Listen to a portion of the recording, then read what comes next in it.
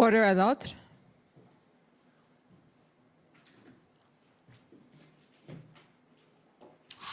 The Public Order Emergency Commission is now in session. La commission sur l'état d'urgence est maintenant ouverte. Morning, bonjour. Okay, Commission Council this morning.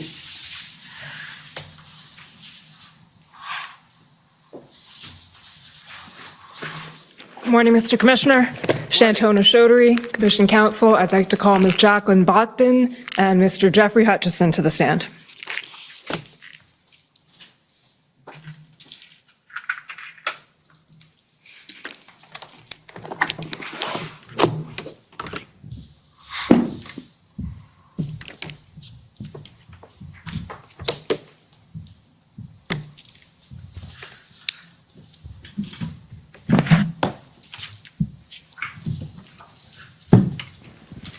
Ms. Bogdan, will you swear on a religious document or do you wish to affirm?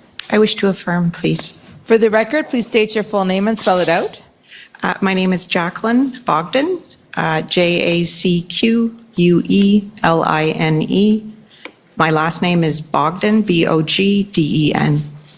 Do you solemnly affirm that the evidence to be given by you to this commission shall be the truth, the whole truth, and nothing but the truth? Yes.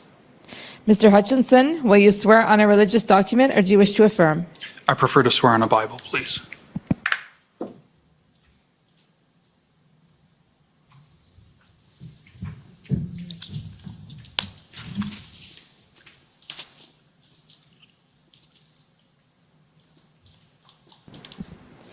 For the record, please state your full name and spell it out.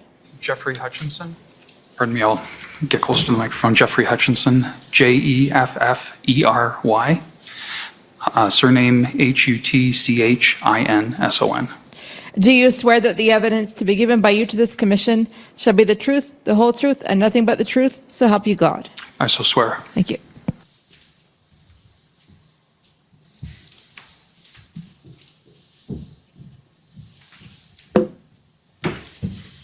Good morning, Ms. Bogdan, Mr. Hutchison.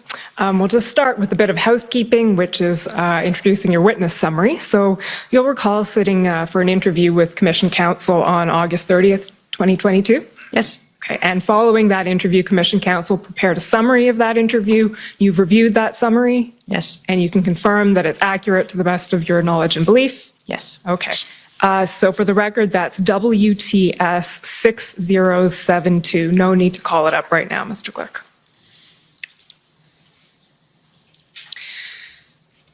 Ms. Bogdan, I understand you were the Deputy Secretary of Emergency Preparedness. Is that correct?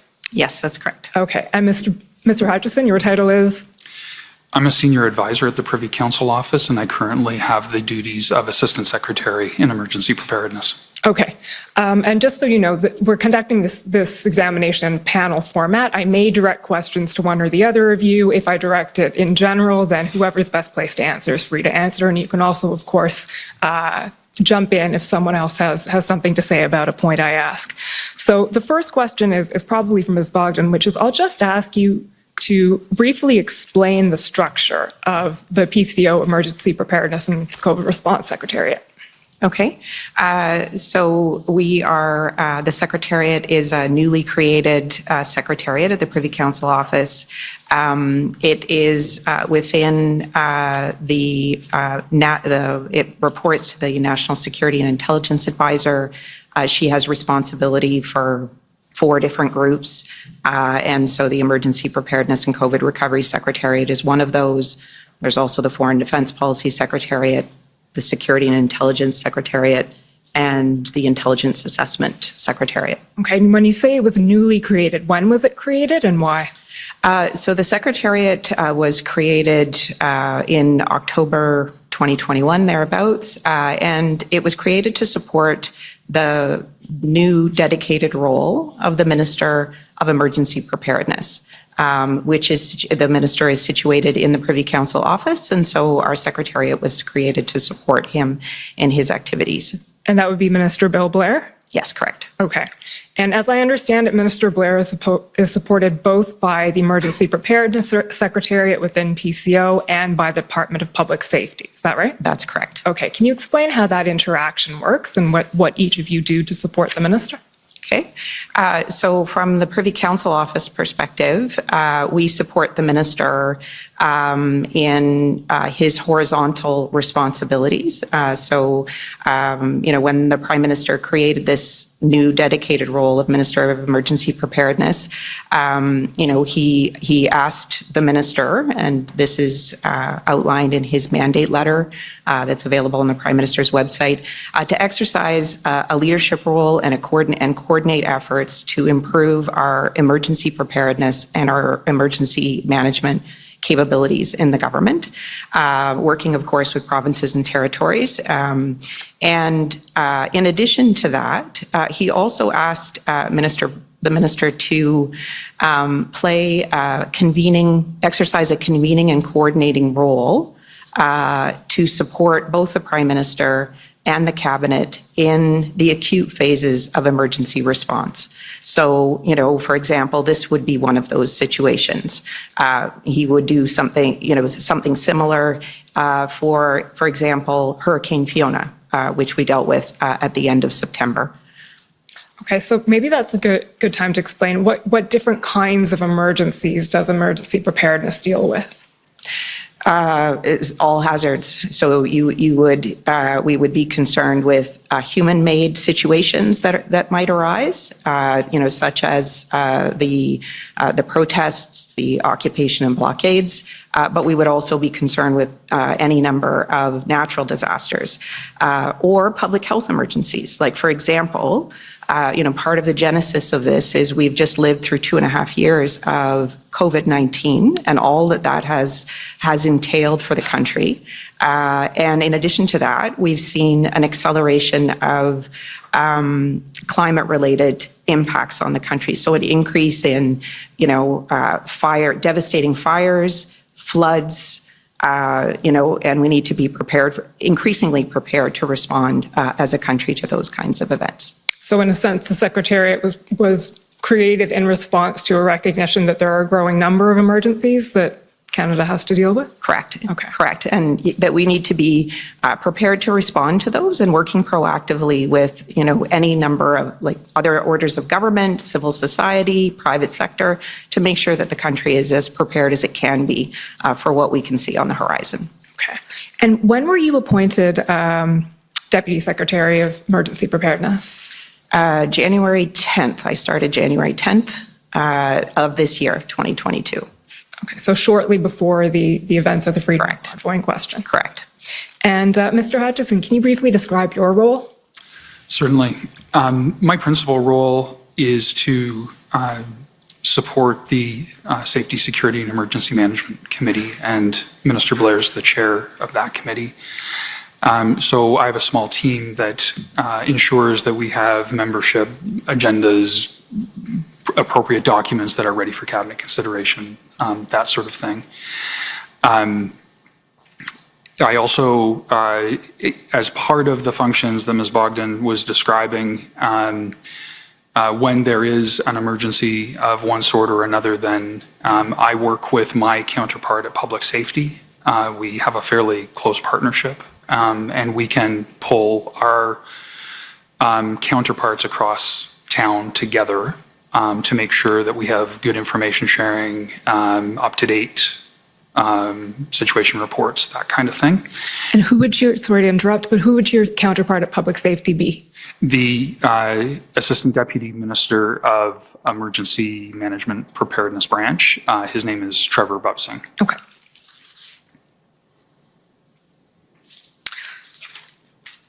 Okay, the next thing I'll ask you to do is briefly explain the role of emergency preparedness in responding to requests for assistance. So can you tell us what a request for assistance is? A request for federal assistance, RFA is the acronym, and the process by which it's reviewed. That question's for me. Sorry.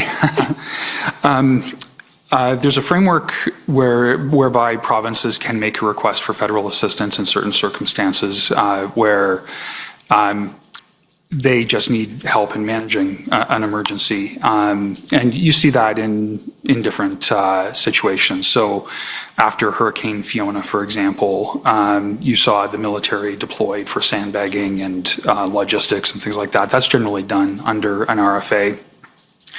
Our role in that tends to be kind of at the level of coordination. It's actually our partners at Public Safety that really manage the core of that process. So a request comes in, normally with some advance warning. There's often discussion with the province beforehand as to what's being sought, why, whether all available resources have been considered and utilized in the province. We're usually aware that it's come in. As it comes in, we know it goes to Public Safety. There are discussions between Public Safety and the Minister's office in terms of determining the outcome. And then in the normal course, a response in the form of a letter would normally go to the province, and resources are deployed or not in accordance with the decision. Okay, thank you. That's helpful. One of the many things we're doing in this commission is attempting to sort out who does what within the federal government, and it's not always an easy answer. That was helpful. Okay. We're now going to move to the meat, essentially, of what we're going to talk about today, which is your role in convening and coordinating the federal government's response to the Freedom Convoy. And I'll just let you know, in the time that we have, given in an attempt to sort of use our time productively, given that we heard from the NSIA yesterday and we'll be hearing from the Clerk and the Deputy Clerk this afternoon, we're going to be concentrating on the first couple of weeks. So sort of right up until the first IRG. We'll go a little bit beyond that, but that's where I anticipate we're going to be focusing our efforts this morning. Okay. I'll open it up to you to tell us essentially what role you played in coordinating the federal government response. Okay, so I guess the first part of our role, obviously PCO plays, as it does in many different situations, helps to coordinate the federal government response to any given situation, and the same would be true in this case. So what we're trying to do in coordinating that response, we'll convene departments and agencies together.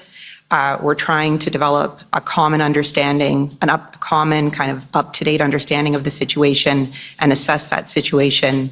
We're determining, what are the actions that the federal government needs to take in response to the situation or might need to take. And the objective there is really to make sure that, we're ready to do whatever's needed. The efforts are coordinated, and ideally that the course of action is effective. So what we would have been doing in this particular case, like the Emergency Preparedness Secretariat, you would have heard, for example, from others who testified earlier this week that there was a governance structure set up at the deputy minister level. There was governance that was set up at the ADM level to facilitate that sharing of information. What we would be doing is then in the, let's say the week preceding the arrival of the demonstrations in Ottawa, helping ensure that that information that is being collected is flowing to, for example, staff of the Office of the Minister of Emergency Preparedness, staff in the Prime Minister's office, so that they have visibility over this something that is on the horizon that is happening. What information do we know? What do we not know? What action are we taking? And they have confidence that, the federal government across departments and agencies is doing what it should do in response to this kind of situation. Okay, so when we spoke in your interview, you identified as January 30th as sort of the day that it became clear to you that the convoy wasn't going anywhere fast and there would have to be some coordination. I won't say response at that point necessarily, but some coordination of what the federal government was going to do about this at this point. So can you walk us through that first week of the protests and how that unfolded? Okay, so maybe if you'll permit me, so in that week, I think our efforts really began in seriousness in the week in advance of the arrival of the demonstrations, right? So the briefing that I was mentioning for, the Office of the Minister of Emergency Preparedness, the Prime Minister's office, we were also, as we got closer to the weekend, thinking about making sure that ministers also had a collective and common understanding of, what we knew about the weekend. And so we would have started having joint briefings of ministers the Thursday before the arrival of the convoy. And again, we're just making sure that they have a common understanding of the situation. The other thing that we're doing is we're thinking a little bit about making sure that we're prepared in the event that things don't go as planned. That weekend, right? This is a scenario that has been billed as a peaceful protest, a slow roll that will go through the nation's capital, and there's a series of activities on the Hill and in the park, a prayer service, and that those things will happen as intended. But in the back of our mind, we are also thinking about, what if things don't go as planned? There's a lot about this situation that we don't know. It isn't like Canada Day, where law enforcement has, it happens on the same day every year. There are weeks to prepare. We don't have perfect information about the situation as it's developing. We don't have fidelity, for example, on how many trucks, how many individuals. So we're thinking about that. And when you have large groups of people get together, you always need to be foreseeing the possibility that intentionally or otherwise, it could lead to violence and loss of life. And so we're thinking about how do we make sure that the government would be ready and we could bring ministers together if something unfortunate happened over the weekend. And it wasn't a theoretical possibility. Like some of the statements that were being made in the lead up to that weekend, references to the January 6th attack on Capitol Hill. I think the Federal Public Service was well aware of the actual threat of lone actors that could take advantage of the situation. So that's kind of what's going through our mind. On one hand, making sure that everybody understands what's happening. We hope everything is going to go as planned, but we also need to be prepared if things don't transpire as they're presented. So to get to your question, which is about, when did you know that things were, so I think it became clear to us on Sunday that things, I remember watching the news conference that was held by the organizers of the convoy, where it was made clear that they were staying. And so then we're starting to give some thought to, Parliament is scheduled to return on the Monday. We're still in hybrid format, but we know some ministers are going to be, making a decision to return to Ottawa, either flying in on the Sunday evening or the next day. We need, presumably the Prime Minister would like some information about whether it's safe and secure for them to do that. How will they access the Hill? We're also thinking about our own employees in the Federal Public Service, whether that's at PCO or other employees.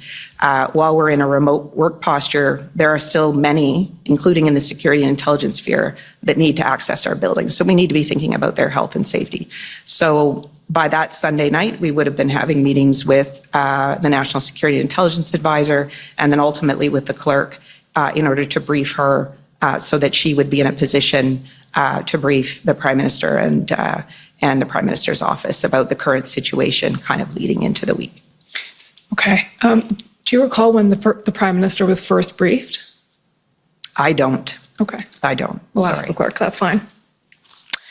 Okay. So essentially, what you've just told us, if I can summarize it, is the initial posture before the convoy arrived was, on the one hand, you have the information you have. On the other hand, it's expect the unexpected. Correct. Okay.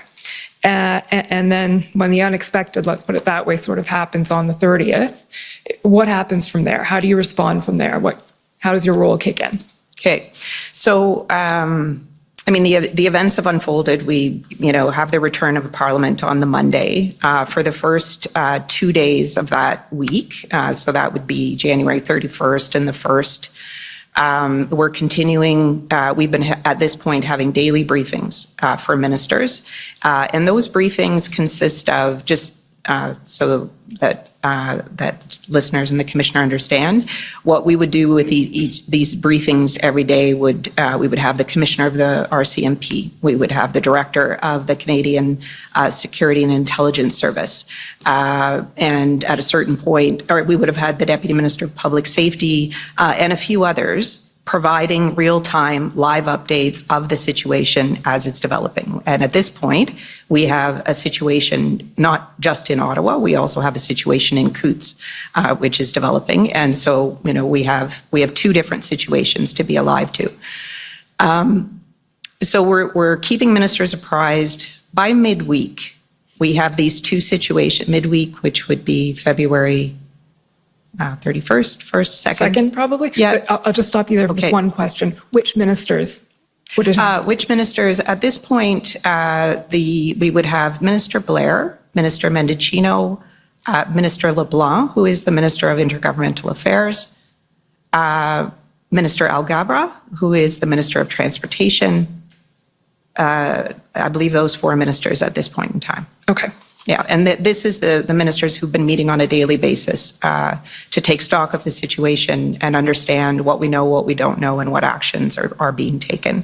So by midweek, around Wednesday, we have the situation. There's not clear signs that the situation is going to be resolved, or we don't have confidence of any signs that it's going to be resolved. We're also starting to hear a lot of reports that, there will be additional protest activity over the weekend, both in Ottawa and in Alberta. And so, starting to be concerned that, not only is the situation not resolving, but the situation could get worse. So at a certain point here, we make a decision that it is time to convene a cabinet committee, which is the Safety, Security and Emergencies Committee. Do you want me to explain the mandate of the committee, or? I will. I'm just Okay. going to ask the clerk to pull up Okay. the minutes from that first SSE meeting, which is ssm.nsc.can 50292.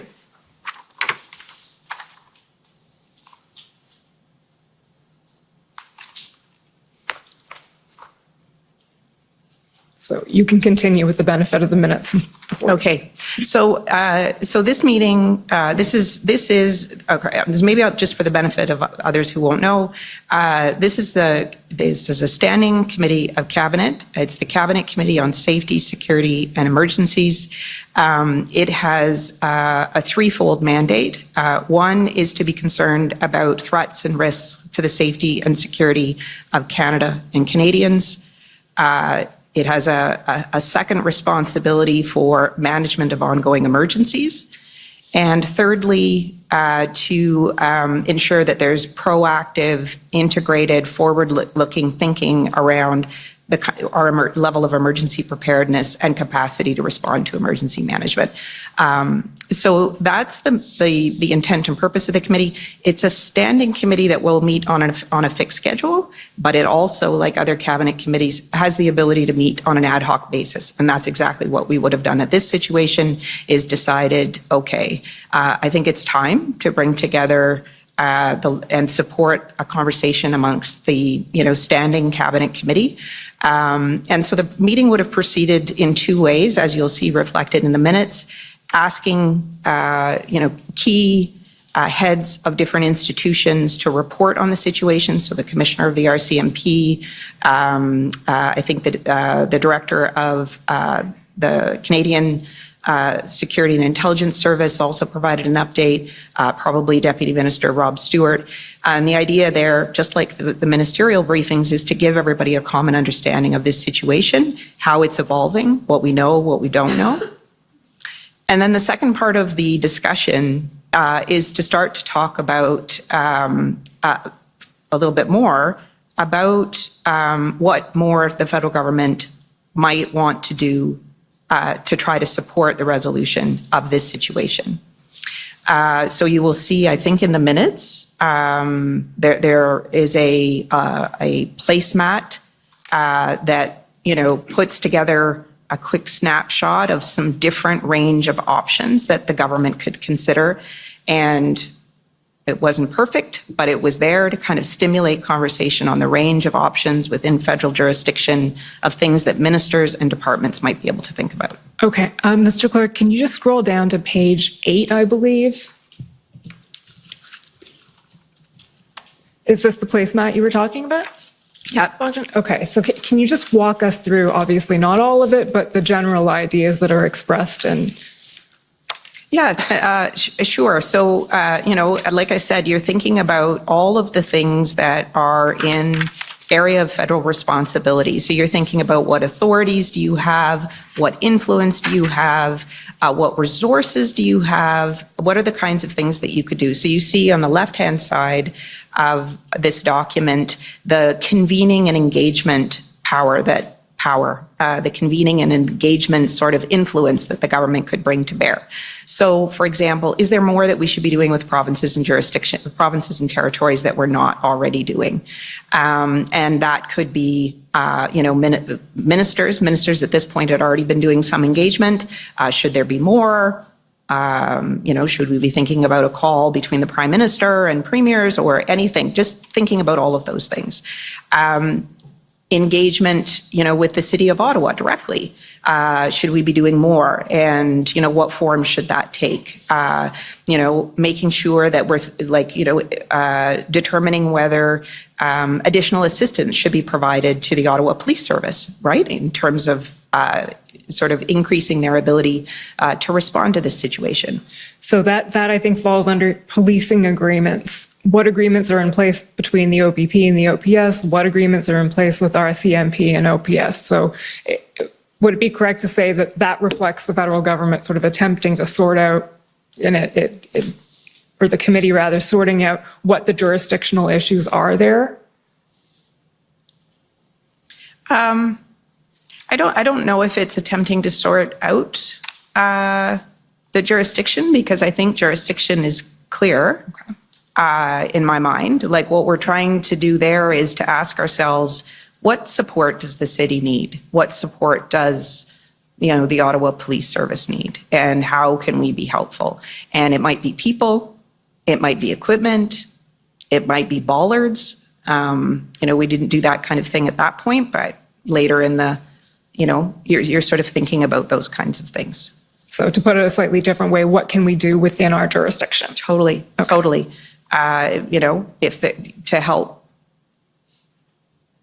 bring this to a resolution. Okay. Is there anything else you'd like to say about this particular document, or should we move to the next? No, I think that's good. It just essentially sets out, like, there's any number of ways, right, that we can bring influence to the situation, provide direct support, being creative about it. But this was a start of a more formal conversation that we need to be thinking about supporting the resolution of what's happening. Okay. And then, so how does that lead into the next meeting of the SSE, which I believe was February 6th? Yeah. As we expected that weekend, there was an increase in protest activity. We not only saw an increase in protest activity in Ottawa and in Coutts, you saw the situation expand into BC, Manitoba now, in central Canada. We're seeing similar slow roll protests in Toronto and in Quebec City.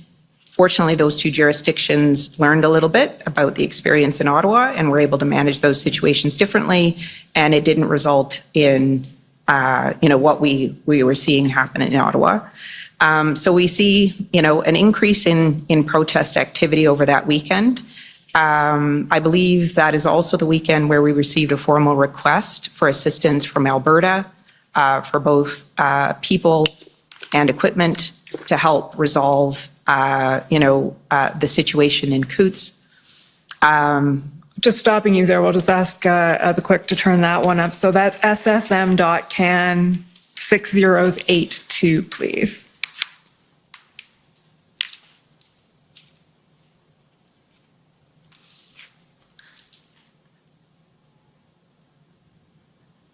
This is the request from Alberta that you were... Correct. Okay, so can you just walk us through that from your perspective and what was done with that request?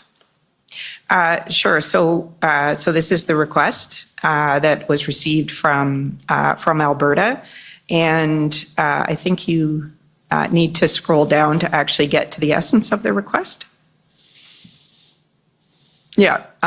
So looking for federal assistance that includes the provision of equipment and personnel to move approximately 70 semi-truck trailers and approximately 75 personal and recreational vehicles from the area, and looking, essentially for assistance from the government to deal with that. So the request would have come into directly to the minister's office. It would have also went in directly to Public Safety and Emergency, the Department of Public Safety and Emergency, for them to work on.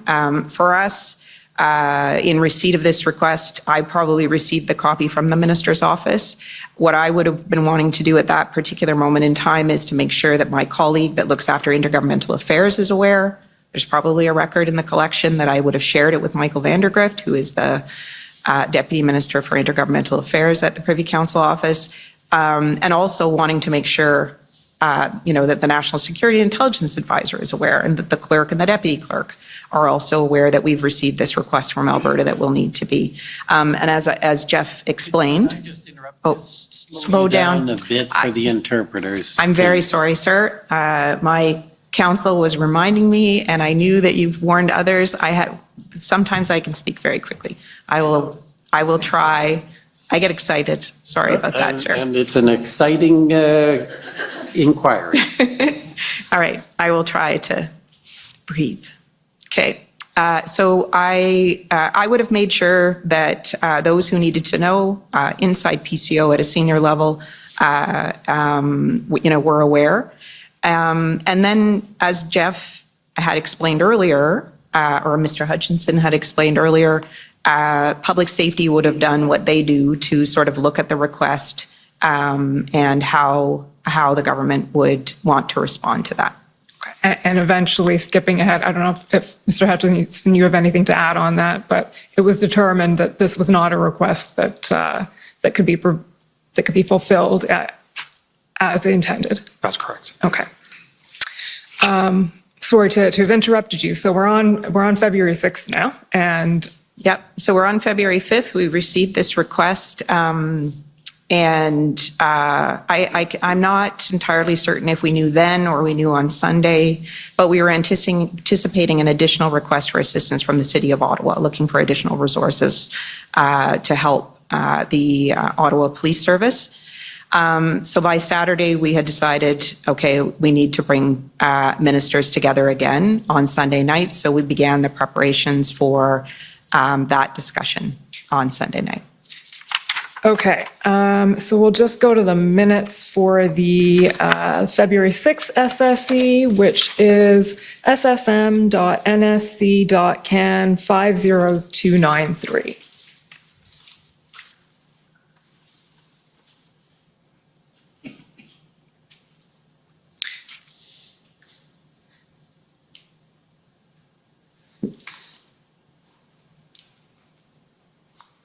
That's funny.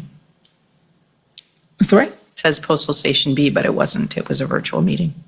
Oh, well, very good memory. Okay, so yes, can you situate us for this meeting, how it took place and what was discussed? So, this meeting was, similar to the meeting that we had on Tuesday night in that it sort of was transacted in two ways. One was to update ministers on the situation as we knew it at that point in the afternoon, and those briefings would have been delivered as they were on the Thursday night, by the Commissioner of the RCMP, the Director of CSIS, and others to make sure that ministers had an up-to-date situational awareness. And then there would have been a follow-up discussion about, we've seen an escalation of protest activity over the weekend. We're going into week two now of this, and what additional things picking up from the conversation on Thursday and over the weekend, because remember, we're still briefing, the core ministers over the weekend. They were very seized with this over the weekend. What more should we consider doing heading into the week? So, as an example, one of the ideas that was talked about was, should we seek to bring together the representatives of the Ontario government with the government of Canada and Ottawa, which is what became known as the tripartite discussion or tripartite table. And so that was, one of the, that is, one example of something that would have, tangible action that would have flowed from that meeting. I would have been asked the next day to organize that meeting and get that started. Okay, so this is February 6th. So this is the day that the City of Ottawa declares a state of emergency. Correct. Okay, and was that part of the discussion at this meeting, if you recall, or was? If we knew it at that time, I can't remember the timing. I'm sorry, I didn't go back and double check the timing. This meeting was at 2:00 in the afternoon, so I don't remember that the minutes reflect that. But if we knew that at the time, it would have been something that would have been And in discussed. any event, as you said, a decision was taken that it was time to convene a trilateral. Yeah, that would have been one of the things. Yeah. Okay, so can you take us through that a little bit? You said you were tasked with setting up the next day. Sure. So I would have sought to organize that the next day. I think the meeting would have been maybe at 5:00 that day. So we were seeking to invite the Ontario Solicitor General and her Deputy Solicitor General, who is the head, it's Mario Di Tommaso, who you've heard testimony here at the hearings, and then the Mayor of the City of Ottawa, as well as Minister of Public Safety Mendicino and the Minister of Emergency Preparedness, Bill Blair. And you would have had a few individuals from the senior public service. So, for example, I was there. Rob Stewart, the Deputy Minister of Public Safety, would have been there. And the conversation was really, the idea here was, can we get the three orders of government together? There's a situation in Ottawa that there is no line of sight on resolution. How can we help? What more can we do to help? Okay, and so that was convened same day then, February 7th, Correct. 5 p.m. And as we know, Minister Jones did not attend that meeting. Correct. Okay. There was not representation from Ontario. Was Mr. Di Tommaso? Nope. No. Okay, so the first one was Sans Ontario. Can you tell us in general terms sort of what was discussed and what came out of that first meeting? I mean, it was a good conversation just to update on from each party. I'm sure there would have been a recollection, for example, that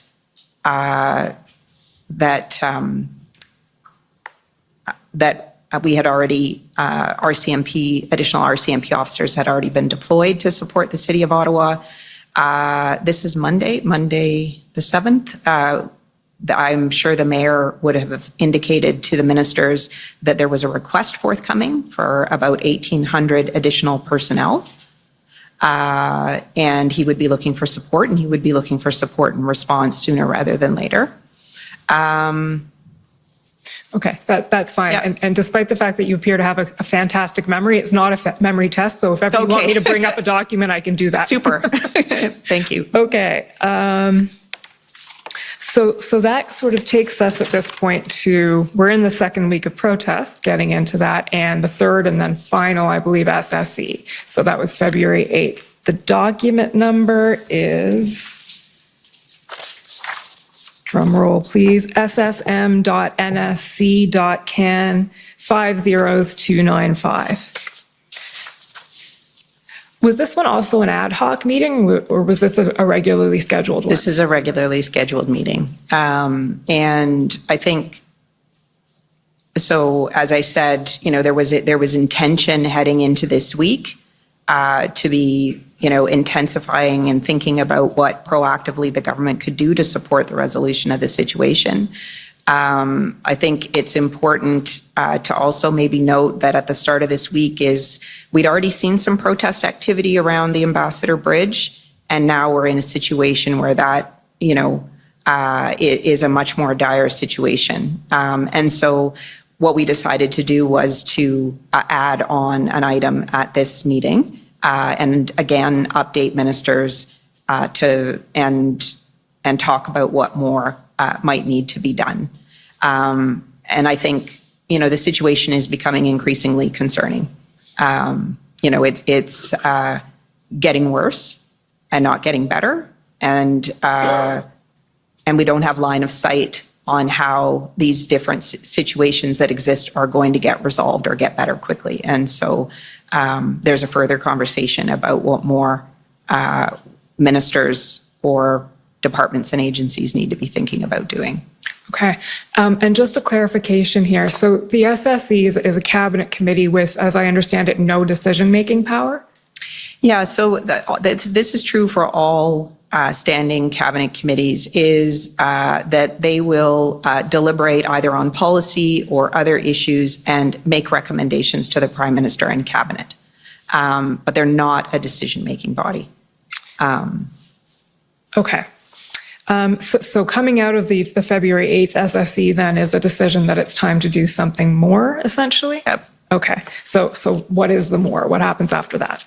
I think it's important to acknowledge that nobody's been sitting around doing nothing, up until this point, right? But it's leaning in a little bit more. And so what I would say happened next is, for example, very early the next morning, the clerk of the Privy Council office pulled all of the, I shouldn't use the word pull, convened all of the deputy secretaries of the Privy Council office and deputy ministers who were implicated together, and asked us to, pull together in written form all of the options that are available to the federal government to resolve this situation and get that into some kind of a form that we could put it in front of ministers, whether that is another SSE meeting or what, but, to be decided. Okay, so sorry, I'll just interrupt. pb.nsc.can502418. I just want to make sure that this is what we're talking about here.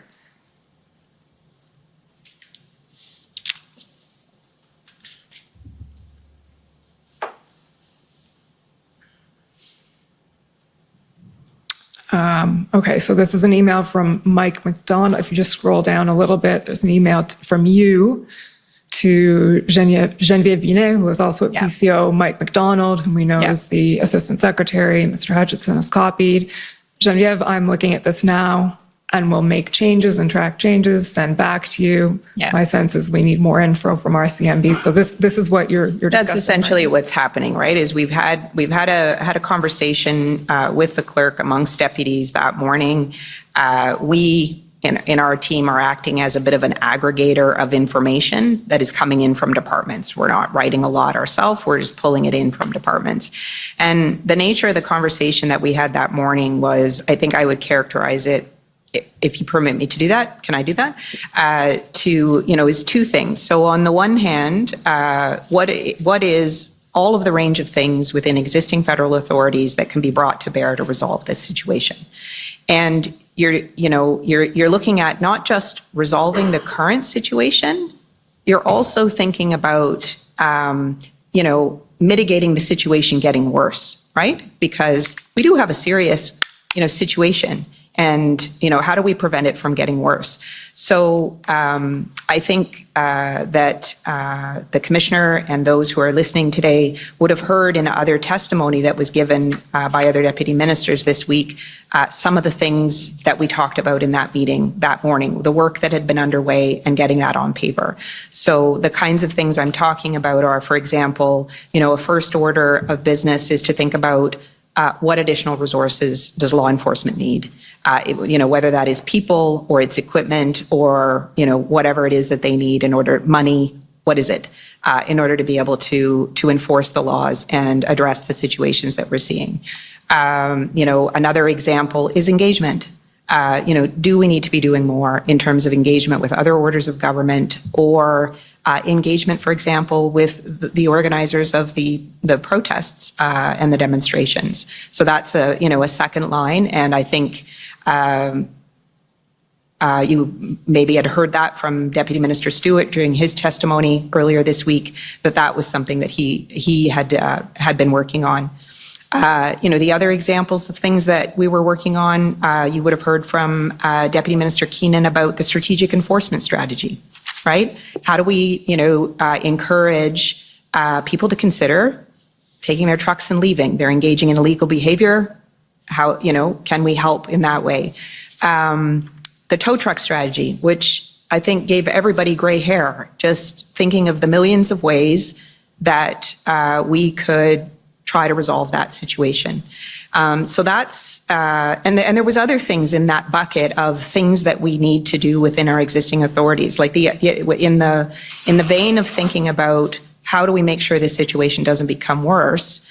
One of the things that, for example, the president of the CBSA would have been worrying about is how do we harden, or what's another way to say that, make more resilient our border points across the country. Like, at this point in time, at the SSE meeting on the 8th, or, as we're having that discussion in the morning, he's been reporting out on no less than 10 different, border points being occupied.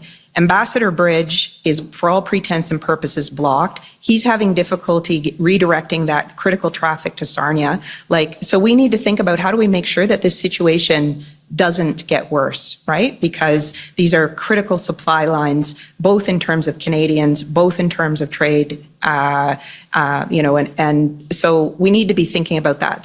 So we're kind of working on what are all the things that we can do within our existing authorities to try to support the resolution of this situation and not have it escalate or become worse. Okay, I think if we just scroll down a little bit in this document, Mr. Clerk, find essentially that list that you just described. Yeah, enforcement. Oh, perfect, okay. Sorry, I should have allowed you to do that. That would give you sort of the kind of lines of effort that we were thinking about. So enforcement, engagement, finance refers to thinking about I talked a little bit about the trucks. One of the other policy problems that we had was the fundraising.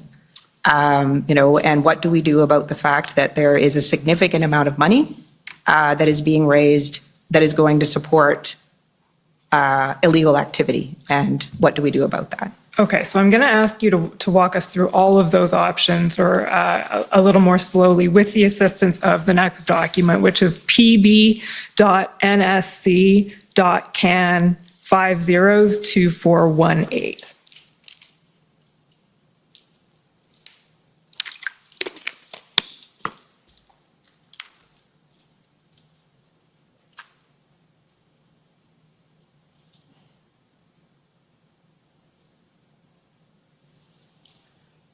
Oh, sorry, 2419.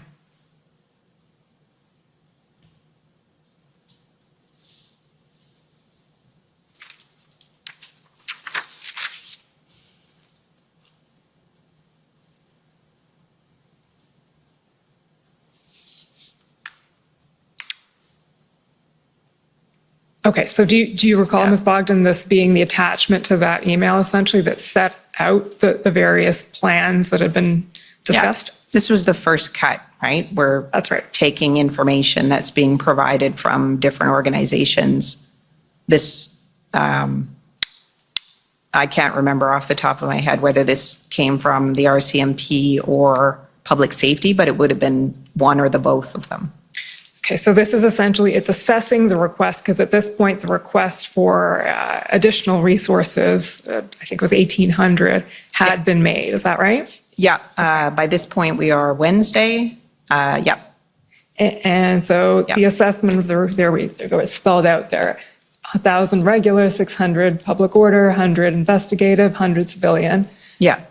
And what's said about it is the broad request at both levels of government is without specifics and is almost impossible to meet until details are worked out. Given other operational demands faced by RCMP, OPP, and other police services, there's a requirement to understand the specific resources needed and the objectives the OPS is trying to achieve prior to providing those resources. Correct. So this is the information that you would have been receiving from Commissioner Lucky and the RCMP? Yep, presumably, yep. Okay. Yeah, and this is a request that is going to both levels of government, right? And I think both of, both the RCMP and the OPP would be asking themselves the same questions, right? Like, what's the order of magnitude of the people that you need? And what is the plan that you're putting those people against, right? Because I remember that quite distinctly at a number of occasions. The commissioner making that clear is that it isn't just about the number of people, it's what are the duties, like what is the capabilities that you need, what will you be asking them to do, and you need fidelity on that plan, both, for their safety and to make sure that you have enough individuals to be able to prosecute on that. And I remember when this came in, right, it was a big, big ask, and it was a big ask for a lot of different kinds of needs and services, like including everything from media relations help and things like that. Like we were asking ourselves, okay, could we do a call out, find individuals within the federal public service to lend them? Like, is there a way we can help? Like that was really the way everybody was thinking at this point in time, is like all hands on deck. How do we help get this done kind of thing? Okay, so I think that some of those concerns are reflected. If we just scroll down the document a bit, and then we get to strategic enforcement options, scroll down to the next page, and you can take us through what's being expressed here.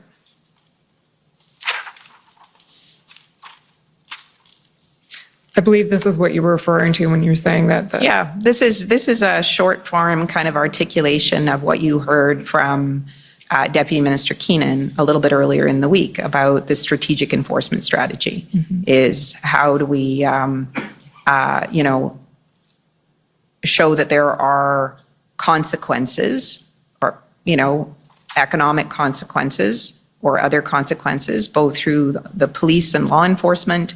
But also, is there a way to work with provincial transportation authorities and looking at, for example, the Ontario Highway Traffic Act, and these are commercial vehicles that are registered either in the province or Ontario or other provinces. Is there a way that we could work with provincial transportation authorities to try to resolve the issue?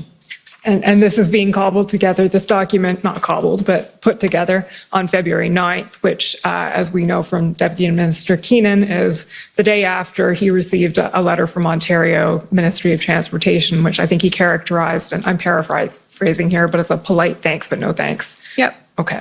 Yep. So if we just keep scrolling down a bit here now, we get to border-related enforcement options.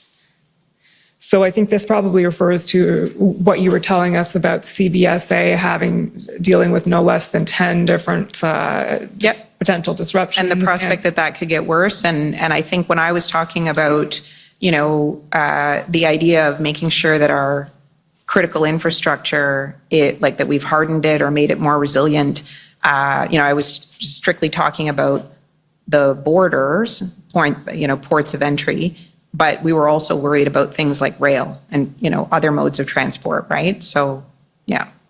So both domestically and correct, and cross-border. Okay. Yeah, like what are the other, what are the other places that could become a target of protest activity or blockades, right? And do you recall having any information at that point that those things might happen? Any intelligence on that? Well, I mean, we had. I think there's been testimony here about the slow roll around the airport in the city of Ottawa. We had. I think there were indications around rail. I can't remember precisely what they were, but yes, I think that we were hearing that. And even if they're unconfirmed reports, right? Once you still have to take all of that stuff seriously, and be thinking about how do you mitigate the situation getting worse, right? Okay, so then if we just scroll down now to page 4, Mr. Clerk, we get to the engagement plan.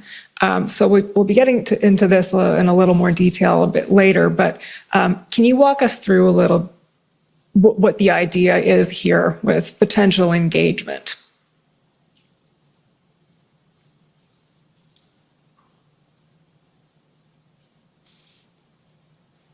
We see at the second bullet, engagement could open lines of communication, signal willingness to listen, create leverage to move protesters out. Yeah. So at that point in time, that's on the table as something that could be helpful in the situation. Yeah, as like, there's a range of options that we can explore here, right? And we need to, the idea of potential engagement with the organizers of the protesters, like it's been an idea that was thought of and talked about, and so now starting to put some definition around, well, what would that mean?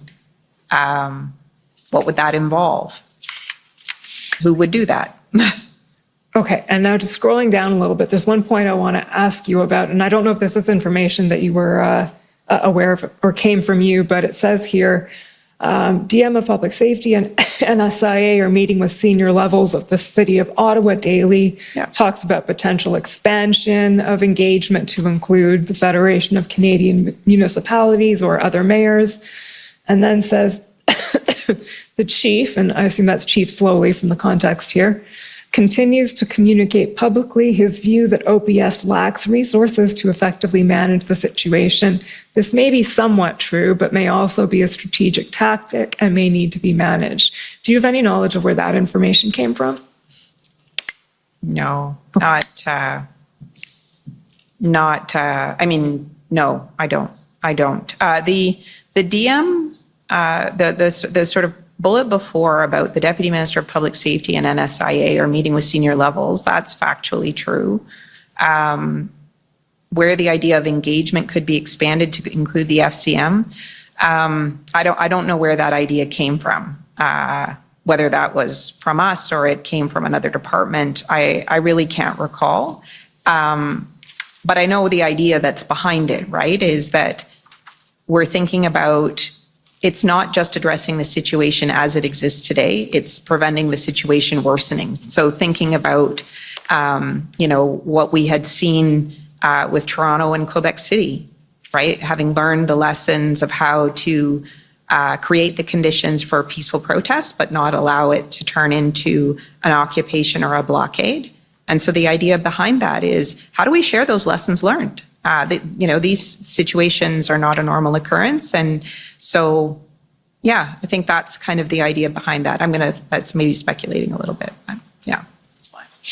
Okay, scrolling down, it next discusses international engagement. So what's been going on between CBSA and U.S. Customs, and then the Public Safety and the Department of Homeland Security. We're in touch and meeting following that. And then the next page discusses Ontario engagement. And at that point, I think February 8th is when the second tripartite happens as well. That's correct. Okay. Yep. Yeah. And as we know, there was no representation from Ontario at the political level at that one. Correct. Okay. Or the public service level. Okay. Mr. Di Tommaso was not there either. Did not participate in that one either. Okay. And then we have summarized here, and we'll get into this more next week when the ministers testify, but Minister Mendicino and Minister LeBlanc starting to reach out to Premier Ford specifically. Yep. And then we have DMIGA, so that would be Intergovernmental Affairs from PCO, Correct. Mr. Vandergrift. Correct. Speaking to his counterpart in Ontario on February 9th. So Yep. presumably this reflects some attempt on the part of the federal government to get that engagement going at a... Yeah. Okay. Yeah, that's what I had mentioned earlier, is that engagement can take many forms, right? And so how can we influence and work closely with other partners to bring this to a resolution? Okay. So the next page then, please, and we'll spend too much time on this today because we spent a lot of time on it yesterday, but financial levers being considered, which at that point were the PCML TFA. Yeah. I'm comforted by the fact that Mr. Sabia doesn't like that acronym either, and we can just keep going. And the second option is the Bank Act. Yeah. Okay. And then the last thing that's discussed in this document, page 9, is what's described as the federal narrative. So can you tell us a little bit, what is that? What is the federal narrative here?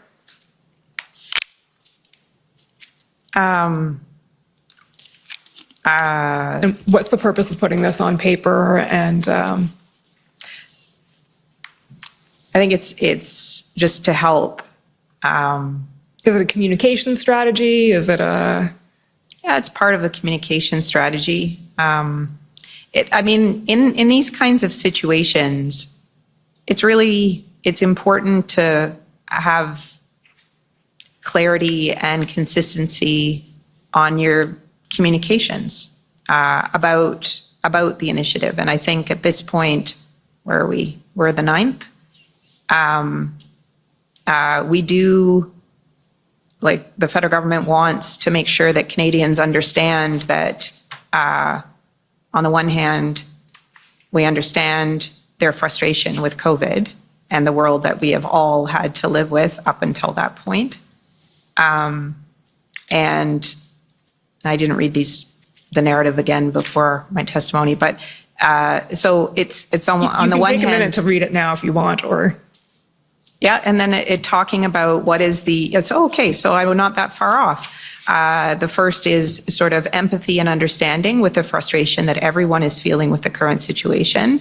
And then starting to talk a little bit about what it is that we're doing to support the jurisdictions to resolve the situation, to protect us. This is the work that we've done with provinces and territories to respond to COVID. Okay, if we could keep going down, what we're now seeing is unfortunately a very real demonstration of this frustration and exhaustion. So, expressing understanding, but also making clear that illegal actions are not are not the answer, right?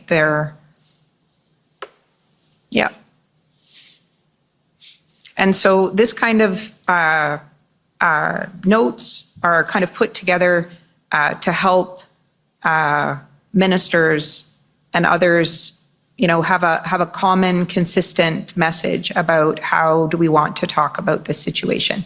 Canadians expect to hear from their government. They want to know what they think.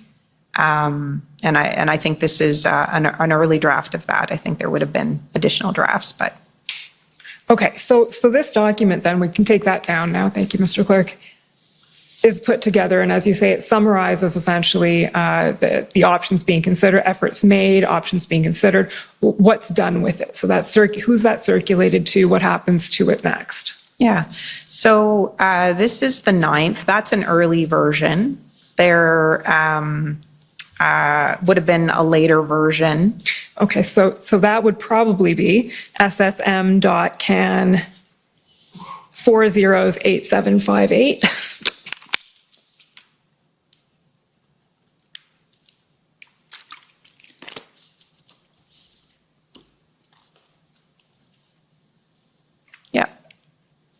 This is the February 10th version? Yeah, and we had that this is the February 10th version because it's 3:00 in the morning by this point.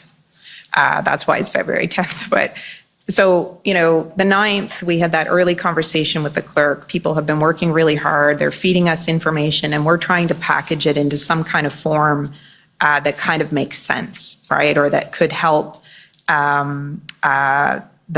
whether it's the, senior leadership in the PCO have, briefings or discussions either with the Prime Minister or the Prime Minister's office, but just, the clerk had asked us to get these ideas together on paper, pull it in from departments and get it on paper.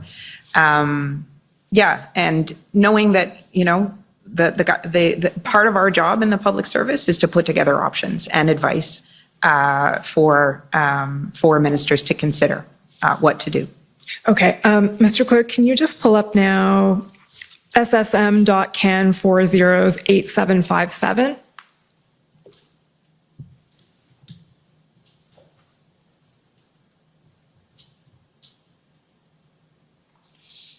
So, Ms. Bogdan, I think this is the email that you sent, and looking at that timestamp, that does mean it's about 2:45 in the morning, to Mr. Hutchison, Ken McKillop, Ms. Thomas, whom we heard from yesterday, Mr. Blank, so essentially higher ups at PCO.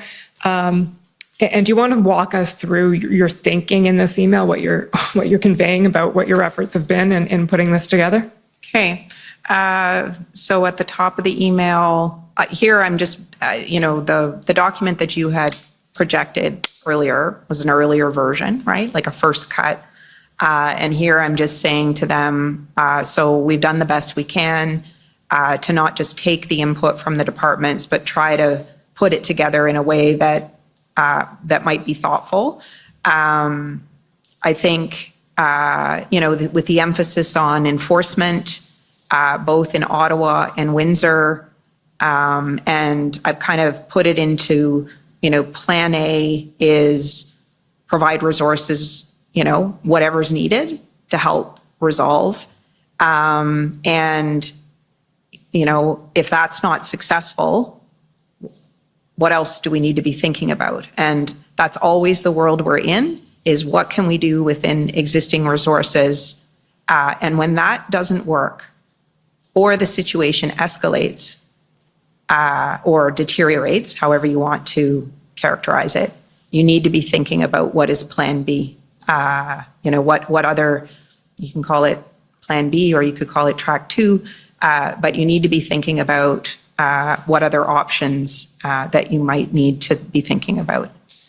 And again, I'll just say this is part of what we need to do in government, is to be thinking ahead, to make sure that we're ready if the government looks to us and says, what are our options? How can we proceed? We've actually done the homework and we've pulled that information together. We don't wait until we're asked. Okay, so I think you've foreshadowed what I was going to ask, which is Plan A here and Plan B is what eventually then becomes known as Track 1 and Track 2 in the IRG tracker? Yeah. Okay, Track 1 being, as you said, what can we do with existing authorities, and Plan B or Track 2 being what other authorities might be of assistance, whether that is the Emergencies Act or some other type of new legislation or amendment or something. Okay. Yeah. Just a couple more questions on this. We have a tripartite table, you say, booked at 12 p.m. for federal ministers, hopefully the Ontario minister and Mayor Watson and officials. I will check in the morning whether the Ontario minister has accepted the meeting or not. Do you recall whether she did, whether she attended?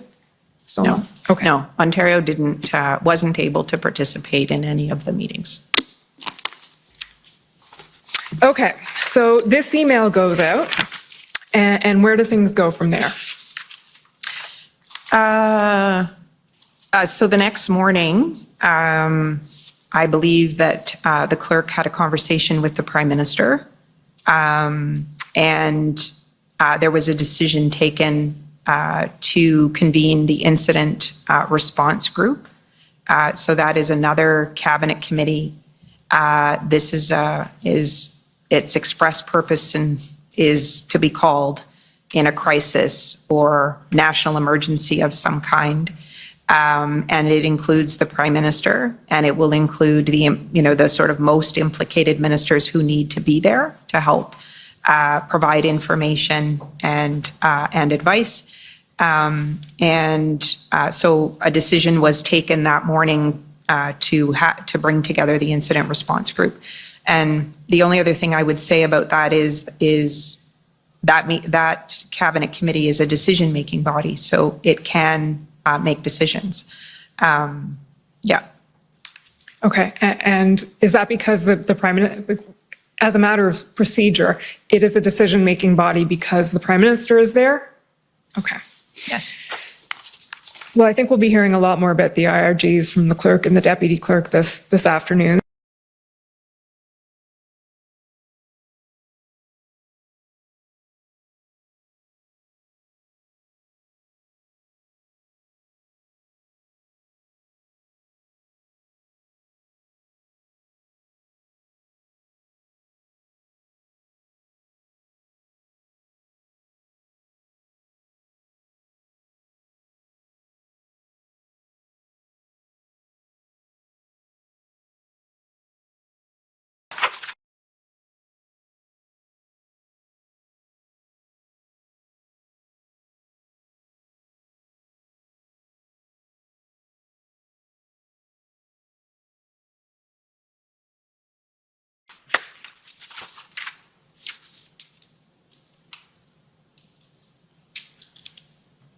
So this is an email on February 10th.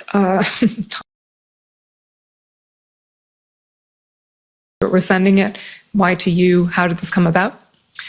So this is the same as other departments were doing the day before that we talked about. Like if you saw in the document, there was kind of a placeholder for more information about the engagement proposal. And so this is what Deputy Minister Stewart was able to send to us the next day to kind of be integrated into the package. And I think he is better placed to discuss the contents of this, but I think it's a reflection of, where we were at that point in time. He had begun work on developing some advice on a potential path for engagement, and had been doing that with police, some advice from police experts. And Mr. Hutchison, I gather you were involved in some of those calls, and the police expert was Marcel Bowden. Okay. Can you tell us a little bit about those calls and how that progressed? Certainly, that's correct. I was involved in those calls. So my understanding, and I don't have firsthand knowledge of this part, but Deputy Minister Stewart obtained the name of Marcel Bowden as an expert in PLTs and crowd psychology, those kinds of issues. And Deputy Minister Stewart, intended to speak with Superintendent Bowden, and he called me and asked me or texted, I can't remember how he contacted me, but he asked me if I would be willing to participate. I said, certainly. As Ms. Bogdan mentioned earlier, this was kind of an all hands on deck moment. If you were asked to help, you helped. So you heard Deputy Minister Stewart describe my role as observer, and he just wanted to ensure that PCO had line of sight on the conversations. So we had a phone call with Superintendent Bowden. I agree with Deputy Minister Stewart's characterization that we learned quite a bit about PLTs and engagement and sort of the general approach. I think it was underscored that the utility of this kind of engagement at this point in time would be to see if we could shrink the footprint of the protests, much more so than looking for a resolution or a complete pathway to ending the protests in Ottawa. It was more about that intermediate step of shrinking the footprint. My recollection of the discussion is that there was quite a bit of focus on the idea of leadership. And I know when Superintendent Bowden testified earlier in the inquiry, he used the word juice.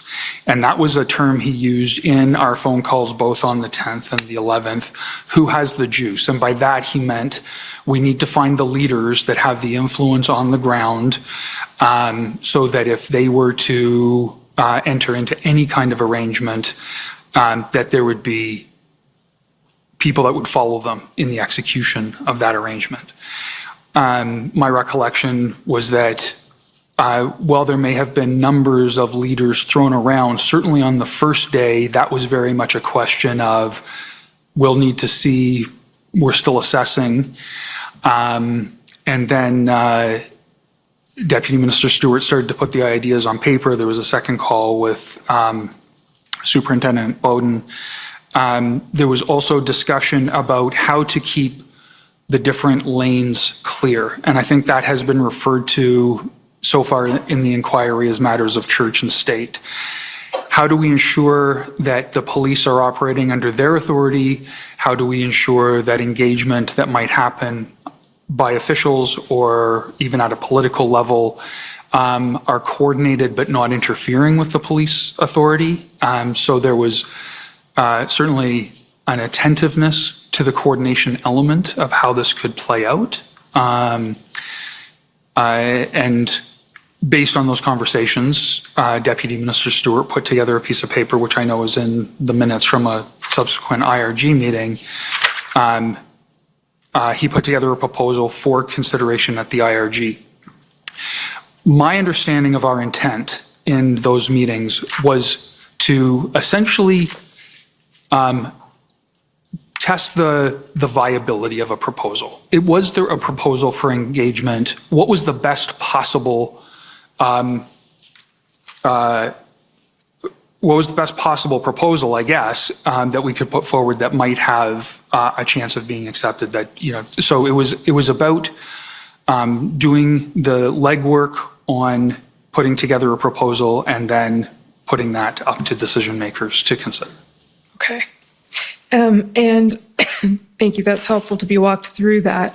And as we know, that proposal was eventually brought, to the IRG on February 12th, and it was decided there not to pursue the engagement strategy. The way Deputy Minister Stewart put that was that it wasn't taken up. The way I put that in our witness summary was it didn't proceed. I think that's the best characterization. Fair enough. It didn't proceed. It didn't go anywhere from there, I'll put it that way. And I believe in your witness summary, you described it as overtaken by events. Correct. I think that I probably shouldn't have used that expression because it's a bit of an idiom, but that comes from a previous stage of my career. But the discussion around engagement was essentially rendered moot by the events of the next couple of days, including the IRG and the cabinet meeting, and then eventually the invocation of the act. And maybe, you know, the sort of what happened in Windsor, right? The Ontario government had attempted to do that, and it wasn't fruitful. So I think that would also be one of the considerations. Fair enough. Sorry, Mr. Hutchison, were you going to add something on that? No, I was done. Thank you. Okay. Yeah, and I believe when we were discussing this with Deputy Minister Stewart the other day, we were discussing those different branches of attempts at engagement in Windsor, and then this theoretical possibility, and then what was happening in the Mayor of Ottawa. And I believe he agreed that there was no coordination over these. It was a lot of people trying to do something, but no line of sight over all of it, which complicates things. Do you agree with that? I wouldn't necessarily have firsthand knowledge of that. I have no issue with his characterization of it. Okay, fair enough. Okay, the last area I want to address with you briefly, Mr. Clerk, if you can pull up SSM.can 50429.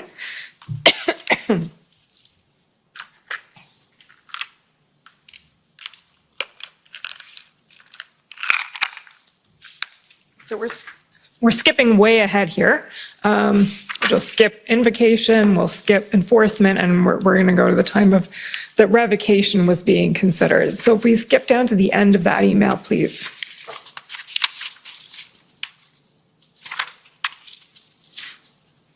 Well, actually, page 3, I think, is probably where it starts.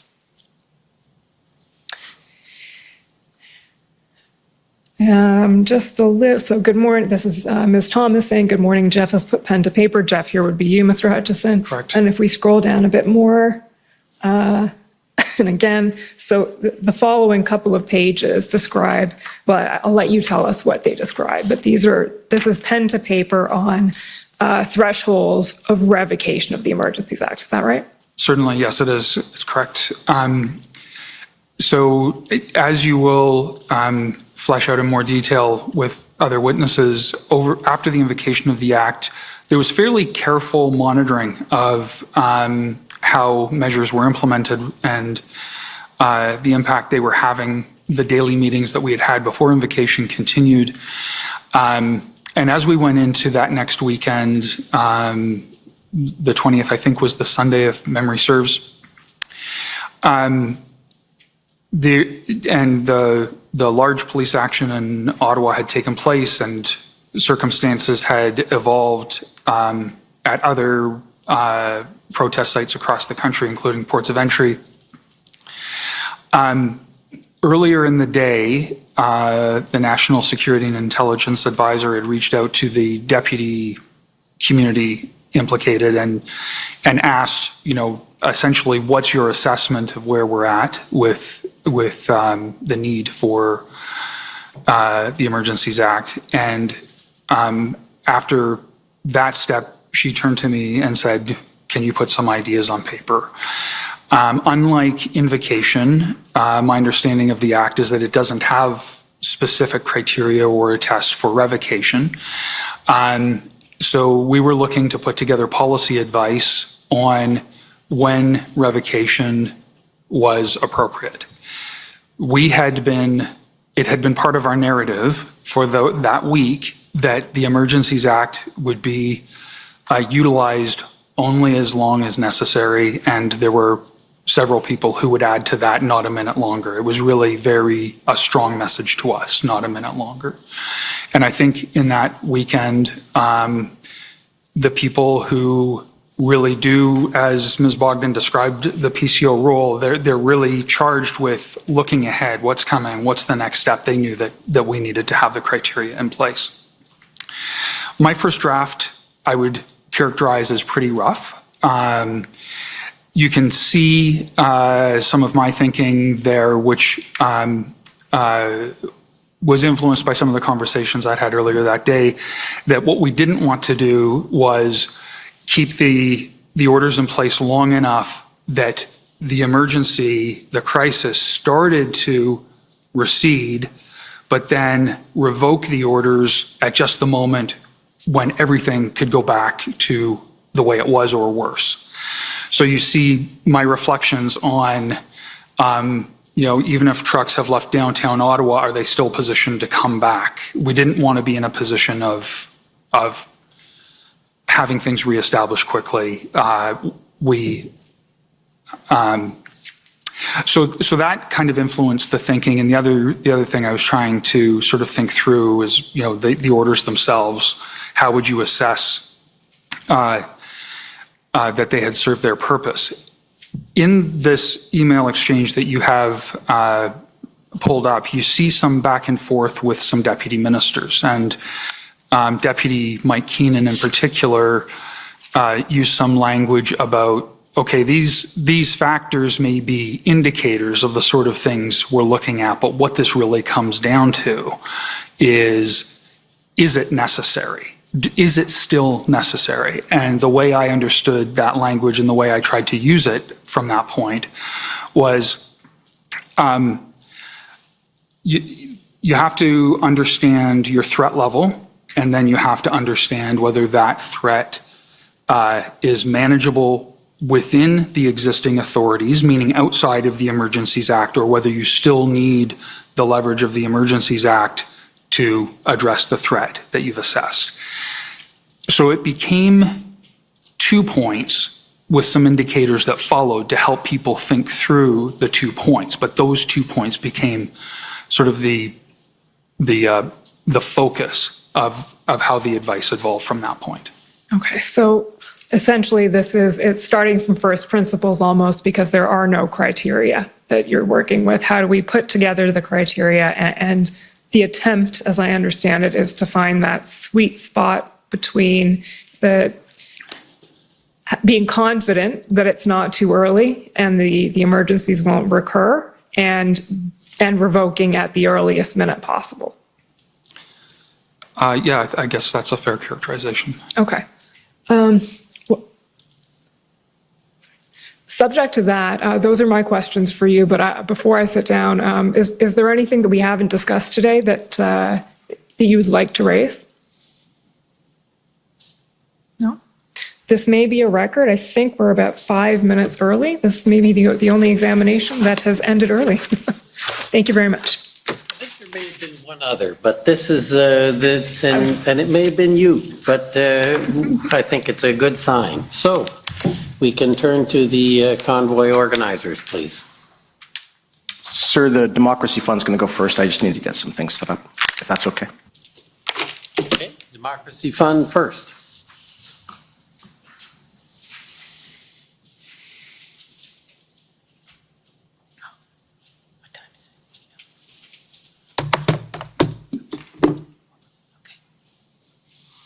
Good morning, Ms. Bogdan. Good morning, Mr. Hutchinson. Good morning. My name is Alan Honor, and I'm a lawyer at the Democracy Fund. Just have a few questions for you. And I apologize, I arrived a little bit late today, and I had to listen to some of your evidence in my car. And so I just want to confirm, at the SSE meetings, the RCMP commissioner and the CSIS director would provide situational updates to ministers such as Minister Blair and Minister Mendicino? They would have been there, yes. They are And- members of that committee, yeah. Yes, and both of you would have been there as well. Correct. And the president of the CBSA was in attendance, and so was the NSIA. For each of the meetings, to be absolutely certain, it would be good just to check the minutes because that's part of what has been disclosed, I think. But they were sometimes present. Yeah, you can say that for sure. And later, when the Prime Minister convened the IRG meetings, you were both in attendance. Correct. Okay. And Commission Council didn't concentrate on this area for the sake of time, but I understand you both attended cabinet meetings as well. Not full cabinet, no. You attended the cabinet meeting on February the 13th, though, did you not? Oh, yes, sorry. Sorry. Yes, that is correct. Yes, sorry. I was thinking about the normal, regularly scheduled cabinet meetings as opposed to the one we had on. That's fine. And Mr. Hutchinson, you were there as well, I understand. I believe so. Yeah. And that was the last cabinet meeting before the invocation of the Emergencies Act. Can we please pull up ssm.nsc.can 50/242_rel.0001. So on that day, the day of that last cabinet meeting before the invocation of the Emergencies Act, NSIA Jody Thomas gave a situational update. And what we're looking at right now appears to be remarks that were prepared for her to deliver to cabinet that day. Does that sound right to you? That's what it looks like, yeah. Okay.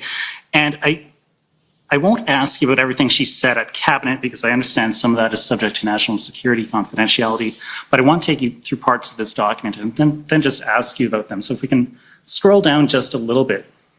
So stop there, please. So first of all, we see this notation about Ottawa, and we have a note that the City of Ottawa announced an agreement with protest leader Tamara Leach that could lead to approximately 70% of trucks and cars leaving residential areas in the downtown over the next 24 hours.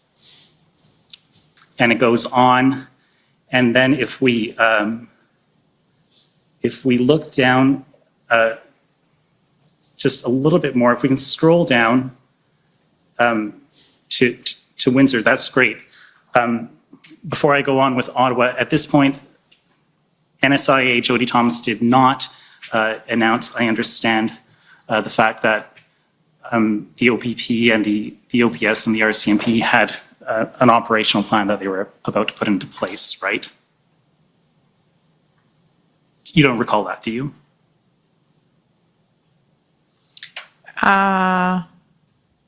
Sorry, can you repeat that question again? You know what?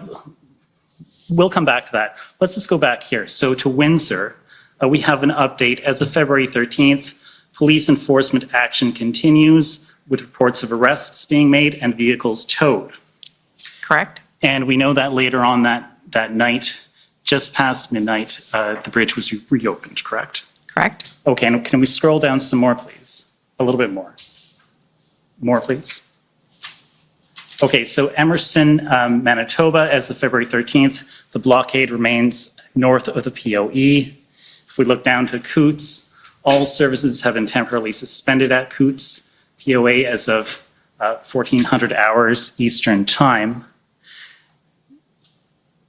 And you'll agree with me that arrests happened later on that day, and Coots was actually cleared. We know that now, but you didn't know that then, right?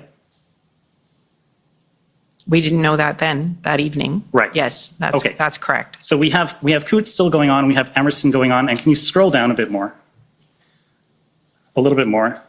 So Sarnia, as of February 13th, the Blue Water Bridge remains open in both directions. Fort Erie, Ontario, as of 13th of February, Fort Erie POE is open for commercial and traveler traffic.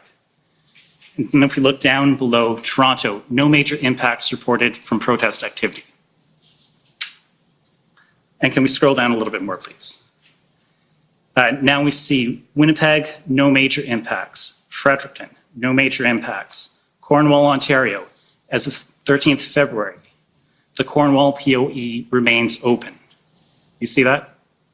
Yeah. Okay. Saskatchewan, no major impacts.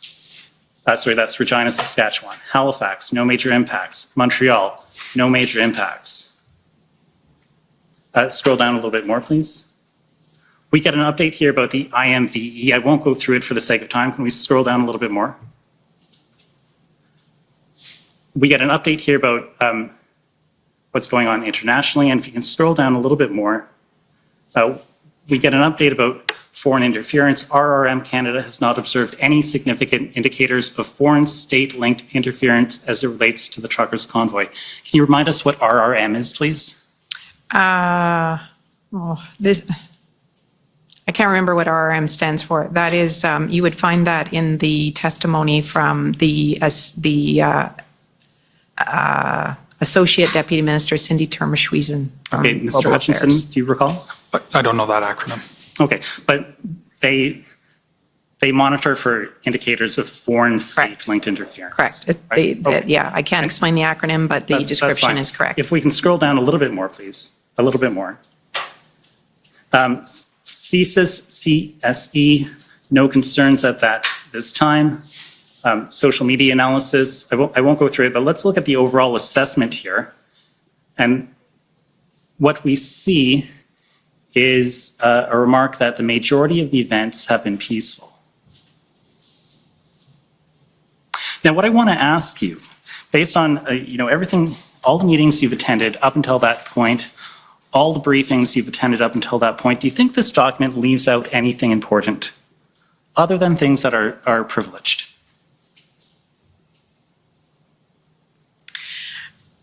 Does it leave out anything important? Anything important that the government would want to know when deciding whether or not to invoke the Emergencies Act? Does this sort of show a totality of the circumstances across the country?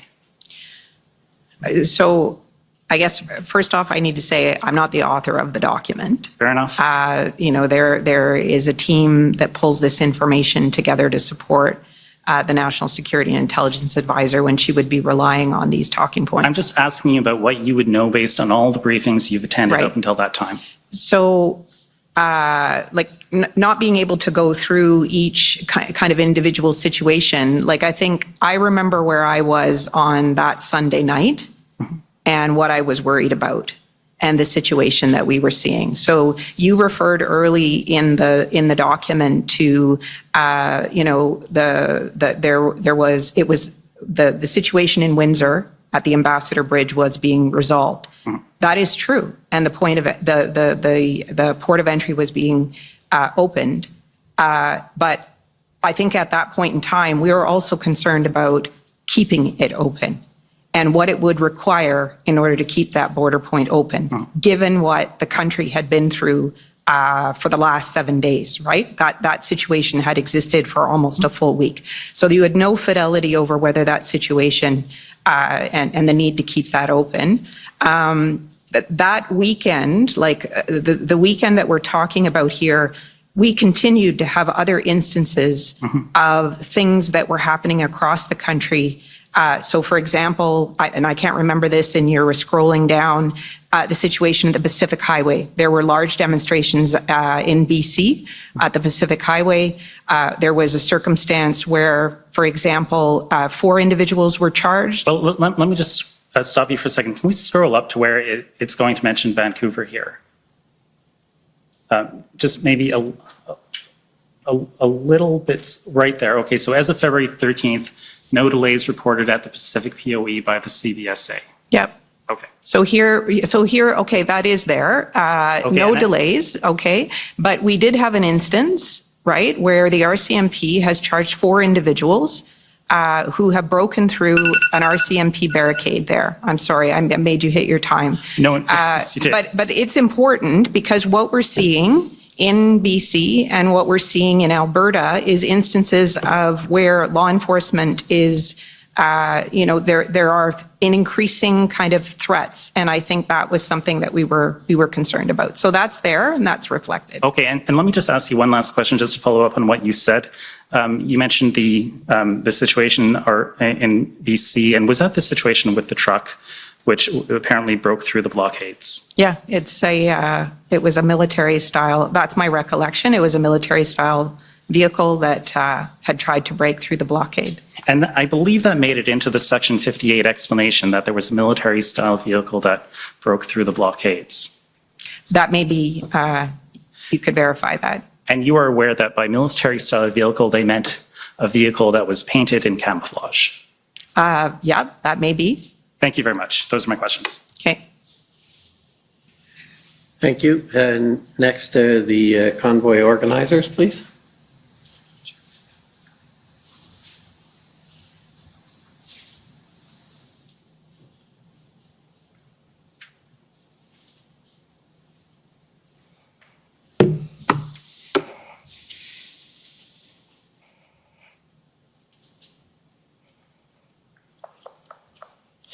Good morning. Good morning. My name is Brendan Miller, and I am counsel for Freedom Corp, which is the corporation and entity that represents the protesters that were in Ottawa in January and February of 2022. So first, again, you've said you were at all of the IRG meetings, correct? And that you were at all of the, or at the cabinet meeting on the 13th? Yes. All right. And I understand in your position as essentially assistant deputy minister and as a bureaucrat within government, there is times that you have to interpret legislation. Is that fair? That is something that public servants would do in consultation with, usually have advice from lawyers Right. on the interpretation, but yes. But, and you again, you do it yourself at times, right? You, within your ministry, because you agree that there's legislation that sets out what you can do and what you can't do. Is that fair? So, well, the first part of your question, no, I don't interpret legislation on my own. And I believe the second part of your question is correct. Parliament passes legislation that sets out what their vision and intent for legislation is. And in some cases, it says what you can and you can't do. Okay. And can you agree in this circumstance, you're aware that the Emergencies Act requires for its invocation for there to be a finding that there to be a threat to the security of Canada?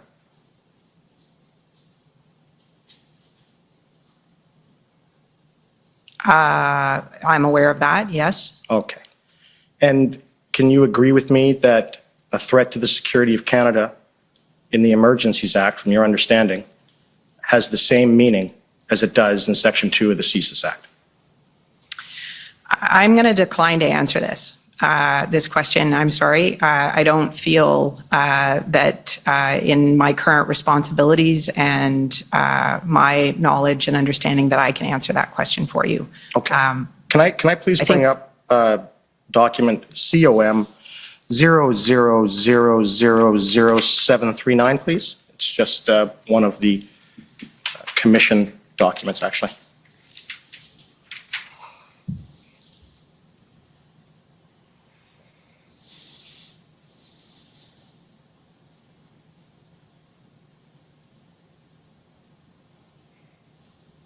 Okay, can we scroll down, please? Scroll down. Scroll down. And scroll down. There we go. Thank you. Okay, this is one of the commission documents, and I just want to know if this is your understanding and was your understanding at the time, okay? This is something that the commissioners wrote. And it says, threats to the security of Canada has the same meaning assigned by Section 2 of the Canadian Security Intelligence Act. Do you have any reason to disagree with that?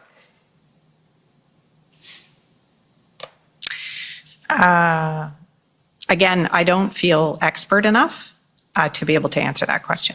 Were you ever advised that that was the case prior to the invocation of the Emergencies Act? Sorry, objection, Mr. Commissioner. That question invites a question of legal advice. So obviously Okay. she cannot answer if it concerns legal advice. I'm not saying whether by a lawyer. What about CSIS, the RCMP, the Canadian Security Intelligence Service, or Canadian Security Intelligence Establishment, all of the other civil servants outside of the DOJ? Did they ever advise you of that? Me personally, You, No. in a group of people? there would have been discussions about this, but I think those questions, about, were, put to the National Security and Intelligence Advisor yesterday, and I would defer to whatever answers she provided to the Commission yesterday on these questions. Okay. I don't feel in a position that I can answer those questions very specifically. Right. And Based on the role and the responsibilities that I had in supporting the Privy Council office and at the time of the events that transpired. so can I ask this question? Outside of the National Security Intelligence Advisor yesterday, where you heard her advising that there is going to be legal argument that this means something different than it says, and then there was going to be, no one seems to be able to answer this. You understand, though, that to invoke an emergency under the Emergencies Act, that you can only do so if certain legal requisites under that act are met. Is that fair?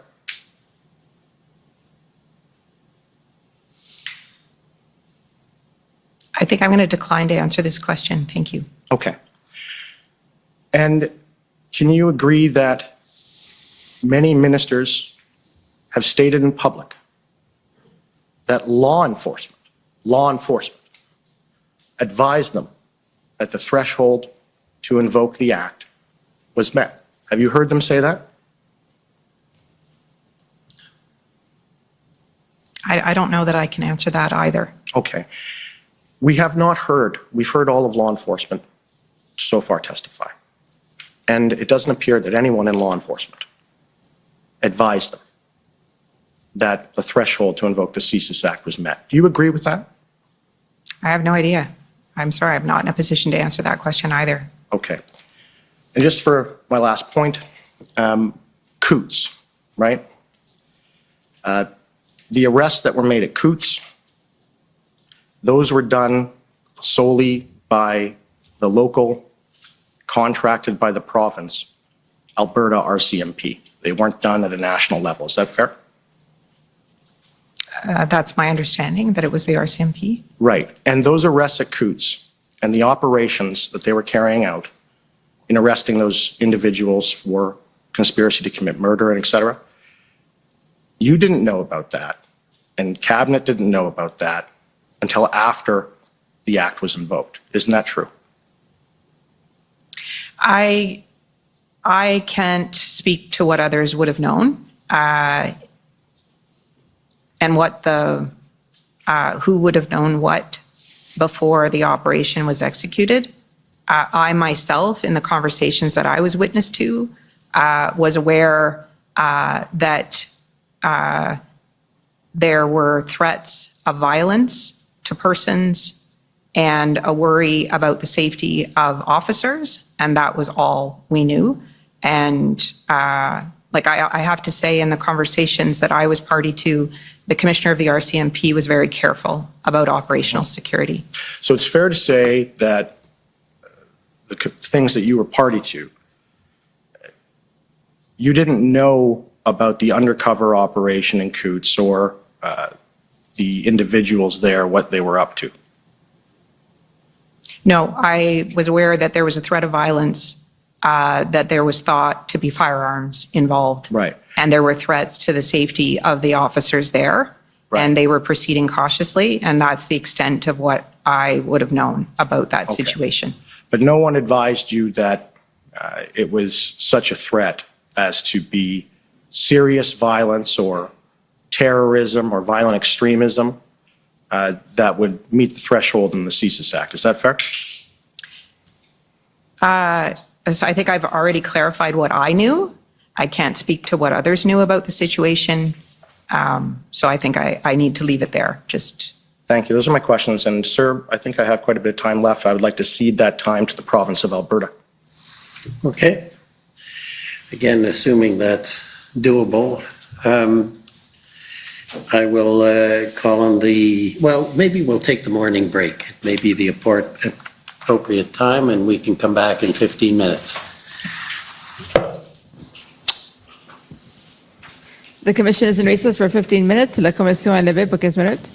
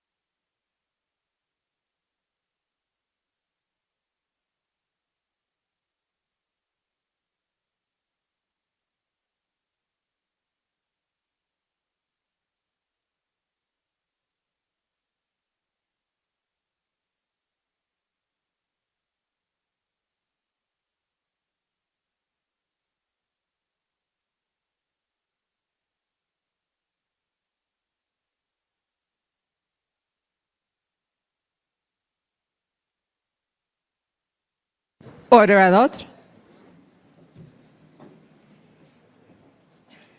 The commission is reconvened. La commission reprend.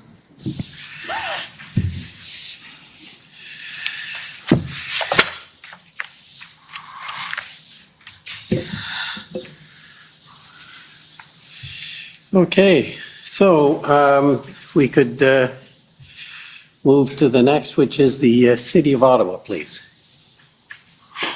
The city has no questions for this witness. All of the areas were covered by Commission Counsel. Thank you. Alyssa Tompkins, though, for the record. Sorry. Okay, thank you. Next, the Ottawa Police Service, please.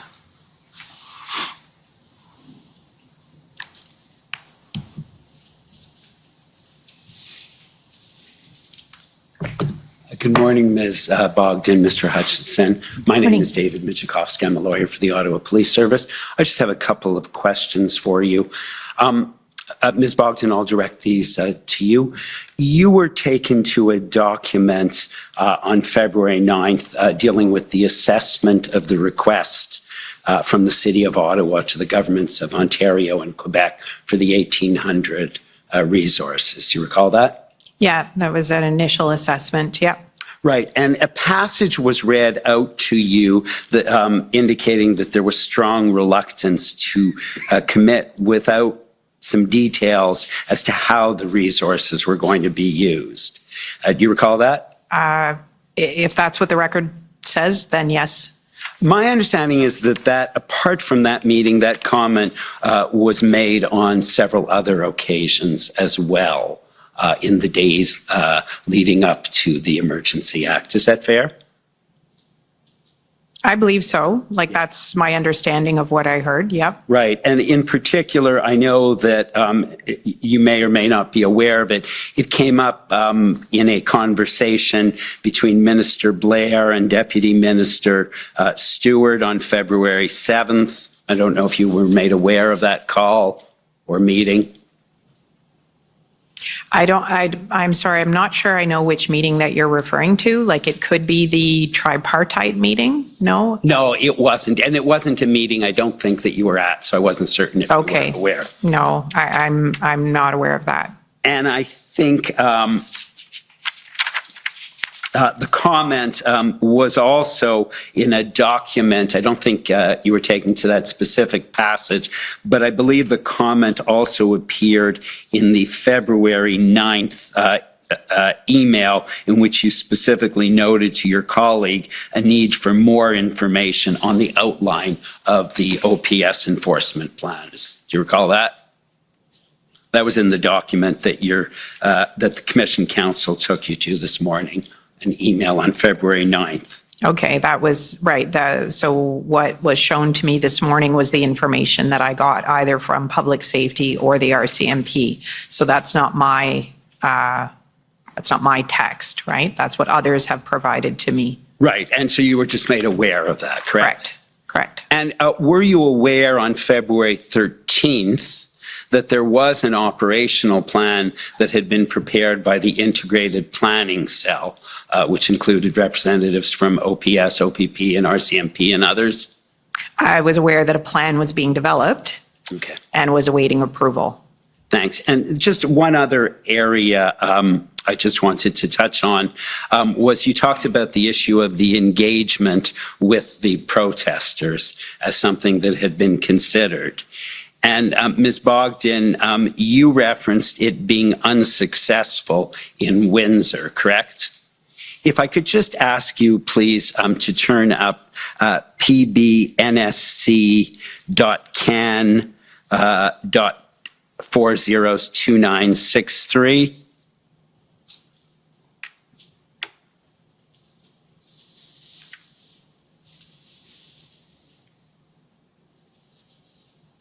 And if you just look at the first bullet in that email, Ontario sent a letter to the OPP commissioner last night which was physically shared with protesters. The letter was signed by Minister Jones and committed to a meeting with protesters at a time and place of her choosing. There were no other conditions. Owing to the late hour, the letter did not have much effect, and enforcement is proceeding today. So that's what happened in Windsor, correct? I don't have firsthand knowledge of this conversation. This is Deputy Minister Stewart, who's relating, having spoken to his Ontario counterpart in OPP, and this is information that he's got and or summarized. So I don't feel equipped. My understanding is that an offer was made to, separate and apart from this email, that an offer was made to the organizers of the different protests in Windsor, and it was not accepted. Right. That's what I meant when I said, the effort was not successful. It wasn't productive. It didn't result in a resolution, but there was an offer made. That was by the provincial government. Correct. You understand? Correct. Not by the federal. Correct. There had been a request by Chief Slowly to have an interlocutor appointed by the federal government, but that was not pursued, correct? I really can't say. I can't remember what Chief Slowly would have asked for. It would be probably better to put that question to Deputy Minister Stewart. Sure, and sorry, the one final question, and I'll just show you the document, is SSM.can 400148.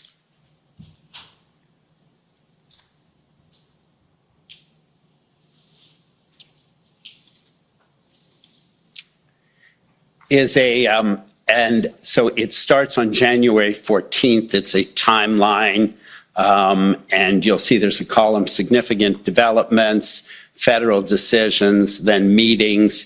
And so it goes all the way down to page 21, takes us to the Prime Minister invoking the Emergencies Act on February 14th. And I will not see in the column of federal decisions any engagement by the federal government with the protesters. Is that fair? Correct. Okay. Thank you very much. I have no additional questions. Thank you, sir.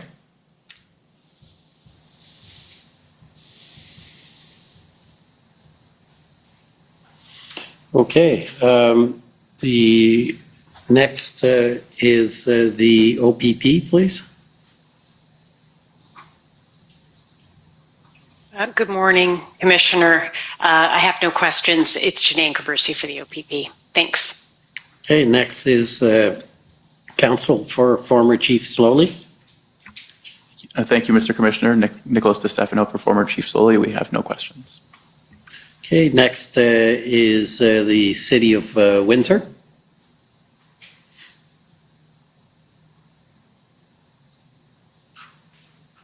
Good morning. I had to check the time to see if it was still the morning. Good morning, Ms. Bogdan and Mr. Hutchinson. My name is Jennifer King. I'm legal counsel to the City of Windsor. I may take a little bit more than 5 minutes, but I understand that Windsor Police Service has provided their time to the city, and it might not take the full 10 minutes, but we'll see. So I thank my friend and Commissioner, is that, are you content with that? No problem. Okay. Yes, Tom McRae for Windsor Police Service. We will have no questions, and we ask that all our time go to Ms. King for the City of Windsor. Thank you. Thank you. All right. So, Mr. Hutchinson, at page 12 of your witness summary, you stated that even when the blockade was cleared in Windsor, police resources were required to hold it open, or something to that effect. Do you recall that? Yes, that sounds right. Okay. And were you aware at the time that there were police plans to harden the route to the bridge, and those plans were in place on February the 13th at the same time as the bridge was being cleared? I don't recall that specifically. Okay. And you've discussed today that there's a risk that the protesters would reassert a presence on the roadways. Yes, this was a pattern that we had observed across the country, that when a demonstration started, we could never take it off the list. You might have a demonstration in downtown Toronto on one day, and then you might have nothing for a few days, and then you might have it again.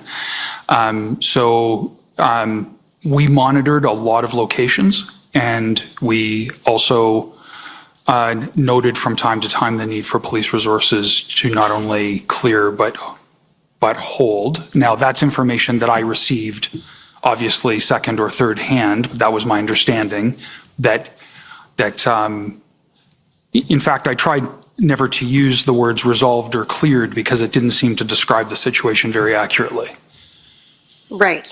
So I'd ask Mr. Clerk to please pull up WIN 50932. Mr. Hutchinson, you are aware that the injunction respecting the Ambassador Bridge that was granted by the Chief Justice of the Superior Court on February the 11th was continued on February 18th. I'll take your word for it.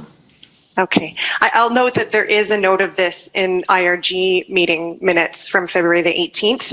I won't bring it up, but I'll just note that for you if that assists your recollection. Okay, so these are the Chief Justice's reasons. And Mr. Clerk, if you could go to page 8, please. Paragraph 47.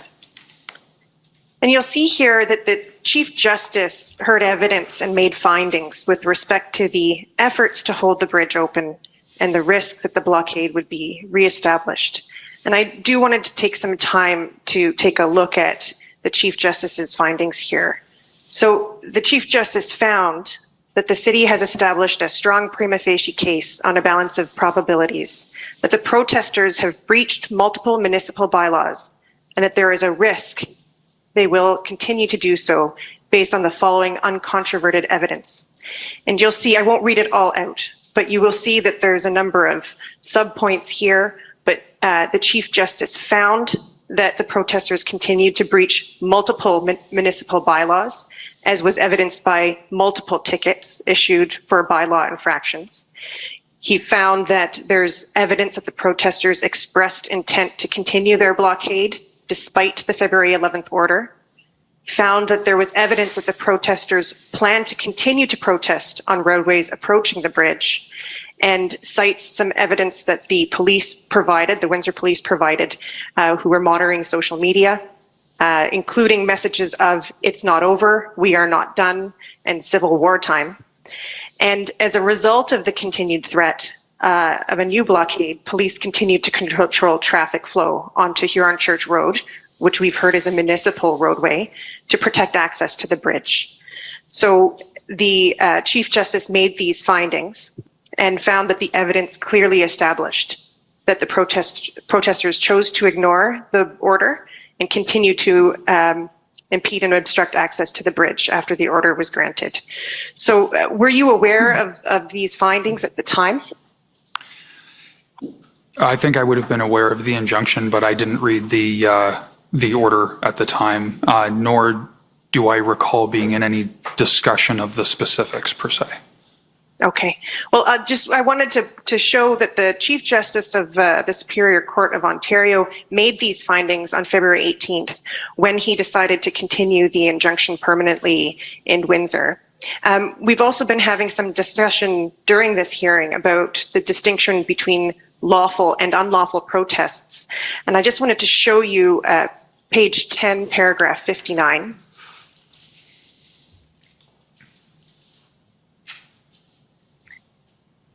And you'll see here the Chief Justice refers to the rule of law and states that the rule of law requires that everyone obey the law.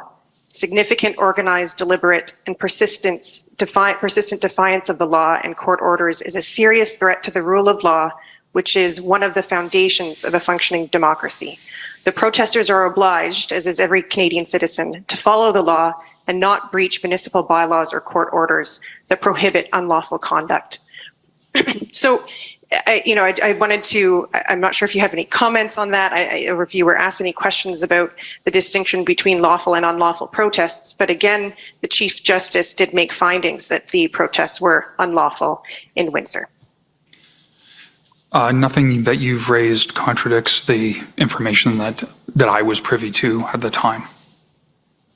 Thank you.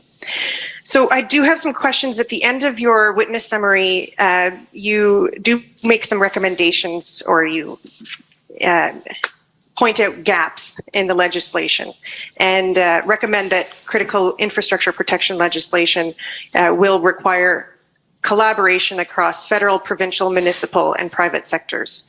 Do you recall that? Yes, I do. Okay.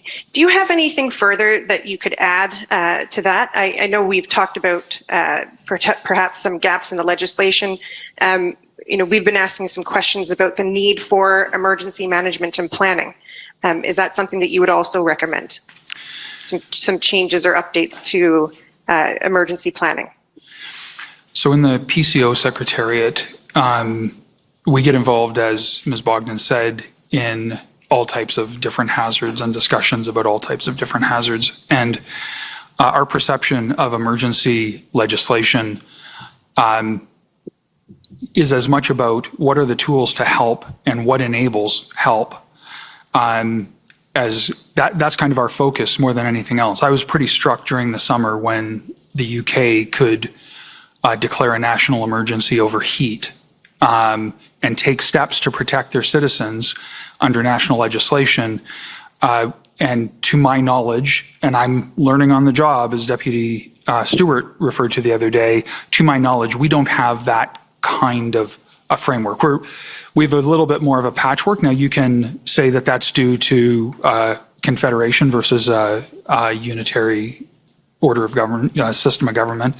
But I do think that there's room. And I think that I would take it one step further and say that if we could strengthen the tools and the frameworks around protecting critical infrastructure, we could actually, by doing that, we'd be protecting the space for legal and safe demonstration in our democracy, because the rules would be clear and the protection of what impacts people the most would be well protected. Thank you for that. I think, as representing the City of Windsor, I think we've seen, and if you'll agree with me, that these protests in January and February have also emphasized the need for collaboration with the local authorities and the first responders who are responding to these on the ground. And as you're aware, municipalities respond to the vast majority of emergencies in Canada. Would you agree with me that it's important to have the local level engaged in this planning and any discussion around updating legislation and frameworks around emergency planning? Yes, so taking the comment in a very general sense, like not commenting on this situation specifically, we're well aware from all of the situations that we manage that municipalities tend to be, and communities tend to be the first responders, and we have to have the systems of support in place. Not that I'm suggesting in any way, shape, or form that the federal government should be out of its lane. That's not what I'm suggesting. But the lines of support, the lines of communication, the shared planning where necessary, the collaborative planning, those would all support each level or order of government being able to fulfill its function to the fullest. Thank you. Those are my questions. Thank you. Thank you.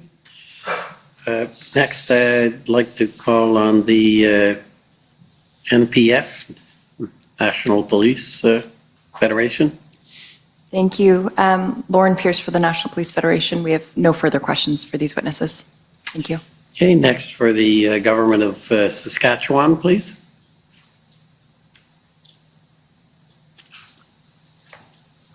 Good morning. Morning. I'm Mitch McAdam, one of the lawyers for the Government of Saskatchewan, and I have a few questions for you this morning, Ms. Bogdan. During your testimony this morning, you mentioned a meeting that was called by the Clerk of the Privy Council on the morning of February the 9th, at which she directed deputy ministers and staff at the Privy Council office to examine all possible options for resolution of the blockades and protests. Do you recall that? Yes. And then later this morning, you talked to Commission Counsel at some length about a document that emanated out of that meeting dealing with things like the enforcement plan and the engagement plan and those things were all based on existing legal authorities, correct? Correct, yeah. And Ms. Bogdan, when the incident response group began meeting on February the 10th, is it fair to say that that document and what was contained in it really became the genesis for what was referred to as Track 1? Yes, that's correct. I think we confirmed that with Commission Counsel this morning. Yeah. Okay, thank you. Now, Ms. Bogdan, when the Clerk of the Privy Council was discussing with deputy ministers and staff from your office on the morning of February 9th about all possible options to resolve the blockades and protests, one of those options would have been the invocation of the Emergencies Act, or what came to be referred to as Track 2. Is that correct? That would be an option, yes. Either the Emergency Act or special purpose emergency legislation, right? Like, there's a couple of different ways you could do that. Yeah. Okay. And so those things were discussed at that meeting on the morning of February the 9th?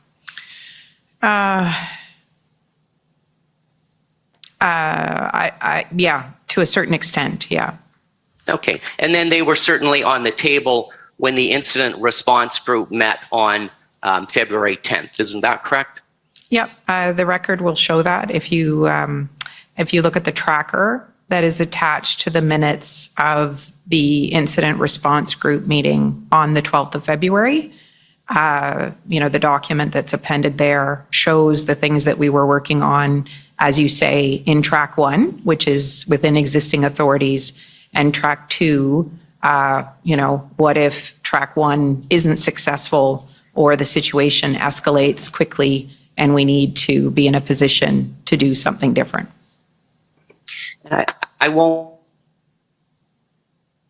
call it up, but I believe that the minutes of the incident response group meeting from February 10th also refer to a discussion of those Track 2 items. Isn't that correct? Yeah, so but I guess what I was trying to, you're absolutely right. The minutes do refer to that. They refer to a discussion of, the action that could be taken within existing authority, and then what might be the process of invoking the Emergency Act. That was the second part of the conversation.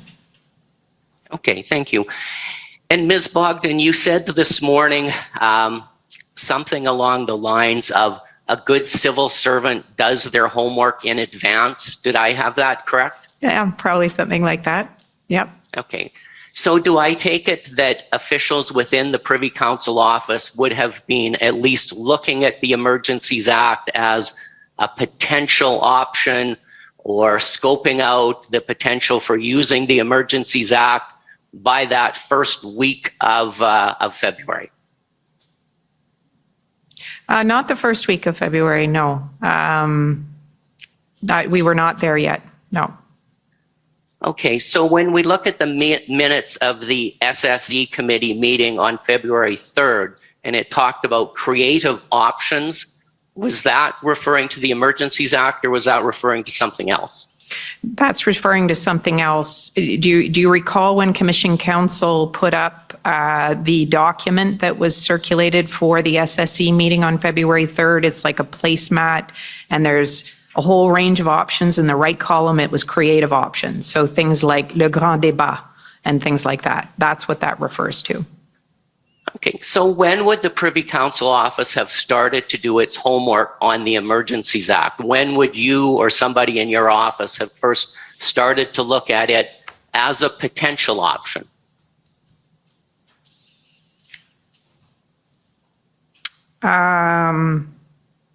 It would have probably been on or around the 9th.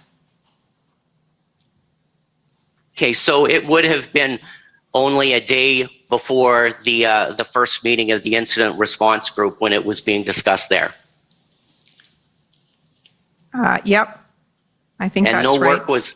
No work was done on the Emergencies Act before that. So I can't say that definitively. Work would have been being done by a lot of different people on an anticipatory basis, that making sure, as I said, that we've done our homework and we would be in a position to answer questions, right? Like if the government turned to the public servants and said, what's involved with invocation of the Act? You need to be able to answer all kinds of first order questions, right? Everything from the threshold that's to be met to what's the parliamentary process, what kinds of considerations do you want to be thinking about? So I can't say definitively who was working on what. I wasn't directing that work. So I'm not being evasive. I'm just trying to understand it was all hands on deck at that point, and I can't speak to every part of the public service.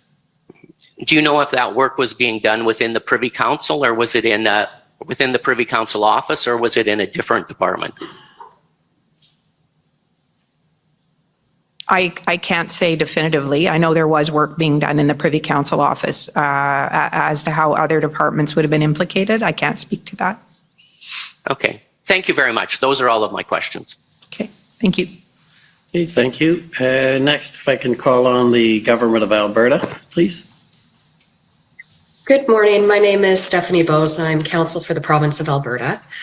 Just a couple of quick questions about the RFA process.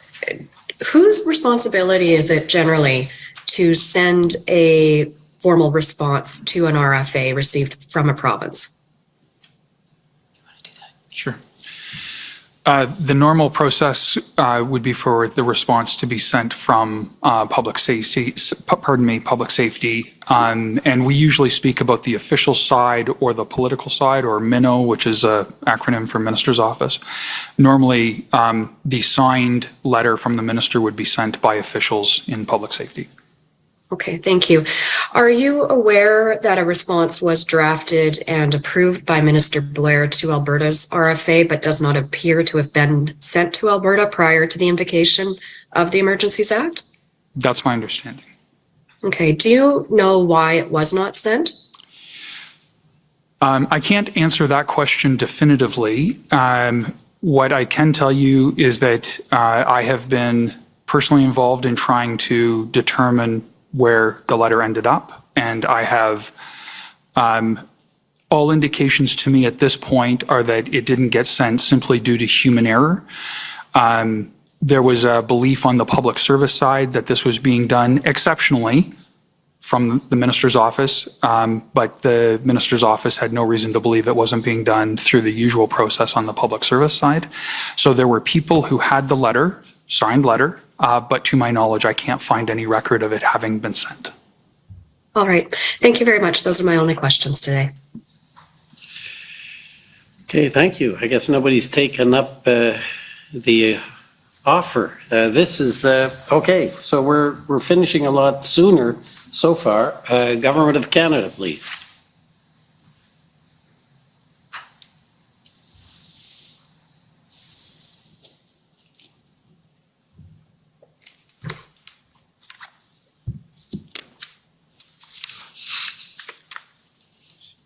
Good morning.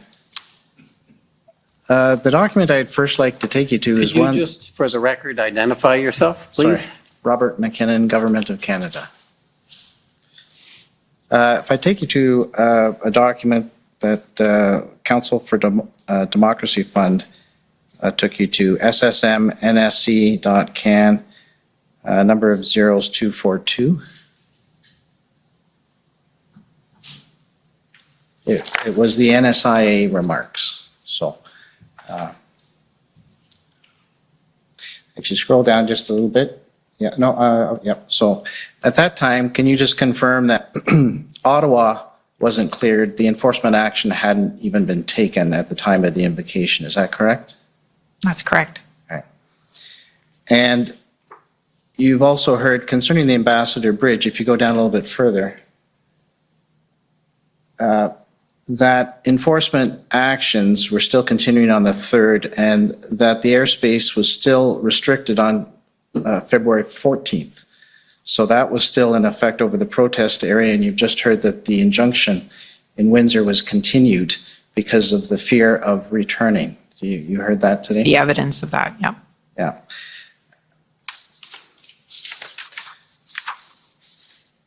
So in your mind, or those with whom you're consulting, was there a fear that the protesters would return to the Windsor site. Yeah, that was definitely something that we were alive to, that possibility that you would continue to need resources to keep that open. If you keep scrolling down under page 5, or top of page 5, that's it, yeah. So it also mentions policing issues of note. In the remarks, RCMP is assisting in various impacted areas across the country and is focused on areas where enforcement or the risk of escalation is most acute. Do you see that? Yes, that's correct. So is it true to say that by no means had the escalation events subsided to a calm? Correct. How would you describe, either of you, your perspective as of February 14th, when invocation happened, concerning the events? Well, I mean, I think I would describe the situation as highly concerning, unpredictable, still a lot of uncertainty, no clarity on what the plan was for resolution in Ottawa, concerns about, the border point at Ambassador Bridge. I had referred in my earlier testimony to the escalation of violence towards law enforcement that we saw in BC, and I think towards RCMP officers in Coutts. The prospect that, this situation could continue to get worse if left unintended and if nothing was done to change the trajectory of the situation.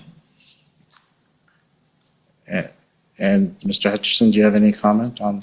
I concur with that description. As I said earlier, my perspective was very much that that a momentary pause in a demonstration had not, up to that point, or after, frankly, proven to be an end of a demonstration. So my view that weekend was that there continued to be a national crisis, that it was impacting communities in almost every province, that we continued to see injunctions, emergency legislation being used, sort of extraordinary actions, and evidence throughout this inquiry has talked about how unique this situation was. But then the conversation has tended, with all due respect, has tended to be about specific locations. I think on the 12th or 13th, stepping back and looking at it nationally, it continued to be a unique situation with a lot of tools in play, but not a sense of resolution to the threat that continued, particularly, to my way of thinking, particularly around the economic threat, which I understand would be a threat to property. So if you scroll down a little bit further where it has Ottawa on page 5,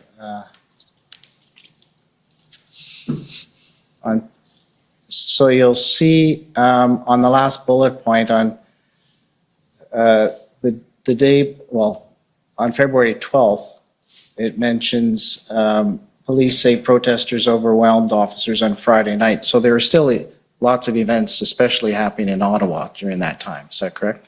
Yeah, that's correct. Like at each of the places, over that weekend, like if you review, for example, the IRG minutes from that weekend, you'll see reports from the Commissioner of the RCMP and others about continued and growing protest activity across the country. And I've already referred to a few of them, and the same was happening here in Ottawa. Here this reference to police say protesters overwhelmed officers, that's also the point I made earlier. What we were seeing in BC and Coutts. You don't have infinite resources to enforce the law, and you do need to be concerned about threats of violence against the people that you're asking to enforce the law. So there was a lot here to be worried about at this particular point in time. I'd like to take you to one of the IRG reports that is after the invocation on February 19th. So let's look at document SSM NSC CAN, number of zeros 404.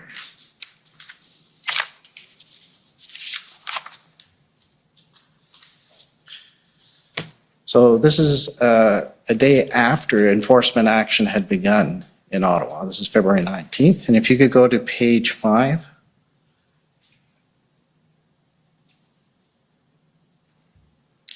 Just below the middle.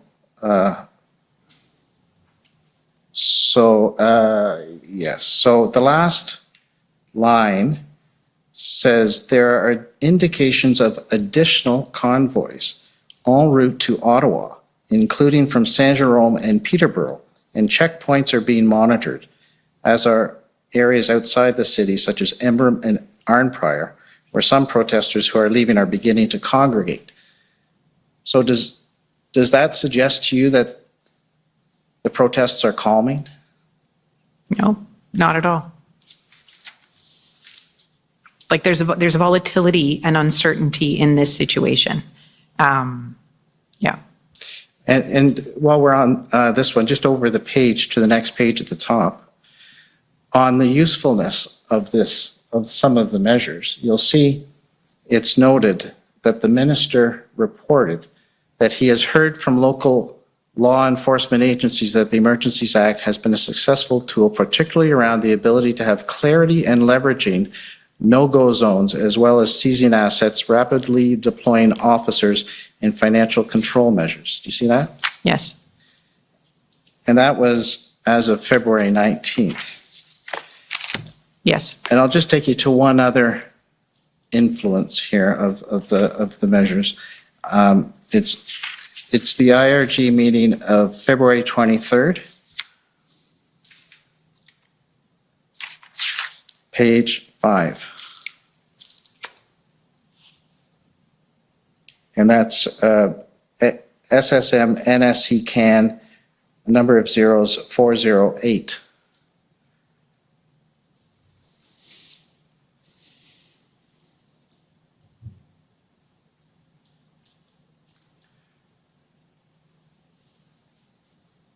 Oh, okay, there you go. So it's about the middle paragraph, across the country. Yes. So across the country yesterday evening, and this is February 23rd, the day it's revoked, Winnipeg Police issued a notice to protesters gathered near the provincial legislature, advising them that I had 24 hours to leave and providing a pamphlet outlining potential consequences of not doing so. The pamphlet mentioned enforcement under the Federal Emergencies Act as one of the possible measures that police would use if protesters did not vacate the premise by a certain time there. You see that? Yep. This is using it as a deterrence and, yep. Okay. So I'll take you back to another document, that has been referred to concerning the engagement strategy, just to make sure we understand the evolution of it. So SSM.can. Number of zeros 8757.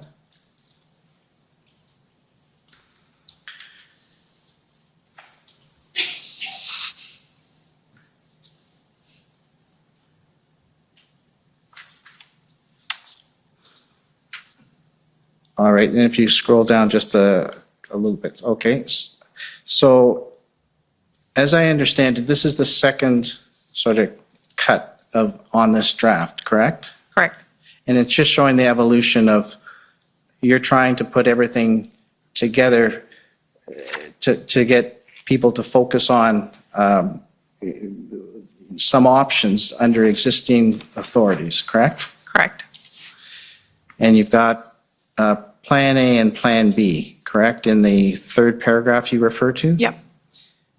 Plan A, providing resources to local law enforcement to address the unlawful demonstrations, and Plan B, where we need to unpack our other options in terms of legal authorities and feasibility of executing these options, or what would be needed to make them a reality, correct? Mm-hmm. And if you go to the attachment, which is the next number, which is 8758.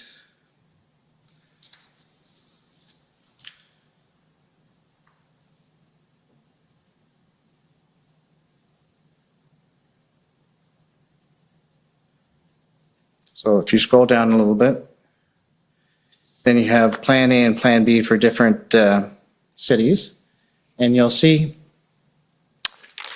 was it your intention here to put as much before the ministers and officials for consideration as possible, because this is an evolving situation and you're thinking ahead. Is that right? Yeah, I think that's right.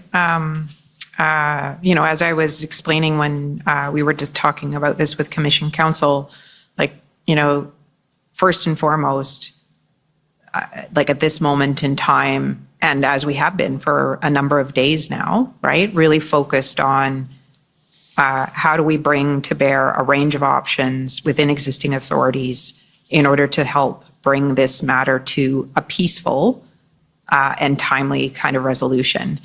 But at the same time, you also have to be prepared that Plan A or Track 1 isn't going to be successful.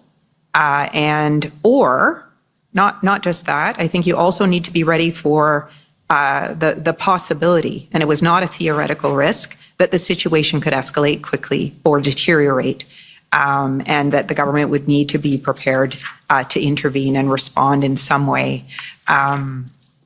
It's important. And if you look at Plan A and Plan B here, you'll see a second option. Could the government make use of the Emergencies Act, correct? Yep. So this was all putting together everything you could think of that would be useful for those who have to make a decision, make the right decision. Yep. It's a culmination of conversations over the days leading up, the 9th, a few additional meetings over the course of the 9th, and just trying to put this together in a way that would help support a conversation. And this evolved into what's been referred to as Track 1 and Track 2. Yep. That is appended to the IRG minutes of February 12th. Correct. Which was discussed, at the first incident response group. What you find in the minutes of the meeting of the 12th is actually a reflection of what was discussed on the 10th, which is, yeah.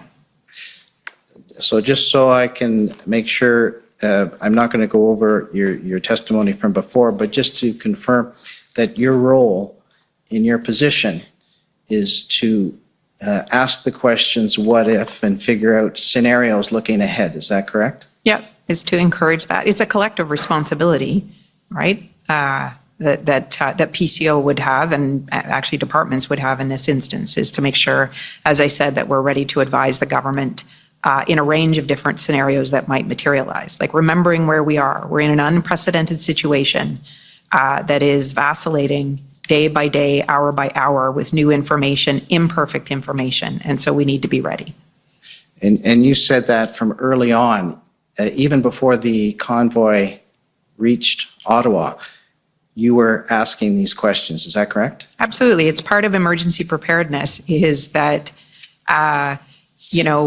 you have to maximize the time you have before it turns from being a situation into actually an emergency. And that kind of philosophy is very acute when you're looking at saving lives in terms of, we have a hurricane that's coming. Like the first 24 or 48 hours really matter. So in emergency preparedness, you're trying to maximize the time you have to get ready and think about a couple potential outcomes that might happen and make sure that we've done our analysis and that we're ready to support the government. And is it your responsibility and others at PCO to make sure to convene the right committees or groups in order to deal with these situations? Correct.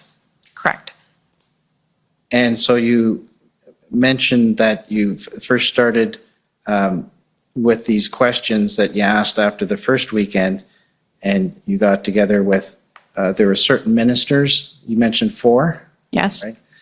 ministers to discuss on a daily basis, is that right? We were organizing situational updates on the situation, so they had the latest information, because of course ministers are having their own discussion with provincial colleagues. They need the latest information and talking about actions that are being taken. And then that moved into another phase of the SSE meetings, is that right? Correct, where we're convening a larger group of ministers. And it moved there because of what reason?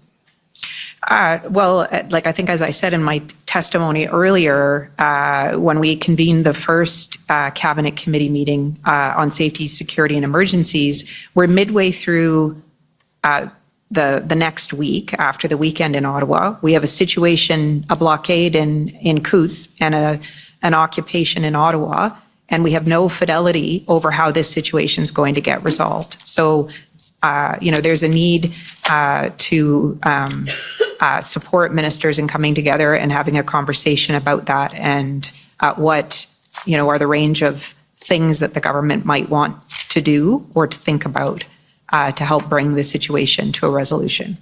All right, so it went from late January, from looking ahead with scenarios to meetings with 4 ministers, to February 3rd, to the 8th with SSE meetings. Correct. And then what was the reason to move from the SSE meetings to the IRG meetings on the 10th, 12th, and 13th? Well, I think there we are in the middle of the second week. If I like the 9th, the 10th, we're in the middle of the second week. The situation has gotten worse. There's uncertainty about how it will be resolved, and need to begin engaging and providing advice to the Prime Minister and others about the range of options that the government could consider at that point in time. I'll just take you to one last document, and that's the IRG meeting of February 12th, and your tracker is attached to that. So that's SSM-NSC.can, a number of zeros, 214.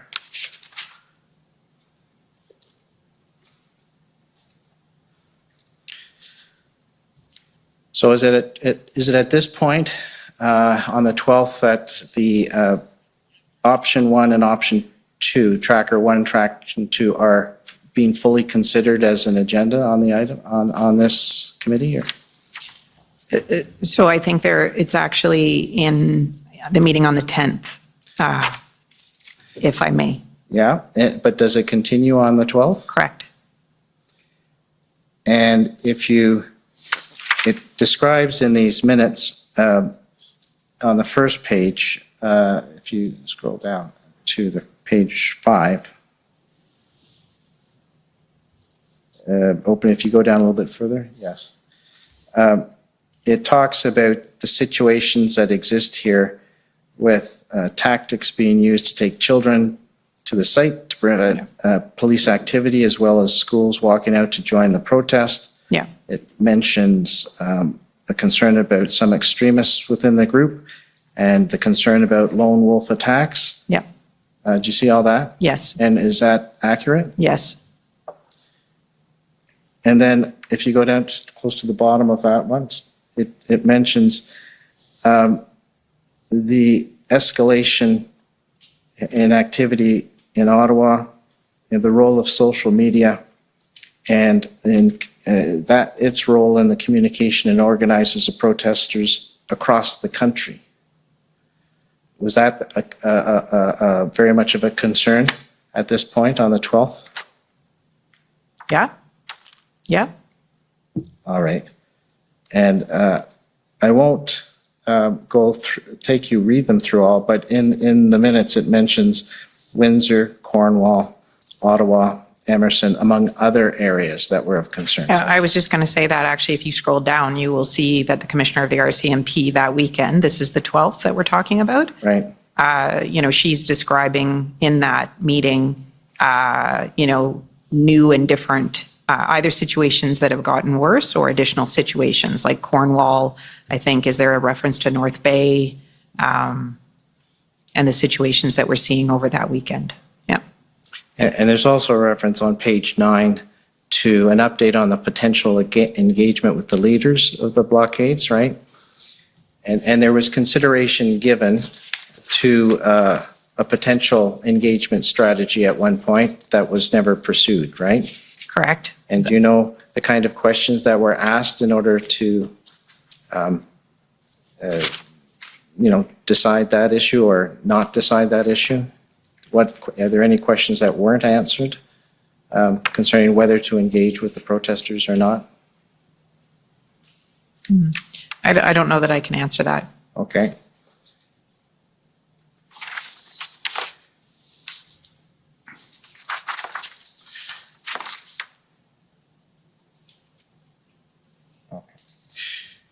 All right, those are all my questions. Thank you. Thank you. Okay, any re-examination? No re-examination. Okay, I just have one question, and it goes back to towards the beginning of your evidence, and this is before the. I can't remember the exact date, but it would be before the first weekend. Yes. And you said that you were preparing for what you knew and what you didn't know. Correct. But you said you were preparing for what if it doesn't go well. Yeah. And I just wonder, what do you do to prepare for what would happen if it did not go well?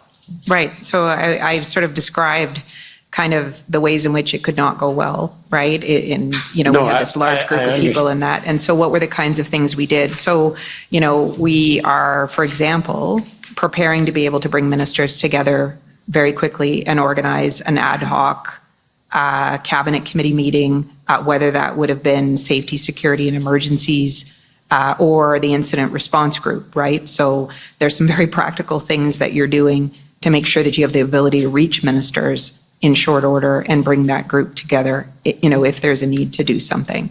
So you're kind of thinking along those lines. But at that point, I think the scenario that I was most worried about was the potential for, violence or, a clash with law enforcement, and that somebody might get hurt or a loss of life. And in that case, that's a public order situation, and law enforcement would deal with the first line of response to that.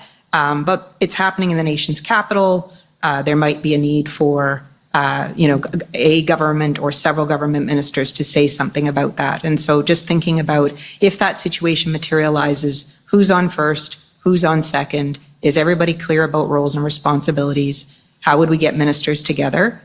Now, there's a theoretical risk that it could be worse than that, but we just need to know what the machinery is and what we would do, and, kind of what happens in the first 4 hours, first 12 hours. And that's the kinds of things that you're thinking about. So to try and summarize, it's to be able to kick in the decision-making process. Correct. But it isn't something concrete such as No, there's nothing to preparing do. physically. Right. So this kind of situation could arise at any time, right? And so we do have existing structures that kick in, but, it is COVID. People are working remotely. Ministers are not all necessarily located in Ottawa. Do we know where everybody is? Can we get the ministers, prime ministers together quickly if that need arises? Okay, thank you. So thank you very much for coming and providing your testimony. It's very helpful and appreciated. So you're free to go. Thank you, sir. Thank you, sir. Now, I guess I can give you the option. We can have lunch early and come back at 1:30, or we can proceed with the next panel. What would you prefer? If I get to state my preference, I'd prefer to take lunch now, Commissioner. Okay, unless there's any objection, we'll take a long lunch again today, an hour and 5 minutes. We'll come back at 1:30. The commission is in recess until 1:30. La commission est levée jusqu'à 13h30.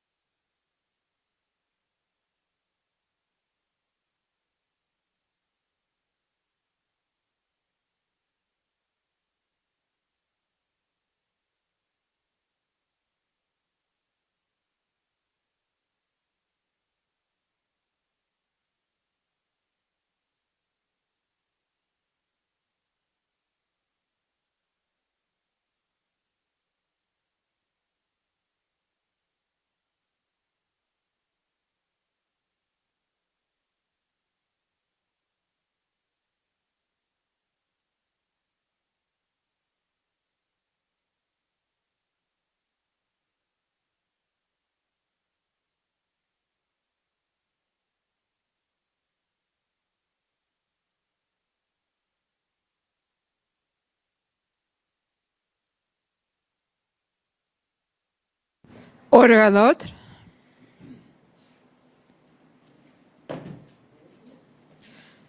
The commission is reconvened. La commission reprend. Okay, good afternoon, bon après-midi. So we have a panel of witnesses. Okay, Commission Counsel, please.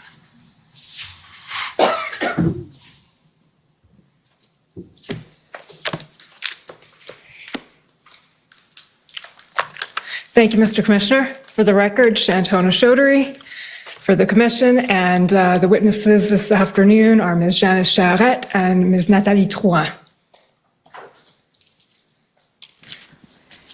Ms. Charette, will you swear on a religious document or do you wish to affirm? A religious document, please. We have the Bible, the Quran, or the Torah available? The Bible, please.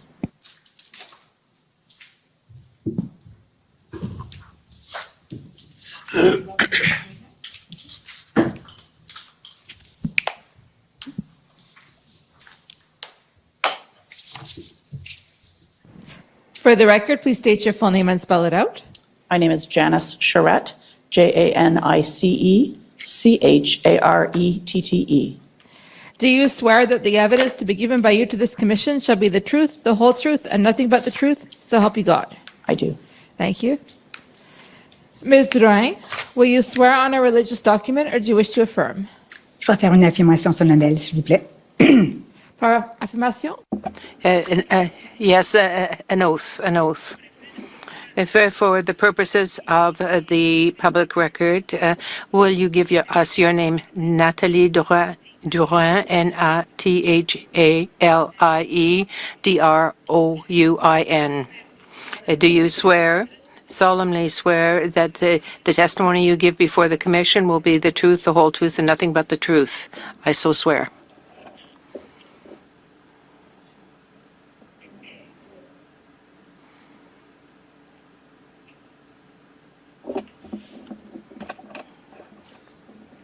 Good afternoon, Ms. Charette, Ms. Drouin. Thank you for being here. We'll just start with some housekeeping, introducing your witness summary. So you'll recall having sat for an interview with Commission Counsel on September 29th, 2022? I do. Okay. Ms. Drouin? I do. Okay. And after that interview, Commission Counsel prepared a summary of that interview, which you have reviewed. Can you confirm that that summary was accurate? I can. I confirm. Okay. And for the record, that is Mr. Clerk, WTS.6074, but no need to pull it up right now. Okay. Ms. Charette, I understand that you are the Clerk of the Privy Council. I am. How long have you held that role? I was named as the interim clerk of the Privy Council in March of 2021. So that is about 18 months or so ago. And I was confirmed in the role as the clerk of the Privy Council in May of 2022. Okay. And what was your background before that? I've been a senior public servant I think I've been a deputy minister for almost 20 years. Before being named as the interim clerk of the Privy Council, I was the High Commissioner for Canada to the United Kingdom of Great Britain and Northern Ireland. And previous to that, I was actually serving as the clerk of the Privy Council. I've held roles as the Associate Clerk of the Privy Council, Deputy Minister of Intergovernmental, the Deputy Minister of then Human Resources and Skills Development, of Immigration, Refugee, Citizenship, Associate Deputy Minister of Health, and as you can tell, a number of roles over my career. It's a long list. Okay. And Ms. Drouin, you were the Deputy Clerk of the Privy Council. Exactement. And how long have you held that role? J'ai été nommée sous-greffière. I was appointed in August 2021, and before that, I was Deputy Minister of Justice Canada, and 2016, I was Minister of Justice in Quebec. Are you wishing to testify in French, or? I'm going to do the same thing. Sometimes I will answer in English. Sometimes I will answer in French. So question, perfect. Question. Of the Clerk of the Privy Council. It's well understood by you, but maybe not by everyone here. And if I can just pipe in, you have a tendency to speak very quickly, Yes, which I'm okay. sure comes handy when you're delivering messages to the government, but if For Slow. here, it's useful to slow down. I for actually wrote the translation. word slow down, just so that I would try to remember that. Thank you, Commissioner. The Clerk of the Privy Council and Secretary of the Cabinet is the full title of the position. And I would say that that basically encompasses three roles. The Privy Council Office is the department of the Prime Minister. And so I serve as the Deputy Minister of the Privy Council Office and the Deputy Minister, therefore, to the Prime Minister. I am the most senior public service advisor to the Prime Minister and to his office. I'm responsible for the overall management of the Privy Council Office and the discharge of all of our functions and responsibilities, and making sure that, so it's kind of the administration side, but I'm also the advisor on all matters that would be before the Prime Minister for his consideration and decision.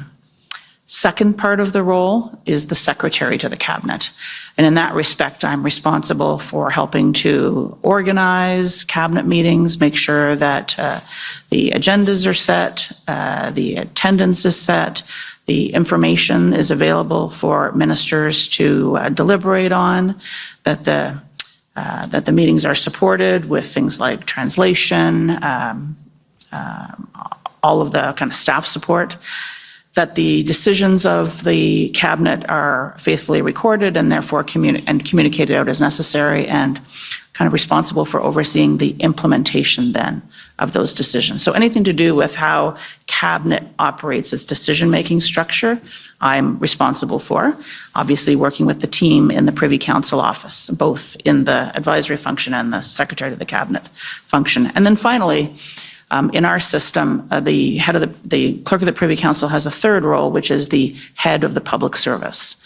And I think if you look at the institutional summary for the Privy Council Office, we tried to describe that in the Canadian version of the Westminster system, the public service is a professional, nonpartisan public service. And I'm responsible as the head of the public service for, amongst other things, providing an annual report to the Prime Minister on the state of the public service. In this respect, I also provide advice to the Prime Minister on the appointment and performance of deputy ministers and other senior officials, and basically for making sure that the public service is ready to be able to serve the needs of the government and of the country today, and also a stewardship role into the future. So those are kind of the three roles. And I would say the other thing that might be relevant as we get into this conversation is the Clerk of the Privy Council is one of a community of deputy ministers. I think in the expression would be primus inter pares. You are one amongst others, and I very much work with the community of deputies in order to be able to discharge those functions. First among equals? That's it. Good. Thanks. Okay, Madame Drouin, we're going to go back to some of that, Ms. Charette, but before we do that, can you explain the role of the Deputy Clerk, Ms. Drouin, and then maybe how the two of you work together?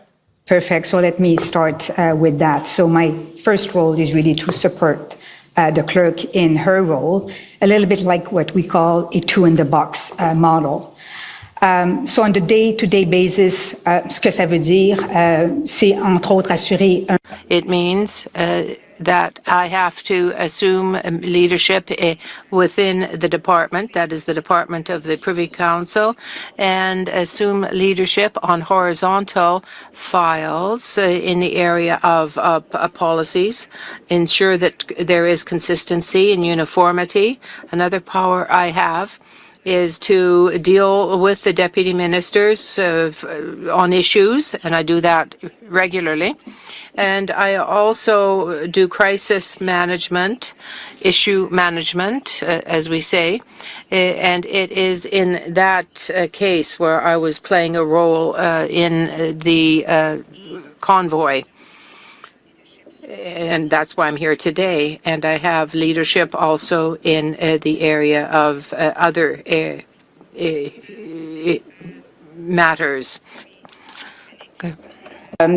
So my mantra is I go where the needs are in order to support the clerk. more instinctively. I go where I have strength, competencies, and capacities to support her in her main role, advising the Prime Minister and the Cabinet. So this is, how we work. On a weekly basis, we will reassign, where I should put my attention and efforts, and what file I should keep under my radar. Can I just add a little bit to that, if that's all right? Of course. So perhaps I'll just add two things. I think one of the operating styles that Madame Denoy and I have tried to follow is that if I'm not there, Natalie is briefed up enough to be able to handle it, to be able to deal with any issue, and vice versa, so that we are not completely interchangeable, but that there is leadership at any point in time, because people have holidays or whatever else to do. And secondly, I don't think either one of us mentioned that we also have a number of ministers within the Privy Council office portfolio. And I might forget one here, but I'll try not to. So the Minister of Intergovernmental Affairs, who are supported by the PCO. And that's Minister LeBlanc? Minister LeBlanc, that's right. The Government House Leader, that's Minister Holland. The Quebec Lieutenant, which is an intergovernmental type of function, that's Minister Rodriguez. The Minister of Emergency Preparedness, that's Minister Blair, and I have now forgotten. And the DPM. And of course, the Deputy Prime Minister, that's right. In her role as the Deputy Prime Minister, she also gets support, of course, from the Department of Finance. But in her role as the DPM, we do provide her some support as well. Okay. So as the senior advisor, as you said, within the public service to the Prime Minister, can you explain a little bit the interaction between PCO and PMO, and just explain how those lines of communication work, how the Prime Minister is briefed, how you communicate with him, those general things? Sure. I think the term that Madame Denoy used of organic maybe applies here. There are many, many routes in terms of the flow of information and advice between myself and team in the Privy Council office and the Prime Minister's office and the team that support him there. When it comes to the Prime Minister himself, it gets more structured, and I'll come back to that in a moment. There would be daily conversations going on between PMO and PCO staff, whether it's around information exchange, trying to think about how to manage an issue, surface a problem we're trying to solve, exchange information. Any number of things in the course of a day would take place. In terms of the advice to the Prime Minister, when it comes to the exchange of information with the Prime Minister, in some cases you will see, I think even in evidence of documents that have been submitted to the Commission, that if it's for the purposes of just sheer information, you would see a briefing note perhaps prepared by one of the Deputy Secretaries to the Cabinet. But if it contains advice, it contains a recommendation, if we write to the Prime Minister for the purpose of decision, that would come through me. In some cases, some of those briefing notes may also go through Madame Denoy. And if I'm not around, Madame Denoy can sign off on briefing notes, decision notes for my over my signature. So would it be correct to say that all formal advice to the Prime Minister from the Privy Council office goes through one of you? I think that would be fair to say, yes. As well, we have a number of opportunities to provide oral information, oral briefings to the Prime Minister as well. I have a regular bilateral meeting with him every week, which is joined by the Chief of Staff to the Prime Minister. That is Katie Telford. And sometimes other members of the Prime Minister's staff will join us. And that's a session where sometimes the Prime Minister has items, I might have items, the Prime Minister's office may have items, but it's kind of a regular once a week touch base. Traffic management, advisory, decision, kind of whatever is on the issue of a plate of the day. Every second week, the Deputy Prime Minister will be joining into that meeting as well. So that's a regular structure. We may have issue-based meetings or briefings with the Prime Minister. We've done For a very long time, we were doing frequent 3 times a week briefings of the Prime Minister and his office, sometimes with ministers on the COVID situation, for example. That might involve senior officials from other departments, Dr. Teresa Tam, the Chief Public Health Officer, officials from the Public Health Agency and Health, and so on and so on. You get the picture. When there is a cabinet meeting that the Prime Minister is involved in, we almost always have a pre-brief session with the Prime Minister where we'll go over the agenda, the kind of the run of show, who's going to say what, the key issues to be deliberated. So he has a focus on, in addition to the written briefing material we would have provided, kind of what are the key issues he's trying to adjudicate at the session, what are some of the perspectives he may want to be listening for, where's the area or the zone for a possible decision.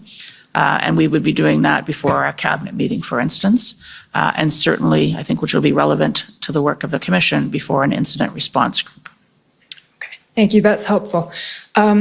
We're now going to move to the sort of, I'll say the meat, but the early days of the convoy, the Freedom Convoy, the events that the inquiry is concerned with.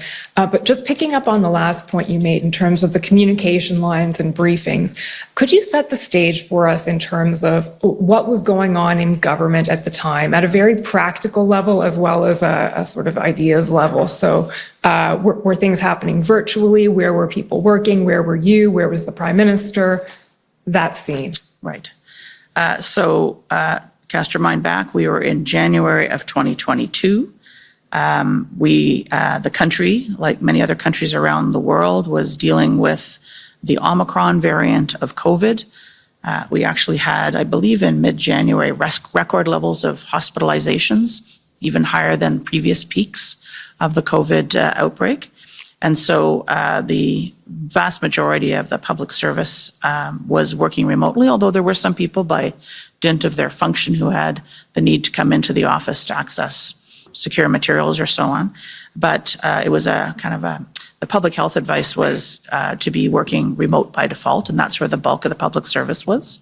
The same thing for, I think it's fair to say, for the Prime Minister, ministers, and political staff. So we were all working remotely. I remember this well because there was a cabinet retreat that was held in the week of, I have a little calendar here to try and remind me of dates, the week of January the 24th. That would have been the first cabinet retreat that had taken place since the government was formed after the 2021 election. And I think everybody was hoping that that was going to be an opportunity for a face-to-face, and unfortunately ended up being a virtual. We are very fortunate to have secure video communication, so we can actually have cabinet meetings held virtually, and so we were able to do that in the week. There was a lot of other issues that were before the government. I think you would have heard from other witnesses as well that we were monitoring the potential for an emerging situation in Ukraine.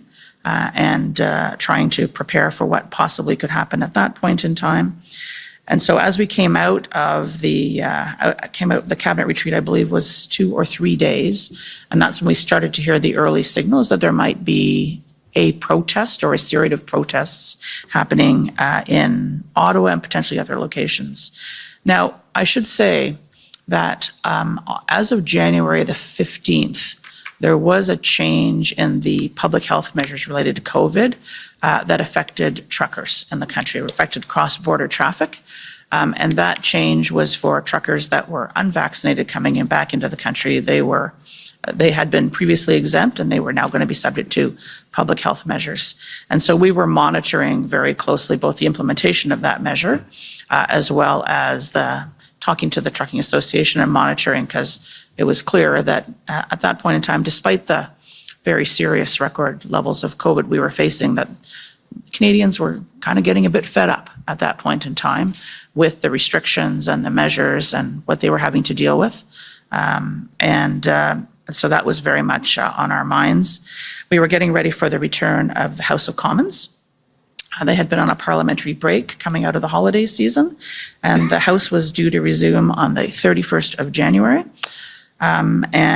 So as we went into what I think others have described as weekend one, the weekend starting Friday, the 28th of January, we were monitoring and waiting for the protest that we had understood was going to be arriving. And that's kind of the context at the very beginning, if that's helpful. I'm happy to add to that. That's helpful. That's perfect. So that takes us to my next question, which is, when did you first brief the Prime Minister on what was happening with the convoy? The first briefing I had with the Prime Minister was an oral briefing on the 30th of January. I think you've heard testimony from other Privy Council office colleagues that there were PCO, PMO briefings that had been going on in the week before that. There had been daily ministerial briefings going on, starting, I think, on the Thursday before that. So on the Sunday, the 30th, there was a telephone call or an oral briefing with the Prime Minister, including members of his staff, other members of the Privy Council office, to basically kind of give him a situation report. At that point in time, it was Sunday, I believe it was evening, and it was pretty clear that the protesters weren't leaving. So we had a situation at Ottawa, and our thoughts were turning immediately to the House return the next day, and whether there was any issues we had to be thinking our way through in terms of the safe conduct of parliamentarians actually accessing the Parliament buildings. As you may recall, Wellington Street was a bit of a challenging area. As the head of the public service and responsible for a department, I also had to think about what instructions we were giving to public servants, some of whom were still required to be going into the office, about whether we were closing buildings or leaving those open. So that was really the first briefing with the Prime Minister, kind of a situation report, what was happening, giving him information. We were able to tell him that there had been ministerial briefings, that there was lots of outreach going on by deputy ministers across, we call it the town, across Ottawa, across departments and agencies.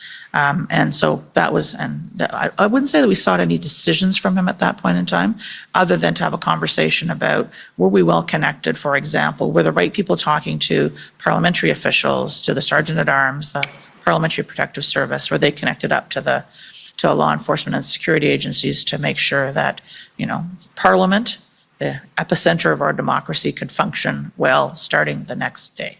Okay. We've spent a lot of, I don't know if you had a chance to see the testimony of Ms. Bogdan this morning and Mr. Hutchison and/or the NSIA yesterday. We've heard from many of your deputy minister colleagues, and we've spent a lot of time on the lead up to the convoy and the early days. So I think with you this afternoon, we're going to be focusing mostly now on the beginning of sort of February 9th on, let's put it that way. So I'm going to... Can I just take you back? Yes, you can. I thought that might happen. When you referred to other deputy minister colleagues, I know that yesterday as well you heard from colleagues from the Department of Finance. And so another big preoccupation as we were kind of starting up our work at the end of January was we were in the beginnings of budget preparation for budget 2022. So the Prime Minister, the Deputy Prime Minister, myself, the Deputy Minister of Finance, and our teams, both the political teams and the public service teams, were thinking our way through what was going to be the economic strategy for the country at a time when, we had hoped to be through the worst of the economic impacts of COVID, and frankly, we weren't, as a result of the fact that we were kind of facing another wave. So that was also kind of a contextual factor that I think might be helpful and relevant as we get later on into the discussion. Yeah, that's fair enough. I think that will probably arise. So I'll just set paraphrasing very briefly, the kinds of evidence that we've heard from your colleagues over the first week or two, let's put it that way, after the convoy arrived. So the convoy arrived. It was not expected to stay as long as it did. It did stay. At that point, the federal government was meeting to try and understand what was going on. There were regular DMOCs happening. And I'll just ask then, actually, were either of you in attendance at the DMOCs that were happening? Starting on the 9th, yes. Starting on the 9th there, okay, which is why we're soon going to be skipping to the 9th. I don't know that I attended every DMOC. I attended some of them. So Deputy Minister Operational Committee for the acronyms. I know you've been through them all now. You're an expert, actually, I've heard. But I don't think I was at all of them. I would have, those were chaired by the National Security Intelligence Advisor. I would have been at some key ones where I thought I either needed to give direction or to hear, particularly at points in time, but I wasn't involved in the day-to-day. Okay. So my first DMOC was, like Madame de Royen's, the 9th of the February. 9th. Okay. So we're sort of all roads lead to the 9th here. So we heard about the 3 SSE committee meetings that were held. Ms. Bogdan took us through those, February 3rd, February 6th, February 8th. And we more or less left it off at the end of the day on the 8th. It was decided essentially that maybe it's time for the federal government to consider more intervention in the situation. Would that be fair to say? I would say that I was at the meeting of the Cabinet Committee on Safety, Security and Emergencies, the SSE committee, on the Sunday, the 6th. That's the only one of the 3 meetings that you described that I was at. So I was trying to get a sense, that was at the end of weekend 2, trying to get a sense from ministers and from my colleagues, kind of what the situation was and what the sense was about how this was all going. I got a readout, a debrief from the Cabinet Committee meeting on the 8th of February from my colleagues who were there. And it was certainly clear to me that the level of concern, anxiety, and the situation itself was escalating. And so that was the reason I chose to go to the DMOC meeting on the 9th and to hear out my colleagues in terms of, and to give direction at that point in time. And it was through the course of that day, listening to them, and other meetings that took place during that day, I'm happy to tell you about if you'd like, that I formed the view as we went into the 10th that it was time for me to provide the advice for the Prime Minister to decide as to whether or not he wanted to convene an incident response group meeting. Okay. We're definitely going to come to that. Just before we do, of course, I actually want to take you back to the 8th before we get to the 9th. Mr. Clerk, can you pull up PB NSC CAN 408073?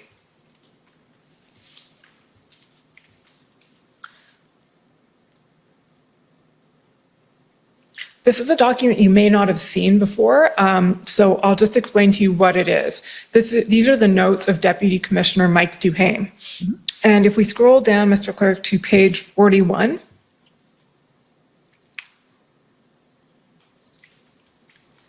you'll see a notation there. So these are Mr. Duhaime's notes from Deputy Commissioner Duhaime for, I believe it's the 8th, could be the 9th, but it looks like it's the 8th. And you'll see 8 a.m. there, 7 a.m. in office, 8 a.m. call with clerk. Flush out the financial, financial compensation, I'm not sure what that says, employee business maybe.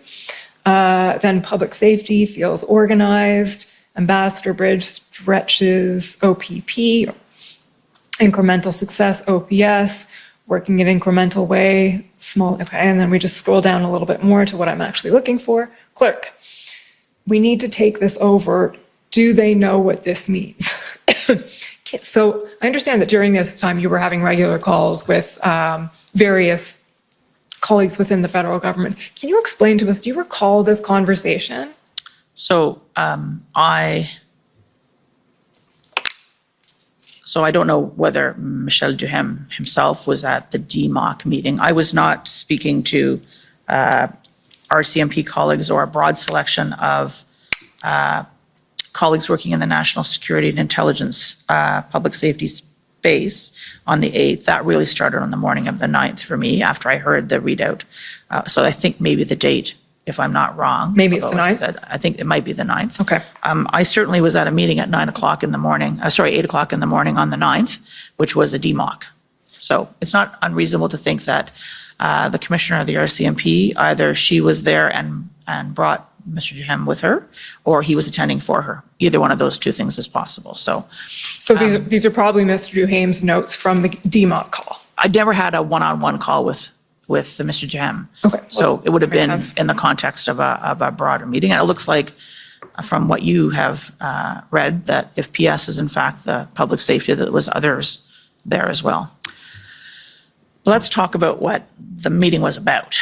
So having heard the readout from the SSE meeting on the 8th, I should add as well, there was a debate in the House of Commons on the 7th of February, if I'm not wrong, on the convoy situation. Parliamentarians, members of Parliament can trigger a debate if they wish, and I gather the Speaker assented to that, and so there was a debate.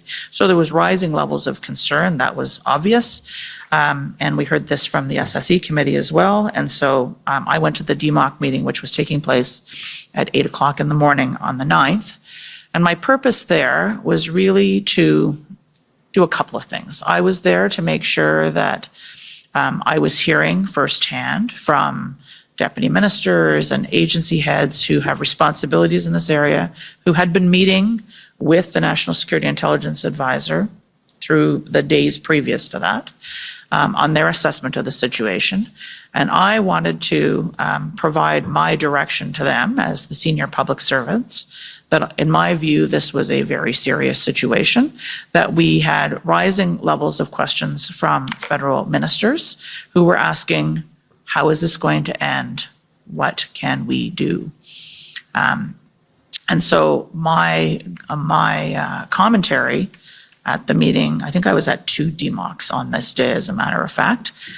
Certainly at the first meeting in the morning, my objective, my intention was to try to say to my deputy minister colleagues, we have to leave no stone unturned. We have to make sure that we are looking at every power, duty, every authority we have, every resource we have, to make sure we are bringing the full power of the federal government and its resources to try to help those who are frontline responsible to manage this situation. I'm not an expert in any of these domains. I would be conveying, like, we've got to get on this, and we've got to use, like, this. I think you heard the expression this morning, you know, this is an all hands on deck. I don't know why we use naval references, but all hands on deck situation. And I would have been saying all hands on deck, no idea too crazy. Let's look at absolutely everything. Let's look at every law we have, every resource we have. And including in that, what would it mean? You know, how does law enforcement actually, like, how do the structures work? Who's responsible for what? You know, if it gets beyond the capability of one particular, like a local police force like the Ottawa Police Service, or the RCMP acting in its local capacity, say in Coots, you know, what happens then? Where does it go from there? Who takes over from that? How does that all work? How does the jurisdiction work? Where do the responsibilities work? So this is not my direction to the extent that there was any direction was to let's get on this work. We need to get this work done. And I think you heard a lot from Ms. Bogdan this morning about then what she was doing the whole day long to try and collect up this information. But that would have been my intention. I didn't tell people what to do. I was asking, we've got to get this work done. Okay, so if I understand correctly, when you say what Mr. Duhame writes down here is we need to take this over, do they know what this means? You're talking in a general sense about it's time for some federal intervention in this. Let's talk about what that might look like or what the options are. Is that fair? I'm not sure I had reached the conclusion it was time for some federal action. It was certainly the case. It was time to consider, to be ready to respond. I think the other thing is, if you cast your mind back to kind of the public environment at that point in time, this was all happening in Ottawa, a lot of it on Wellington Street. If you were looking at the coverage in the media, you were seeing the Parliament buildings behind it. So there was a lot of questions being asked of federal ministers. What are you doing? What are you doing? What are you doing? And so certainly we had the sense coming out of the meeting on the 8th, they were impatient to know what they could do. And that was my direction to the town at this meeting, is go and figure this out. What can we do? Be as creative as you can. Really think outside the box. Okay, and we saw this morning, Mr. Clerk, you can take those notes down. Thank you.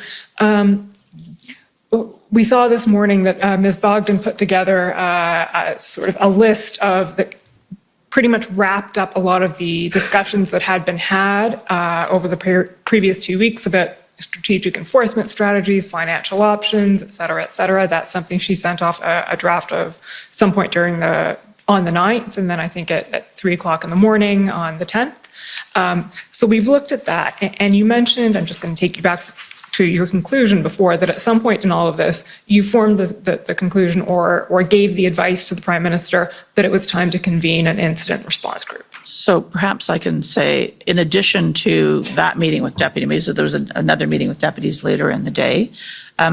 I think if you'll hear from the Prime Minister, excuse me, and ministers next week. But in addition to what the public service was doing, and outside of these official kind of cabinet committee meetings and daily ministerial briefings, the Prime Minister was also speaking to his ministers, either one at a time or in small groups, in more informal conversations, getting his own direct kind of what's happening, brief me on this, talking to his own team. He'd been talking to mayors, he'd been talking to other stakeholders. And through the day on the 9th, as he was talking to his ministers, a number of which of those interactions I was party to. I'm not always, but a number of those, certainly conversations with the Minister of Public Safety, Minister Mendicino, and the Minister of Emergency Management. Preparedness Management? I can never remember. Minister Blair, thank you. You could feel that, we were moving to it felt to me like we were moving to a place that we had to be ready in case ministers and the Prime Minister actually wanted to look at what our options are to be able to act.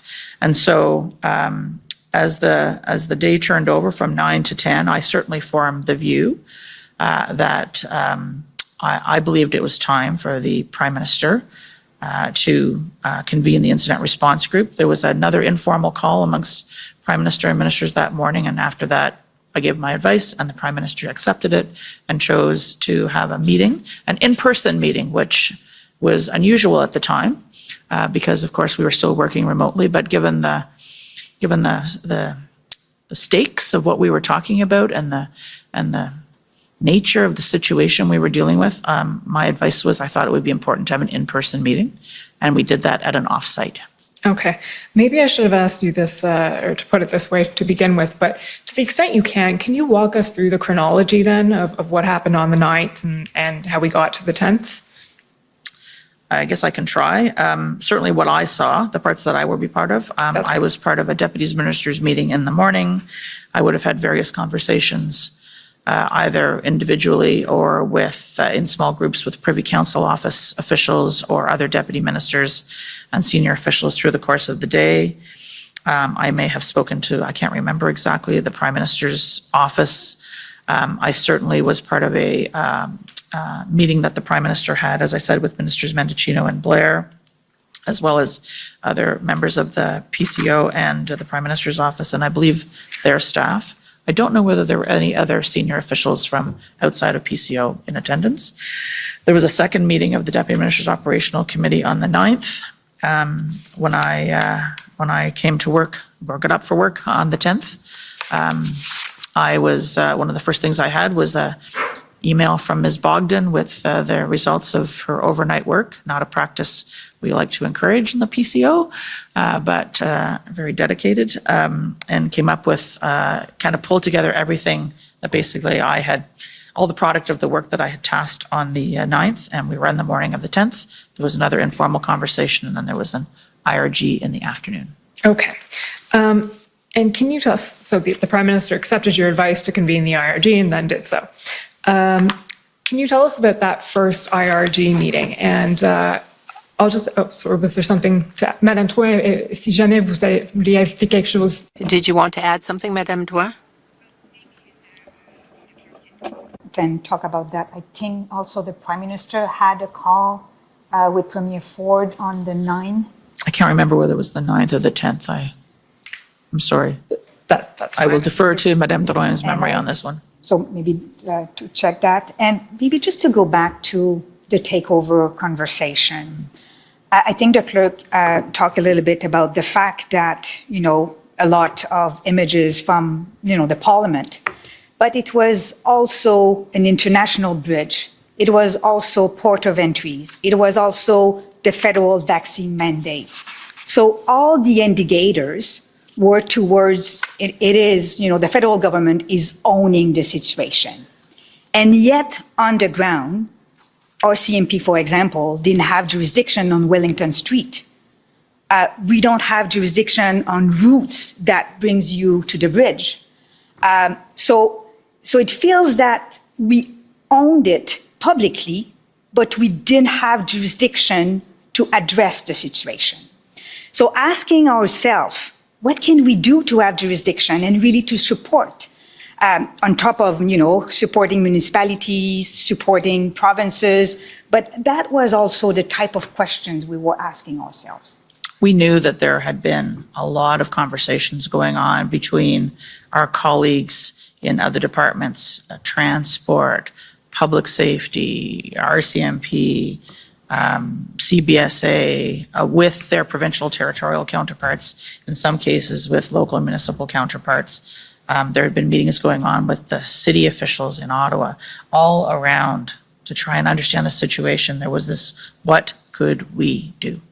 That was I think as we were going into now the third weekend, we were really feeling kind of a crescendo escalation, although the situation changed from day to day and the sites changed from day to day. That's fair. And yet we've heard a lot of evidence this week about exactly that, sort of what the conversations that have been going on between counterparts in various levels of government, et cetera. So we're pretty well caught up on that. And that then takes us to the February 10th IRG. And we've heard that from Ms. Bogdan, what started off on her February 19th plan or email as Plan A and Plan B, existing authorities or new authorities of some sort, then evolved into track 1 and track 2 in the IRG tracker. So can you just take us through that a little bit? What was discussed to the extent it's, you can say, at the February 10th IRG, how that evolved into the IRG tracker that we then see in the February 12th IRG, and at that point we'll ask the clerk to bring that up so you can take us through it. Okay. Would it be helpful for me to just, I don't know whether you talked about what the incident response group is with Ms. Bogdan this morning. Always helpful to have a reminder. Okay, I'm happy to do that. So the incident response group is a committee of cabinet. It is usually chaired by the Prime Minister, although it can happen without the Prime Minister. These ones did not. They were all chaired by the Prime Minister. They include a collection of ministers that are necessary to deal with either a national crisis, an emergency that could happen in Canada, it could happen outside of Canada, but affect either Canadian interests or Canadians. And so I think you did hear testimony this morning, perhaps from Mr. Hutchison, that the IRGs have been used, for example, with wildfires in British Columbia, for dealing with Hurricane Fiona in Atlantic Canada. It was also used to subsequently to deal with the illegal invasion of Ukraine by Russia and dealing with Canadian interests and Canadians as a result of that. So it could be a crisis that emerges domestically that affects Canada or a Canadian crisis. It is unlike other cabinet committees, and I think you did talk about this a bit this morning with Ms. Bogdan. The structure of cabinet is the decision-making structure. Cabinet committees make recommendations which are ultimately ratified by cabinet. So it's kind of how the work gets divvied up amongst cabinet ministers. Because there's a lot of decisions that get taken, kind of more thorough deliberation, and then they come to cabinet for final deliberation and decision making.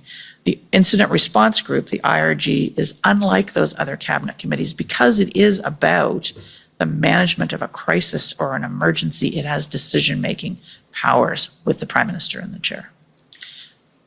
Okay, that's helpful. So it was such a long explanation. Now I've forgotten your question. So have I. No, that's helpful. Okay, so it's a decision. What kinds, actually, I just want to explore that a little bit. What kinds of decisions can the IRG take? The IRG can make decisions like, okay, we think we need to ask a minister to do something, to make a telephone call, to go on a visit. It could be we need to make sure that these resources are actually being allocated to a particular situation. It could be tasking further work, like going away and looking at whether there's a regulatory authority that needs to be triggered. So it's anything to do with federal jurisdiction, to use a good term, anything that's in federal jurisdiction, but an existing power, an authority, a resource that could be deployed either to help to resolve a situation or to deal with a Canadian in need. But the IRG wouldn't have had the power, for instance, to invoke the Emergencies Act. The only ability to invoke the Emergencies Act, the decision maker there is the governor and council. So that's the prime minister and cabinet with the approval of the governor general. And then, of course, there's an approval process requiring a vote by parliament, and I'm sure we'll get into that. Yeah, we will. Okay, I just wanted to clarify that right now. Okay, so then can we pull up, Mr. Clerk, ssm.nsc.can 60214? This reminds me of your question, actually. So what did we do at the IRG on the 10th of February, I think? Well, apparently you came up with a lot of what ended up in the IRG tracker on the 12th, so. That's the truth, yeah. Can we just flip down, please, Mr. Clerk, to where the tracker starts?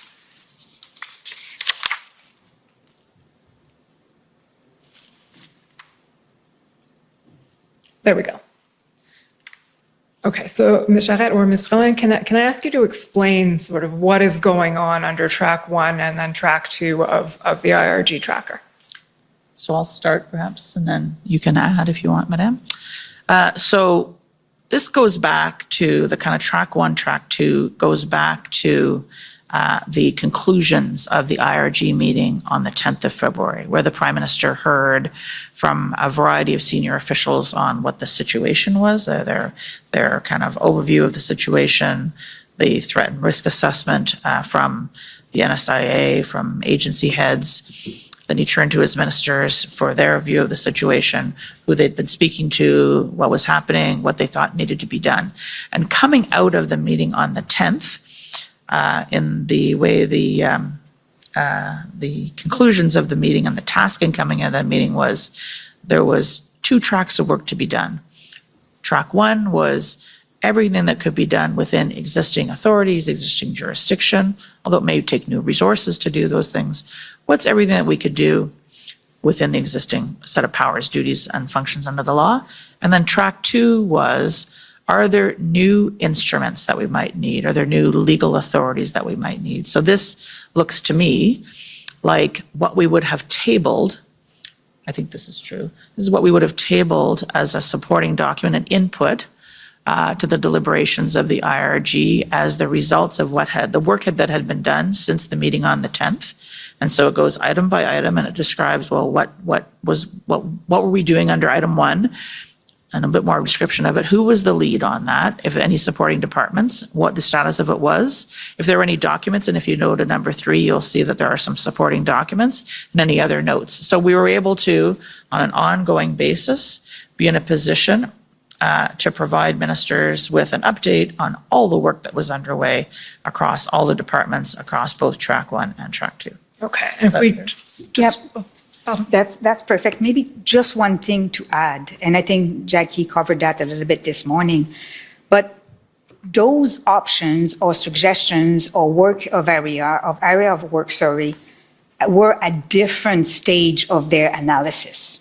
You know, some were at the really early stage, and then we found out that, you know, for example, blocking the cell towers. I think you see that elsewhere in the IRG. That was something that we look at, was just not feasible. We stopped that initiative. So we look at many things, but here you don't really see how in-depth is the analysis on which of one. Okay, so it's not clear from looking at this document what stage the analysis is at for these various It can be an idea, or it can be something that is very fruitful.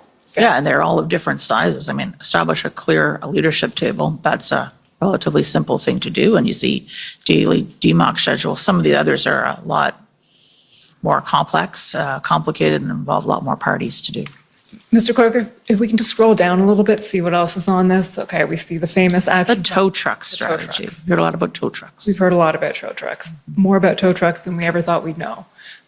We also see there, and I'll just get you to comment on this briefly because we did canvass it with Ms. Thomas, but item number 4 there says identify immediate measures to close the intelligence gap.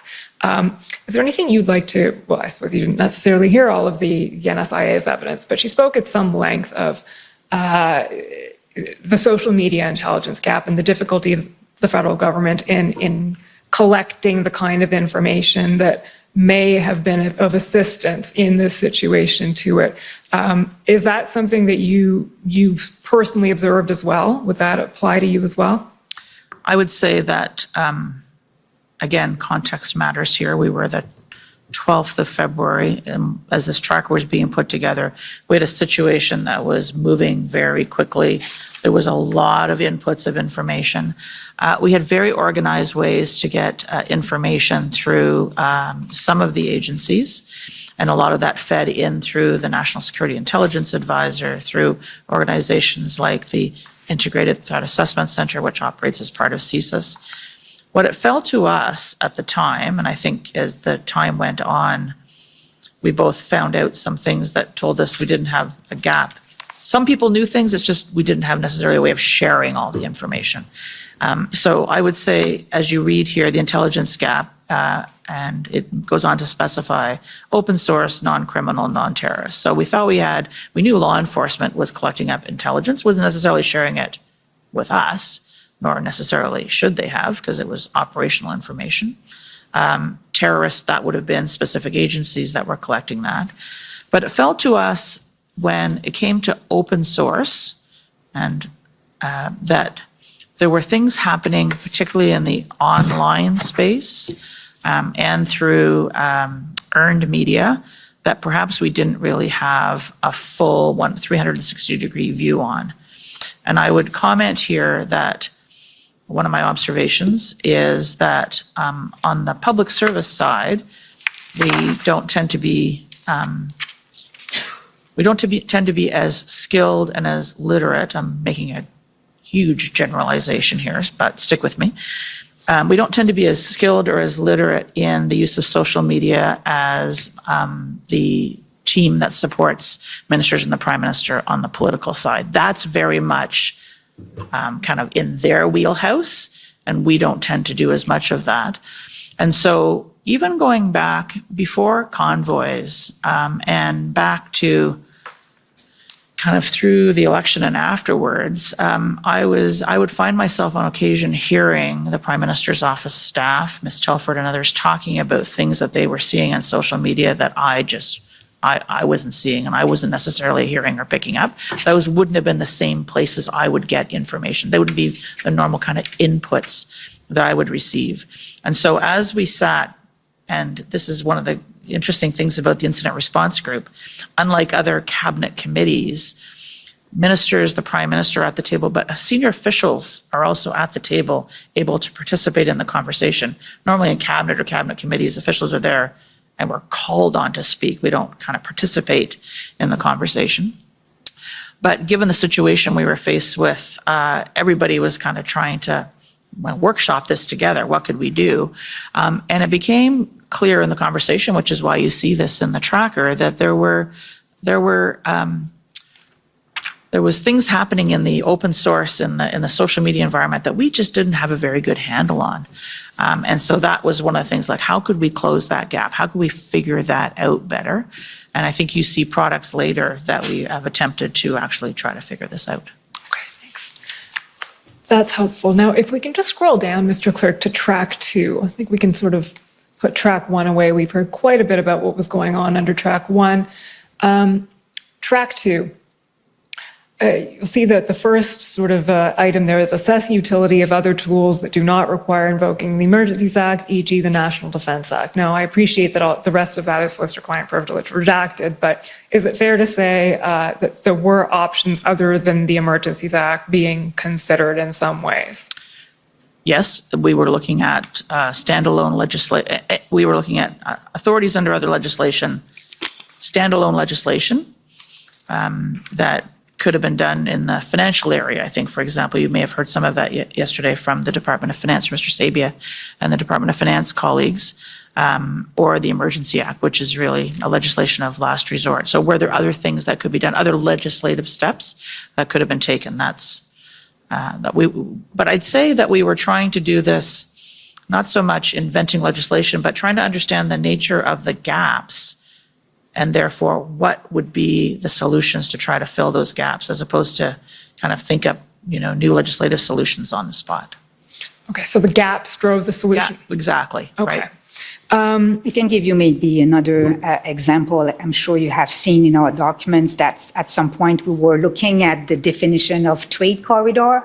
Yes. So that's one of the things we were looking at. Do we have regulation powers somewhere where we can come and define what is a trading corridor and then have jurisdiction in trying to do something? So those were the type of things we were looking at under this rubric. And I think it was found that there was nothing available, is that right? That could allow sort of the designation of a trade corridor? In Windsor, we had Bridges and Tunnels Act allowed us to actually control or have jurisdiction over the bridge, but the plaza, the roads going into it, well, that's a bit more complex of a story. So was there a way to look at that piece of critical infrastructure and say, okay, this whole trade corridor, the roads leading into it, the plaza, is there a way for us to get jurisdiction over that so that we could manage? It wasn't just the blockade, as you recall, the film footage on this is fabulous in a not very good way, but it shows you just like, it wasn't just the bridge, right? There was 10 kilometers, of trucks backed way up. So the problem wasn't just what was happening on the bridge, it was the entire trade corridor. And the Ambassador Bridge is a pretty important piece of our trade infrastructure. Okay.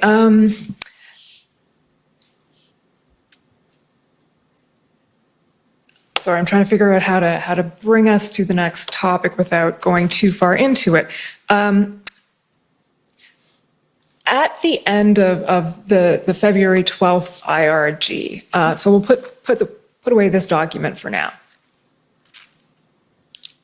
That sort of brings us to what is a critical time in the chronology of all of what was transpiring, February 13th. Yep. And what I'd like you to do, if you can, is walk us through. I understand that was a very packed day. DMOC, IRG, cabinet, maybe another DMOC somewhere in there. How did you get from, well, just walk us through the day. But before we go there, slight parenthesis, which is the Emergencies Act appears on the IRG tracker, and it sort of appears out of nowhere when you look at the documents. But I understand from our interview that the Emergencies Act was something that had sort of been in the background of the consciousness of the federal government since the COVID-19 pandemic started in March 2020. So I wonder if you could give us a little bit of that background before we get into the chronology of what happened on February 13th. So maybe we'll do this as a tag team because Madame Drouin was there in March of 2020 and I wasn't. And then when I could kind of pick it back up in February 2022. Is that right? Okay. So go back to 2020 with COVID, and maybe we will come to that later. But we did some thought about the Emergency Act and whether or not the conditions were there to trigger the Emergency Act for health purposes and not for public order purposes, of course. And this is where I think, and I was at Justice at that time, we developed a little bit better understanding of the Act, an Act that has never been used since its adoption in 1988. So we developed a little bit a better understanding on how it operates, what is the oversight mechanisms, the House, the Joint Committee, this inquiry, the consultation with the PT, so all the necessary steps to invoke. So this is where I think we develop a little bit more agility with the Act. But coming back to the convoy, from my perspective, the real first time where we start thinking about that was really after the DMOC of February 9, when, as a group, we said we need to look at all potential options. And this is why we start looking at what kind of tools the Emergency Act can give us. Are we, meeting the thresholds of the Emergency Act? So I really think that, for me, anyway, it was really on February 9 that we started to seriously look at whether or not it was an option. So I was right in starting this examination with February 9th. Ms. Charette, would you agree with that? I would certainly defer not to... with what I said, with what Madame Drouin said. maybe both. I would defer to Madame Durand on the early stages of the public health, but certainly as it came to be February the 9th and we were looking at what could we do, the potential of the Emergency Act, which I'll underline had not been used since 1988, also contributed to when I thought about my advice to the Prime Minister, if ministers were actually going to consider options put before them by officials, including the possibility of triggering the Emergency Act that required an incident response group. You know, I think you've been hearing in the testimony, you know, this is kind of a careful buildup of all the deliberations, but when we're starting to talk about this as one of the potentials, I thought that the Prime Minister and ministers needed to be sitting in a structured incident response group to understand, to be briefed on and to deliberate on that serious a matter. Thank you, that's helpful. So now I'll just ask you again to walk us through the chronology of the 13th of February. Okay, the chronology of the 13th. So there was a lot going. It was a Sunday. It was a Sunday, that's right. Also day 17 at the end of the third weekend. I think you've heard testimony from other colleagues and others about kind of what was going on in terms of the protests, what was happening we had all been, when we weren't working and on calls, we'd been watching the law enforcement action that had been taking place in Windsor, for example. We were watching what was happening in Ottawa on our television screens, but there were calls and meetings that took place that day, which are the focus, I believe, of your question. I don't recall myself participating in a DMOC that day. I may have, I just can't remember, to be honest with you. My focus was really on getting ready for the IRG meeting. At that point, just given the escalation that had taken place, the fact that we were coming to the end of the third weekend. I think the IRG was in the afternoon on the 13th, if I recall correctly. So we were getting ready for that, making sure the materials were ready and so on, collecting up all of the latest inputs. We were at the end of the third weekend. Ottawa was still a significant site of what I think was generally considered at that point to be an illegal protest.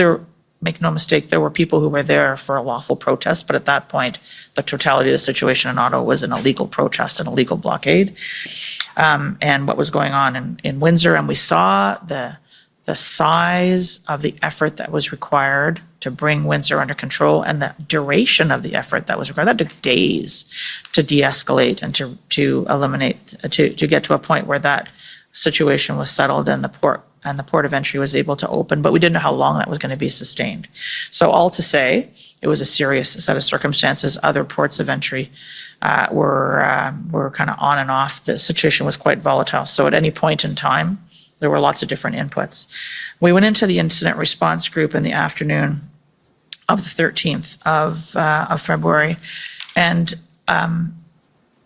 through conversations that we had internally, the proposed agenda for the IRG was a bit different than it was on the 10th or the 12th. And if you look carefully at it, you'll see that we have switched the order of items. The first item is not what you would normally expect as a situational overview and update.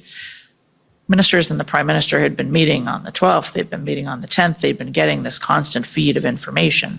So the advice of the Prime Minister was to turn at that point immediately to, given we were at the end of the third weekend, we still had a very challenging and I believe the conclusions we had were a dangerous situation, complex, volatile situation. What were the options? What were the decisions available to ministers?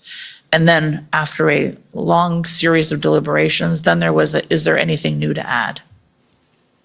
And so an upside down flip of the traditional agenda. And the conclusion coming out of that incident response group was the Prime Minister was convening the cabinet on the evening of the 13th of February, a virtual cabinet call. Luckily, we had that secure video capacity to do that, to consult with his cabinet on the overall response. And at that point, I think I'm allowed to say, of course, including the invocation of the Emergency Act as one of the decisions, the potential decisions to be considered by Cabinet. Okay, so the outcome of the IRG in the afternoon was it's time to convene Cabinet to consider options, including potentially invoking the Emergencies Act. That's correct. Okay, and then that evening is when that Cabinet meeting took place. That's correct. There's a few questions we want to ask you about what information Cabinet had at hand in that at the end of that day, if I can put it that way. So there's some specific questions, and we'll go through them one at a time. They're items that have come up in the last 2 weeks of hearings, or the last maybe more than 2 weeks of hearings. Mr. Clerk, can you pull up OPS 3014566?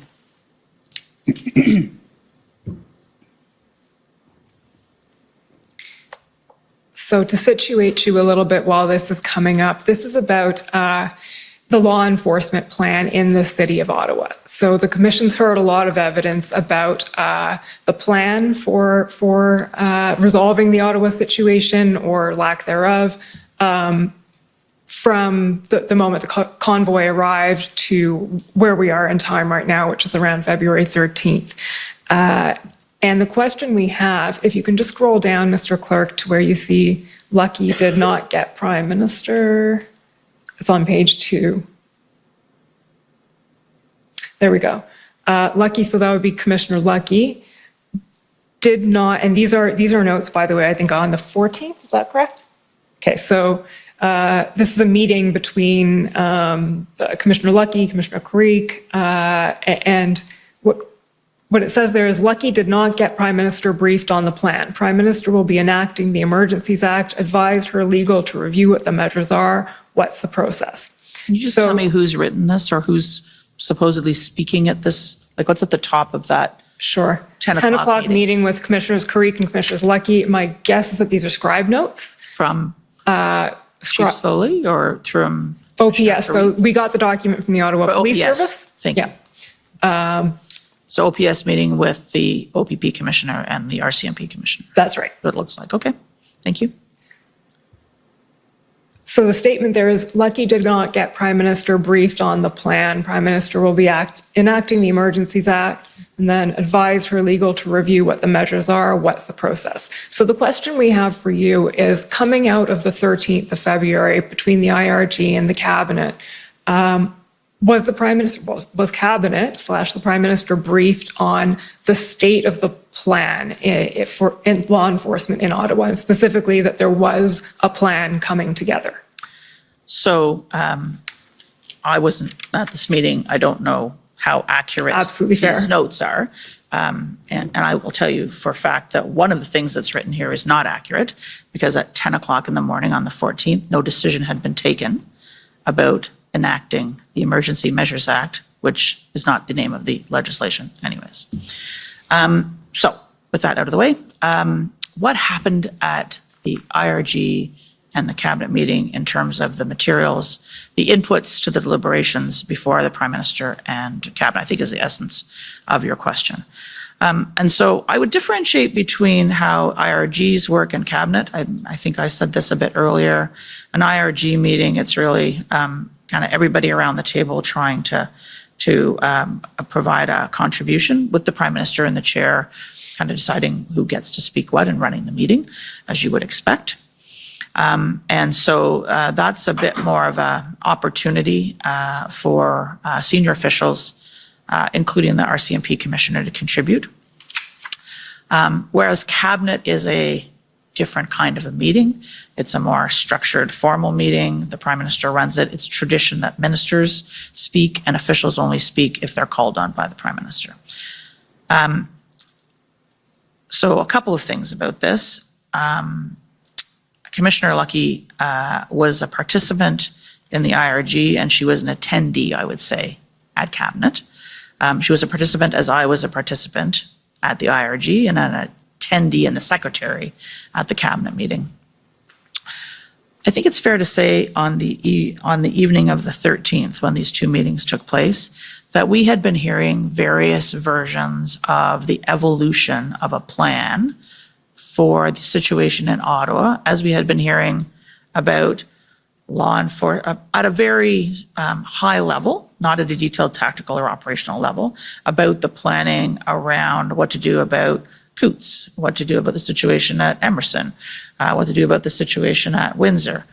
And so we'd been hearing about the evolution of the Ottawa plan. We'd been hearing about the conversation around the setting up of a integrated command center so that RCMP and OPP resources, along with OPS resources, could be organized and share information and so on. But we'd heard often about a plan. What we hadn't seen at the end of the third weekend was anything happening on the plan. And so the plan, which there had been various conversations about the Ottawa plan. There was no, to the best of my recollection, Commissioner did not speak in detail at the IRG about the operational plan, but there were conversations about the fact that police were working together to have a plan to resolve the situation in Ottawa, as you would expect them to. We had a horrific situation in Ottawa going on. You would have expected law enforcement at all levels were trying to figure out what to do about it. When we came to cabinet, as I said, that's a different structure. The National Security and Intelligence Advisor provided an integrated brief to the cabinet, which takes as inputs information that is provided through the colleagues who would be represented, for example, on the DMOC. And that would include the information that would have been fed in by the RCMP, by Transport, by CBSA, by CSIS, by PCO, by Global Affairs across, again, and then the National Security Intelligence Advisor would provide that integrated view. The RCMP Commissioner, as any agency head or deputy minister, has a minister who's also a member of the cabinet, and we have obligations as deputies to make sure when our ministers are going to a cabinet meeting, they're briefed and they have our perspectives. And so my expectation would have been she would have also been briefing her minister, Minister Mendicino, if she had things that she thought were relevant to the conversation. And so there was no explicit conversation either at the IRG, to the best of my memory, in detail about the plan, but there had been many conversations leading up to that, as well as at the cabinet meeting, it would have been the integrated view from the National Security Advisor, which has been the practice, I would say, without getting beyond the cabinet confidence waiver that you have from the Prime Minister. It's fair to say that that has been the practice on other issues on which the cabinet has been confronted. Situation in Ukraine, for example, the NSIA, the National Security Intelligence Advisor, provides an integrated brief to the cabinet, pulling together all the information, just part of its time management and one integrated brief. I guess the last thing I would say is that Commissioner Lucky, as the head of the RCMP, I recognized as the clerk of the Privy Council that as the person who is in charge of the RCMP, there might be times when the RCMP commissioner may have information that she did not want to provide in front of a large room of people, whether that's ministers or officials, for whatever reason, sensitive information. And so I think it's part of my responsibility to make sure the RCMP commissioner knows that if there's anything that she thinks that I need to know, that she has an open door to me. And also that if she thought the Prime Minister needed information, that I would facilitate that. And I don't know whether there, I don't think there's any case in which the RCMP Commissioner has reached out to me to provide information that I have not had a chance to have that engagement with her. So we'll come to the conversation about what would have changed, if anything, if we'd known about it. In my view, just to give you the kind of the Cole's Notes version of where we're going, it was one factor, one site, one moment in a complex situation. Okay, that's helpful. So if I can just sort of resume, summarize Cabinet's state of knowledge as to what was going on in Ottawa, it would have been at the end of the day on the 13th, there is some sort of plan being developed, but nothing particularly earth-shattering about what stage that plan was at. I'm not sure I would say earth-shattering, but that there had been evolutions of the plan with law enforcement, with OPP and the RCMP working together with the OPS, but I didn't have a detailed level of, Cabinet was not provided with any detailed level of knowledge about the contents of that plan, how it was going to work, when it was going to work. Okay, so no detailed knowledge about the timing of it or the intention at that point? Or how, or what the plan exactly was. Okay. So the second question I want to ask about is also to do with the RCMP, pb.nsc.can 403256, please, Mr. Clerk.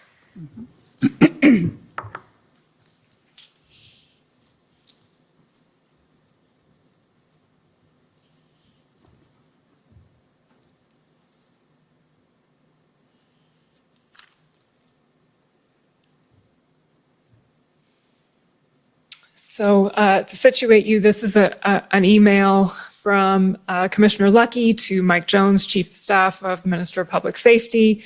The timestamp on it is the Greenwich Mean Time thing, so it's midnight minus 5 hours. Okay. So 7:47, shortly before the cabinet meeting that took place, I think, at 8 o'clock or 8:30 on the evening of the 13th, 8:30, I believe.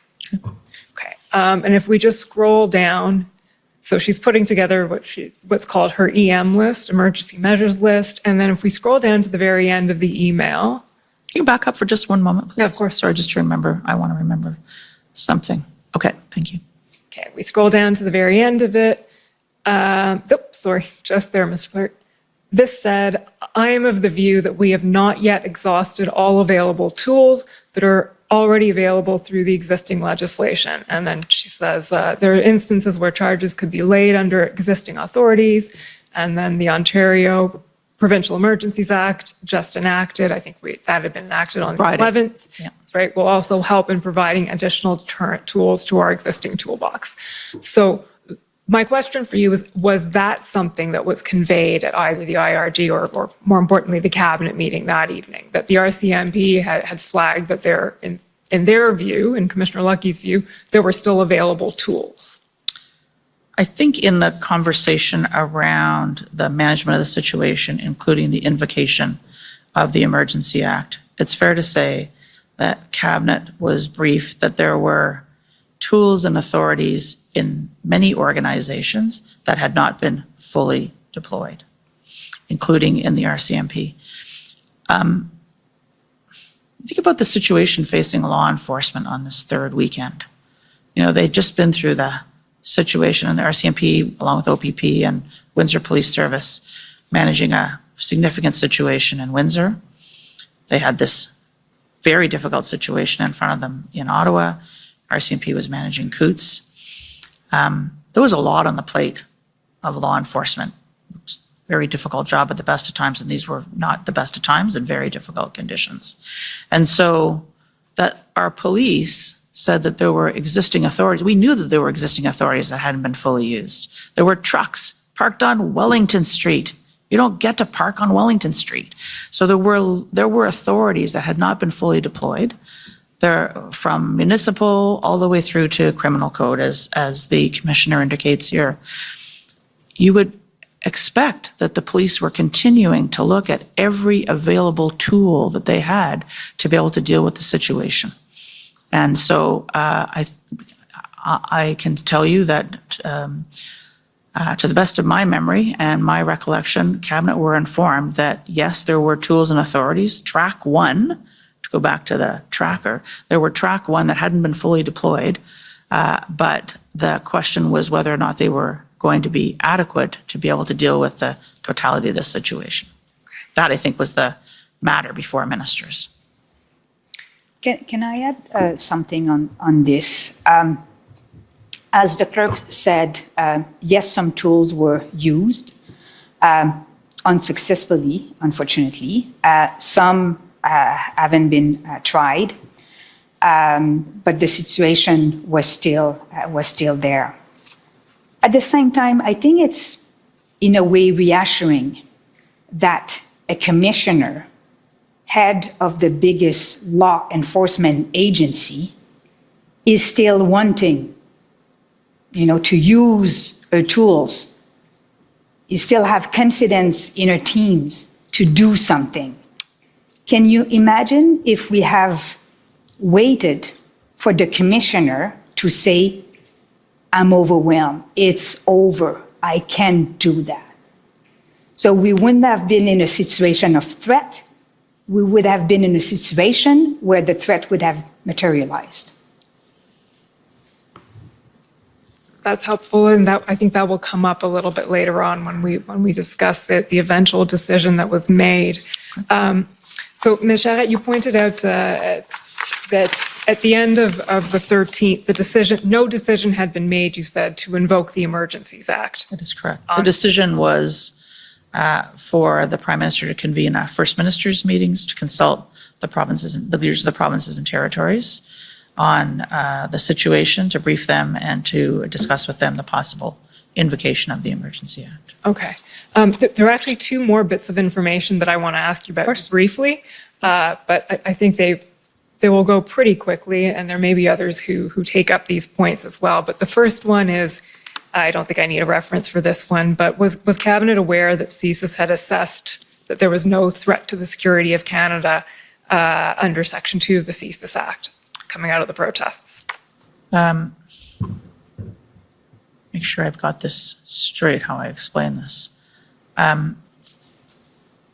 Cabinet was aware that CSIS had not assessed a threat to the security of Canada necessary to trigger their authorities under the CSIS Act.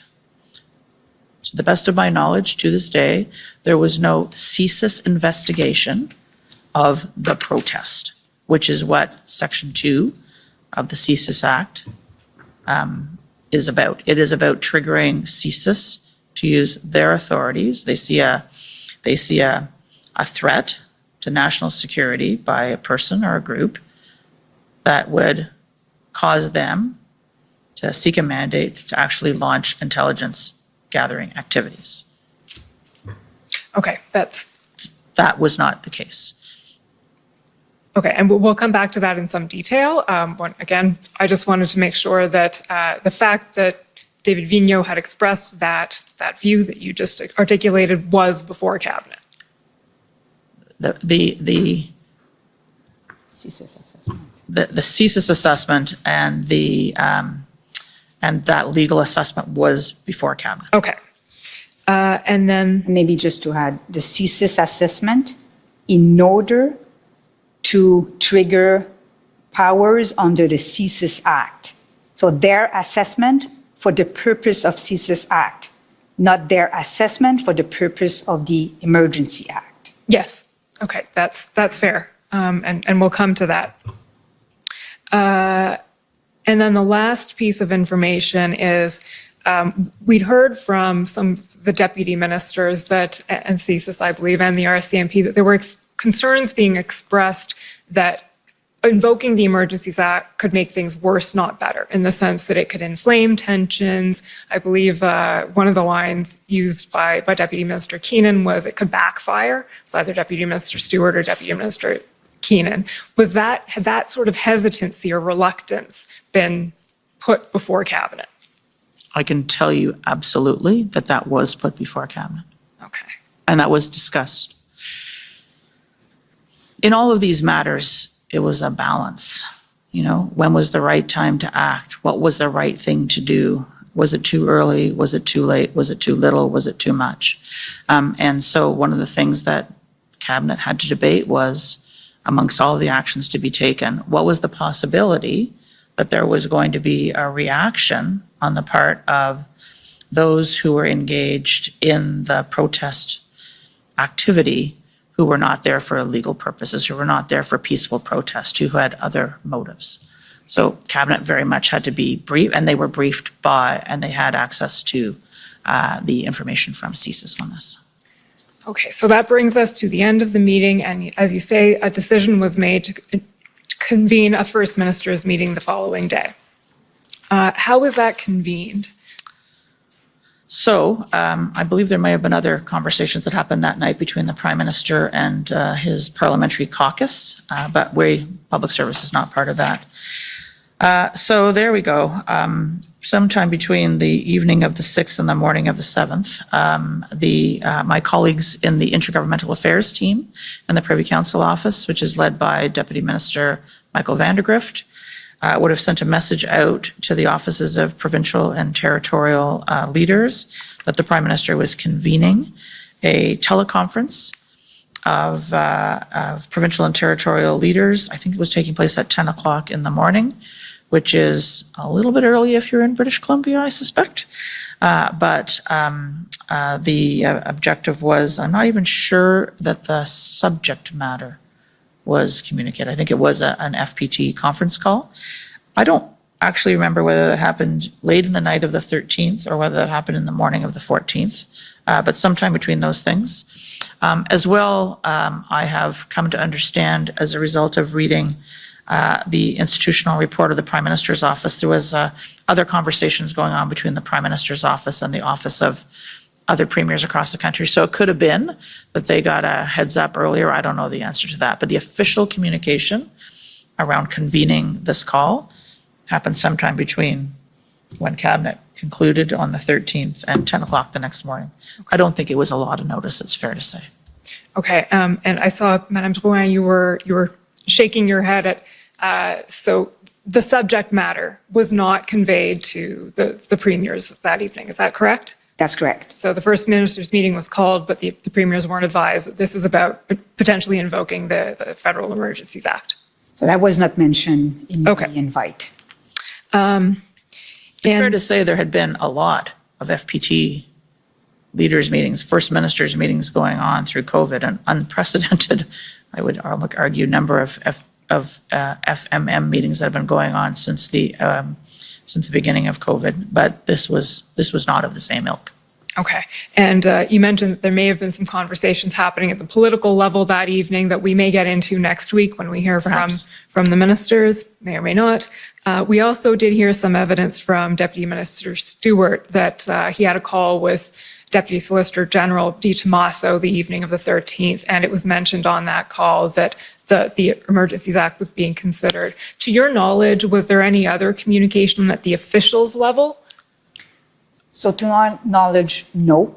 I've checked that with Deputy Minister Michael Vandergrift, and to our knowledge, no. What I can add, though, is if you look at that Sunday, Minister Blair did a lot of media relation where he said everything was on the table, including the Emergency Act.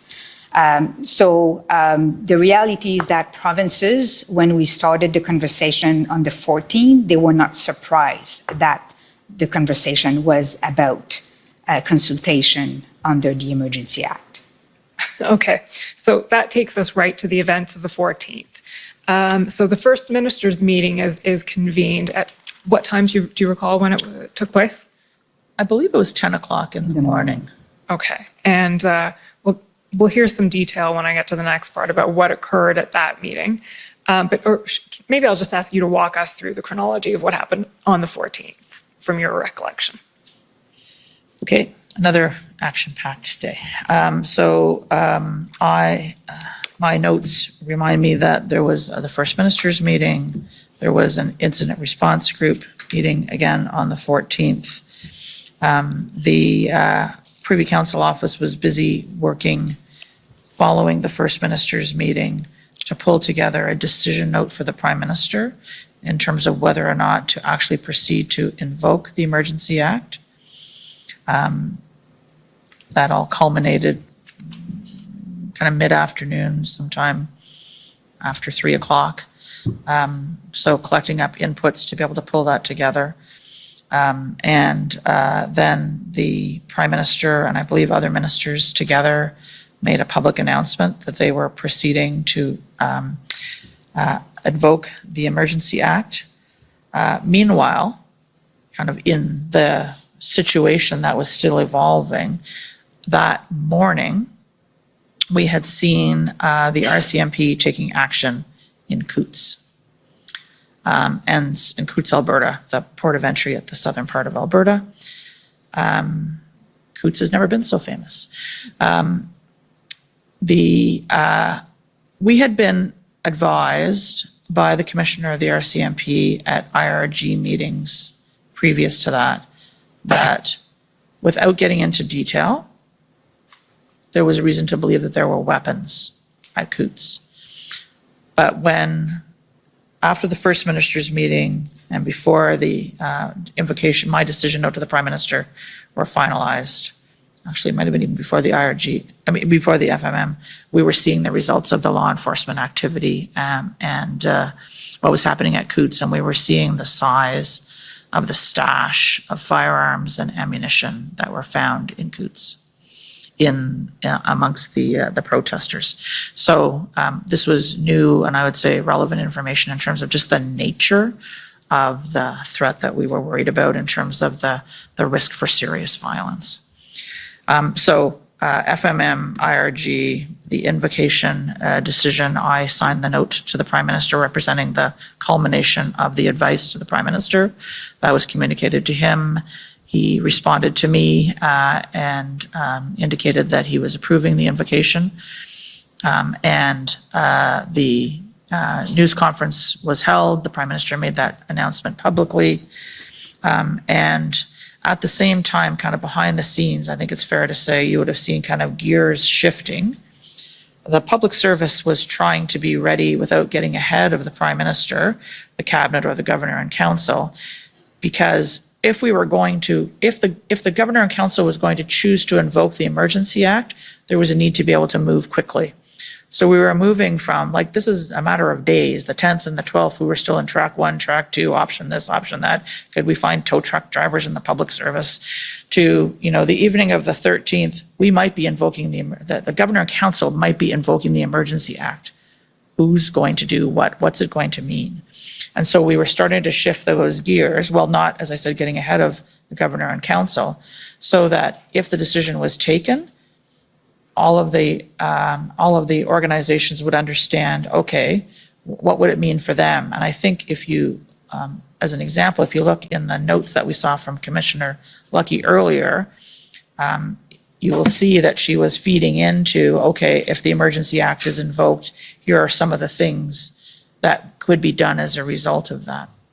So the public service behind the scenes, the agencies, the departments were trying to be ready in the event that it was invoked, because we knew we wanted to be able to move quickly. This was a crisis, this was an urgent situation, to be able to use whatever powers and authorities were going to be given through the Act and the orders pursuant to the invocation of the Act, because we knew it was urgent, we had time-limited, targeted powers here. How do you move very quickly? And so that was kind of going on behind the scenes. So as the Prime Minister then made the public announcement, I would say the public service shifted to, okay, so now we're in the business of invoking the Act, and here's what we have to do to make that happen. At the same time, we talked about a little bit about the FMM. I suspect you may want to come back to that. I don't know. But officials continued to talk to their provincial and territorial counterparts, including the Deputy Minister of Intergovernmental Affairs with his colleagues. Madame Bedouin, I think, participated in some of those calls. It was happening by what I would describe as sector deputies, kind of talking to their counterparts. Here's what this is going to mean. Here's what, and to maintain that kind of open back and forth communication as the invocation was being announced and we were moving into kind of that new phase of with the Emergency Act. Okay, so just to get the chronology straight then that day, first minister's meeting happens. I think you said an IRG happened, but is it possible that that's misremembering? Yes, it's quite possible. Okay. Or miswriting down on my little calendar here. It may be that there's no 14th. I think maybe we have gone from 13th pre-cabinet to the 15th because the 14th was decision day. That's quite possible. That's right. We know that there was an IRG, or there was a cabinet meeting on the 15th, I believe. That's correct, yes. Okay, so a regular first cabinet minister's meeting, following the first minister's meeting, you provide advice to the prime minister. Correct. And you advise, and we're going to look at this in some detail in a moment, you advise that the time has come to invoke the Emergencies Act. Okay, and then the public announcement happens? That's correct. Okay, so Sorry, I advise, the prime minister decides, and then the act. I forgot that step, yeah. The prime minister I'm kind of decides. fussy about that stuff, so.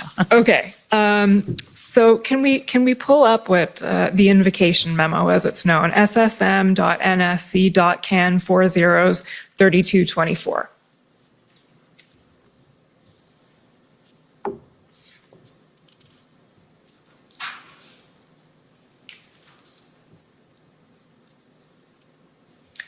So the first question, Ms. Jarrett, is when was this memo prepared? I signed this memo sometime, as I said, after 3 o'clock in the afternoon of the 14th. I remember that because we had been, there was some importance to try and get this moving once it looked like that's the direction things were going to be moving in. We wanted to be able to move quickly. And the prime minister, he will tell you his own story about this. He was eager to make the decision and to move forward. So we were moving on. We were trying to move quickly.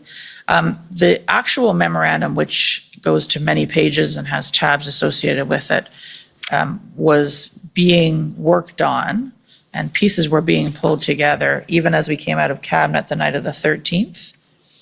And through the day on the 14th, and pieces being added to it. The conclusions of the FMM, for example, there's a paragraph in this decision note. This is the kind of decision note we would send to the prime minister. I would send to the prime minister, kind of capturing all of what we thought was necessary, pulling it all together in one spot. The culmination, as I would describe it, of the public service advice to the prime minister on the decision as to whether or not to invoke this legislation. And so just around sometime after 3 o'clock in the afternoon, I think there's a timestamp somewhere about when my office would have sent it to the prime minister. And then we got a sign, which is how the prime minister indicates his decision. We get a initialed copy back with a okay. And following that, the press conference started. Okay. And just for a moment, Mr. Clerk, can we pull up ssm.nsc.can 403218?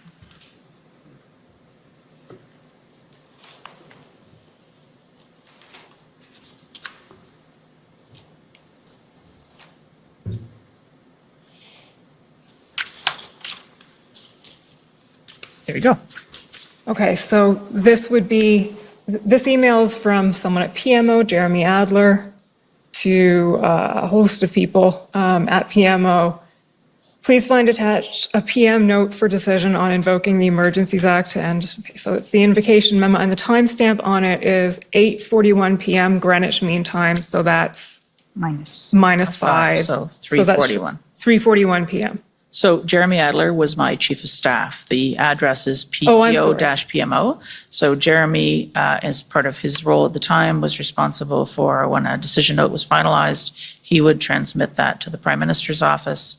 And then the catcher's mitt on the other side is a combination of officials in the prime minister's office, including I see there, the head of his executive office, somebody from the policy team, 2 members of the Office of the Chief of Staff, and the head of the policy team. Okay, so the important part, which I missed, is that it's actually from PCO. Yeah, it's from your my chief of staff. That's to correct. PMO. That's There we right. go. Okay, thank you. Mr. Clerk, you can take that down and pull up the invocation memo again, ssm.nsc.can 403224. We were operating virtually at this time. Today, there would be a paper version of that note, which I would physically sign, and then my chief of staff would transmit that. Okay. So there's a lot to unpack in the invocation memo. I see it's 3 o'clock. I may have to borrow back those 5 minutes with interest that I gave up this morning, Mr. Commissioner. There's too much trading going on. Let's see how far we can get. I think it's worthwhile spending the time, I think. I think so too. So the summary here, the overview of this memo essentially gives a wrap-up of what happens next. So We call that the decision box. the decision box, thank you. The Emergencies Act came into force in 1988 and is meant to be used as a measure of last resort. And then we'll see you go through the 4 different types of emergencies, or that there are 4 different types of emergencies. Go down a little bit. All measures taken under the Act must be exercised in accordance with the Canadian Charter of Rights and Freedoms, should be carefully circumscribed. Then you go through a little bit of the history of the IRGs. Scrolling down to the next page, this summarizes a bit of what has happened and who attended. Then getting down to a slightly more pertinent part here. While the demonstrations started out relatively peaceful, they have grown more complex and expanded into multiple locations in the country. The movement is considered to be highly organized, well-financed, and is feeding a general sense of public unrest that could continue to escalate with severe risks to public security, economic stability, and international relations. The economic impact to date is estimated at approximately 0.1% of Canada's GDP per week.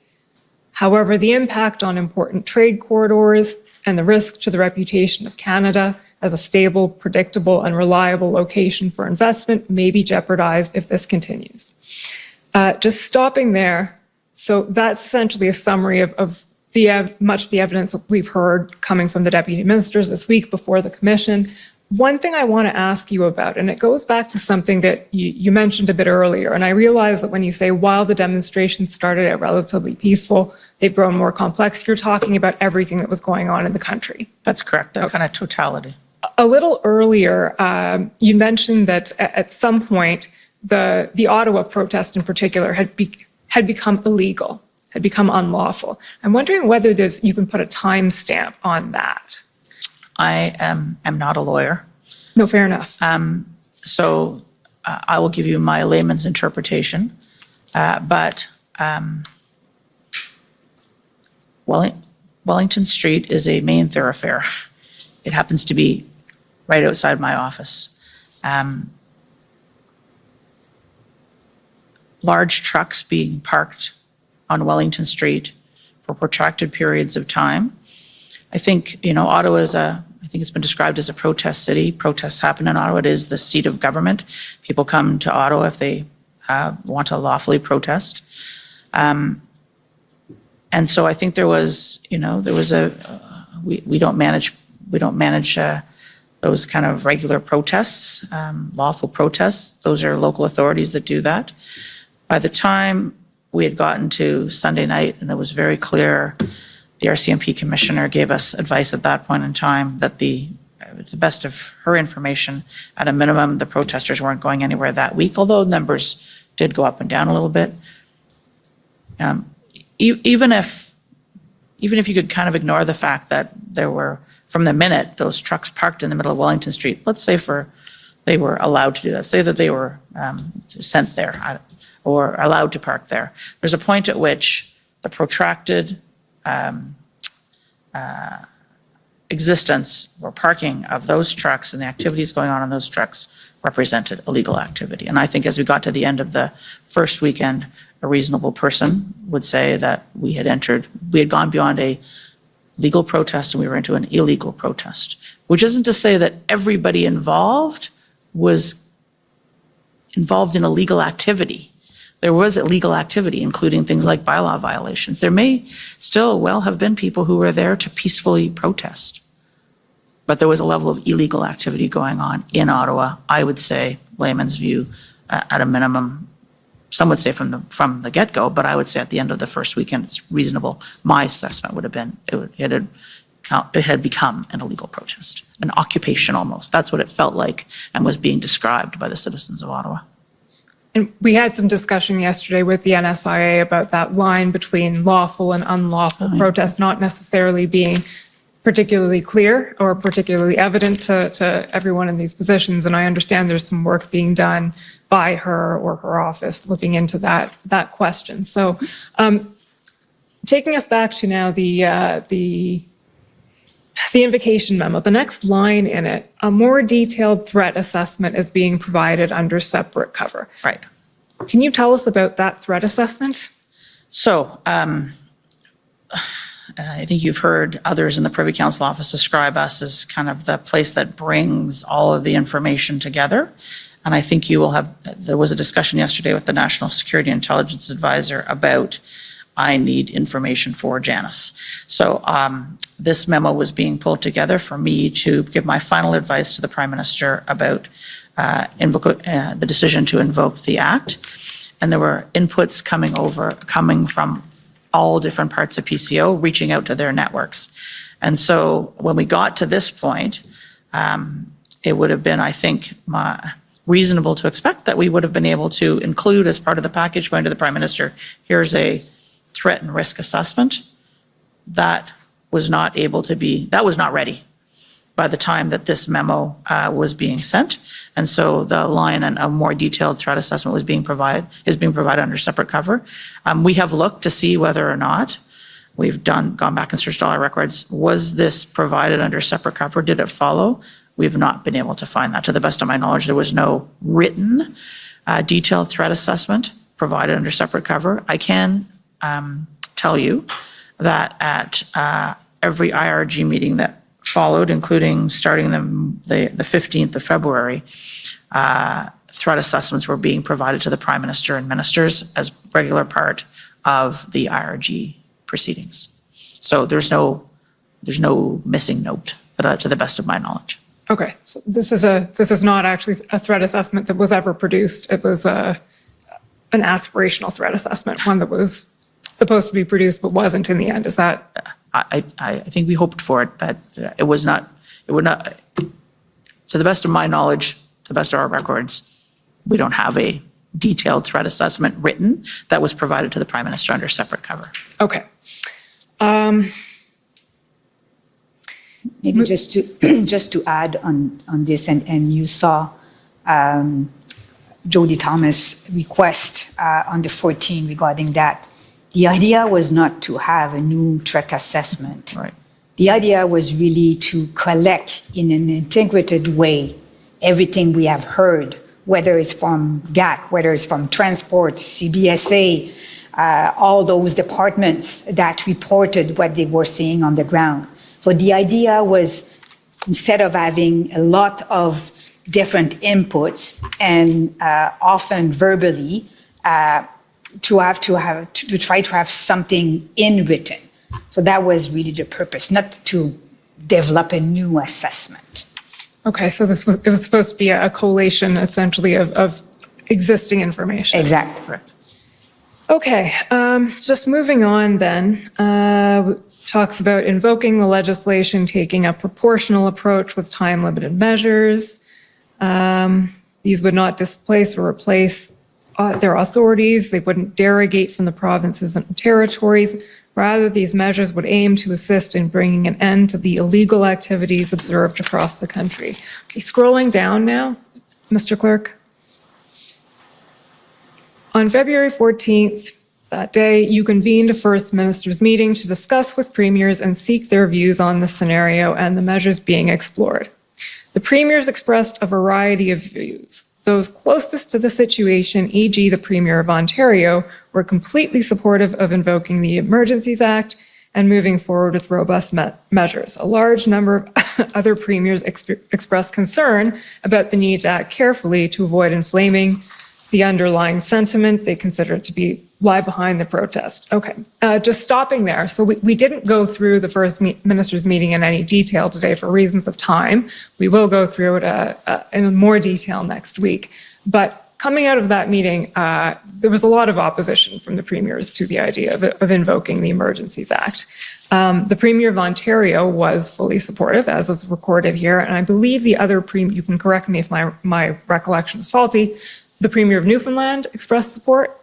So I guess there's two parts I would say to this. First is there was an assurance of confidentiality in the conversation that happened at the First Minister's meeting. A number of provincial premiers and/or political leaders made public statements afterwards as to their position. So to be honest with you, I can't remember who was public and who was not. So I don't want to go too far in terms of saying who said what around the table. It's fair to say the Premier of Ontario was public. Other premiers were public in terms of their opposition. That's pretty clear. But Newfoundland, Labrador, British Columbia, I think I know the answer to that, but I just don't want to betray any confidences. Maybe Madame Drouin. Yeah. I mean, it is in the consultation report, but I put the provinces and territories in 3 baskets. So you have the supporters, strongly or maybe lukewarm, and that's Newfoundland, that's Ontario, and that's BC. And then you have provinces that, especially the one from the Maritimes, who have expressed concerns, and the same concerns as we've heard from some of our intelligence agencies, that there is a risk that invoking the Emergency Act can inflame the situation. And then you have provinces that were very against, and those are the Prairies and Quebec. Okay, thank you. That's helpful.